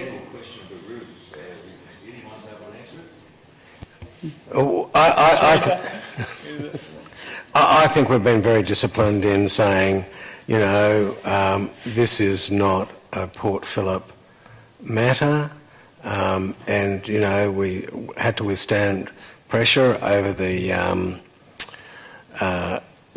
marina because that would have ended up being a transfer, subterranean transfer or subaquatic transfer to the city of Port Phillip. So I think Councillor Brand and myself are as spendthrift as anyone in the room, but we've been very disciplined on this particular Point of order, matter. Councillor Brand. Councillor Gross is making false statements. Dismissed. Okay, so the answer to your question is no. Right, any other questions? If not, do I have a councillor to move this motion? I assume Councillor Gross, you'll move your motion, Thank you. your urgent item of business. Do I have a seconder? Councillor Pearl to second. Councillor Gross, would you like to speak to the motion? Do you want me to read it out? Yes, please. I'll just read the dot points. A recommendation that Council meet with appropriate ministers, including the Minister for Tourism, to commend the work of Bring Back Brooks Jetty Group and to seek funds from the Victorian Government to contribute to an enhancement of the Melbourne Water Shakespeare Grove Drain Project. And second one is ask that Melbourne Water consider the winning designs of the Leighton Prize in the development of options for rebuilding the Shakespeare Grove Drain. If I can just quickly speak to this to say that after the demolition of Brooks Jetty, a community group got together and, you know, they just did very, very well in remorselessly and intelligently documenting the views about how they should go forward. There's architects and designers in there who have been critical to the sophistication of their view, and they have changed the value of Melbourne Water. So the Shakespeare Grove Drain is at the end of its life, and Melbourne Water have begun a process to rebuild it, but they have decided to take aesthetically pleasing elements in that keep in character with St Kilda's unique style. So the reason why this is urgent is that we have been informed that Melbourne Water want to make a decision, or at least a preliminary decision, before the end of the year. At the same time, BBBJ is running the Leighton Prize, which is a global design competition for which they have a donation to give a prize, once again showing how sophisticated and effective they are. And we want to be able to harmonise the designs that come out of Leighton with the some of them which I regard as quite beautiful Melbourne Water designs for a viewing platform. So that's why it's urgent, and that's what we hope will come. And I ask you to support it, please. Thank you, Councillor Gross. Councillor Pearl. Yeah, so I was the Scrooge that voted against the $15,000 being given to this group, and it showed no due process or no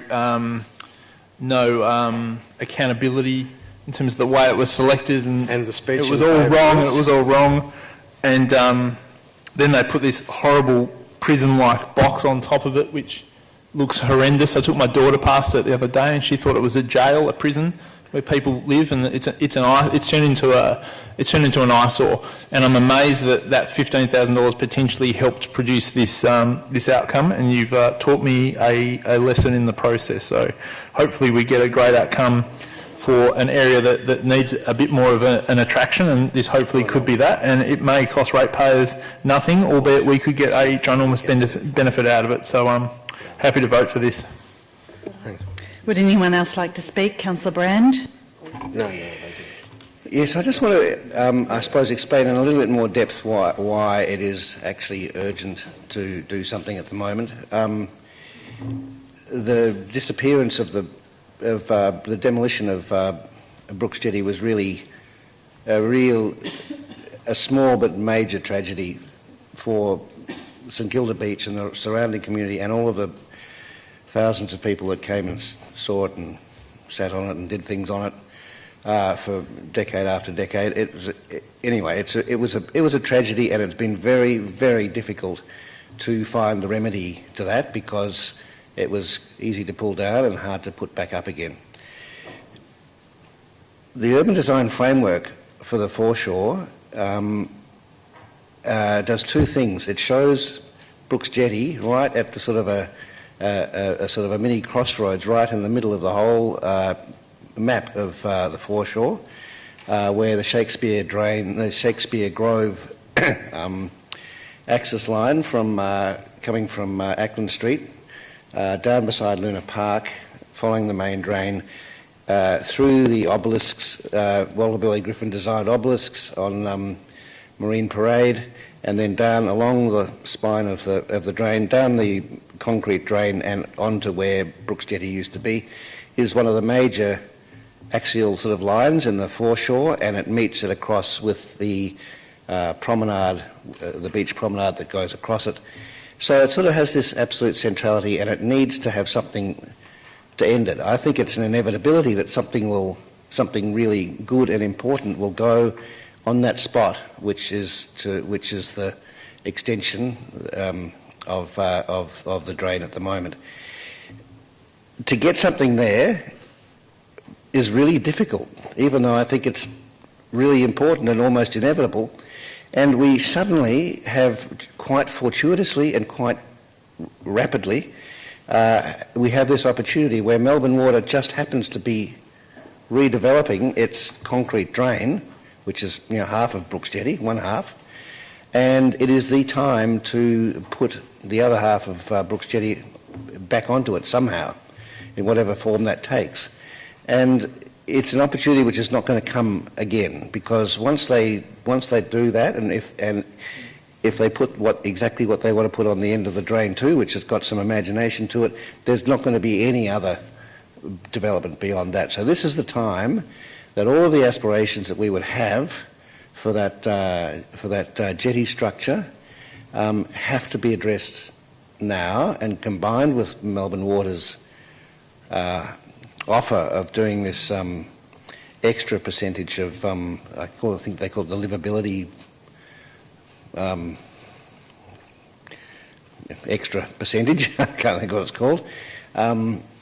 This is the time we have to do it. It's not convenient, it's not great, but it is actually very, very closely aligned with the Bring Back Brooks Jetty, the Leighton Prize design competition, which is actually incredibly well aligned with it in terms of putting people's minds to what could go there. So it's really a fortuitous opportunity, but it'll disappear very quickly, and we need to just get our ducks in a row and do something about it and get over this hump of just finding enough to make this a really fabulous outcome that we all would love to see and have and get over.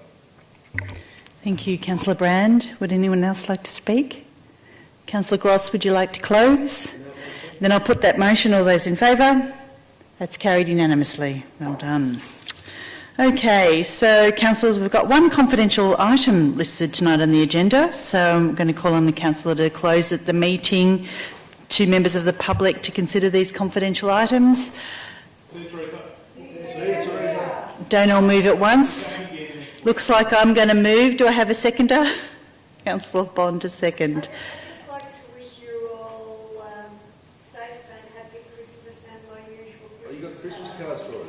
So you can wait outside and give them to us then.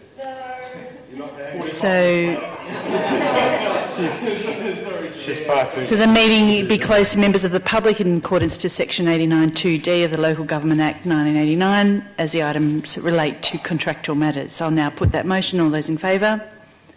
All those against? That motion's carried.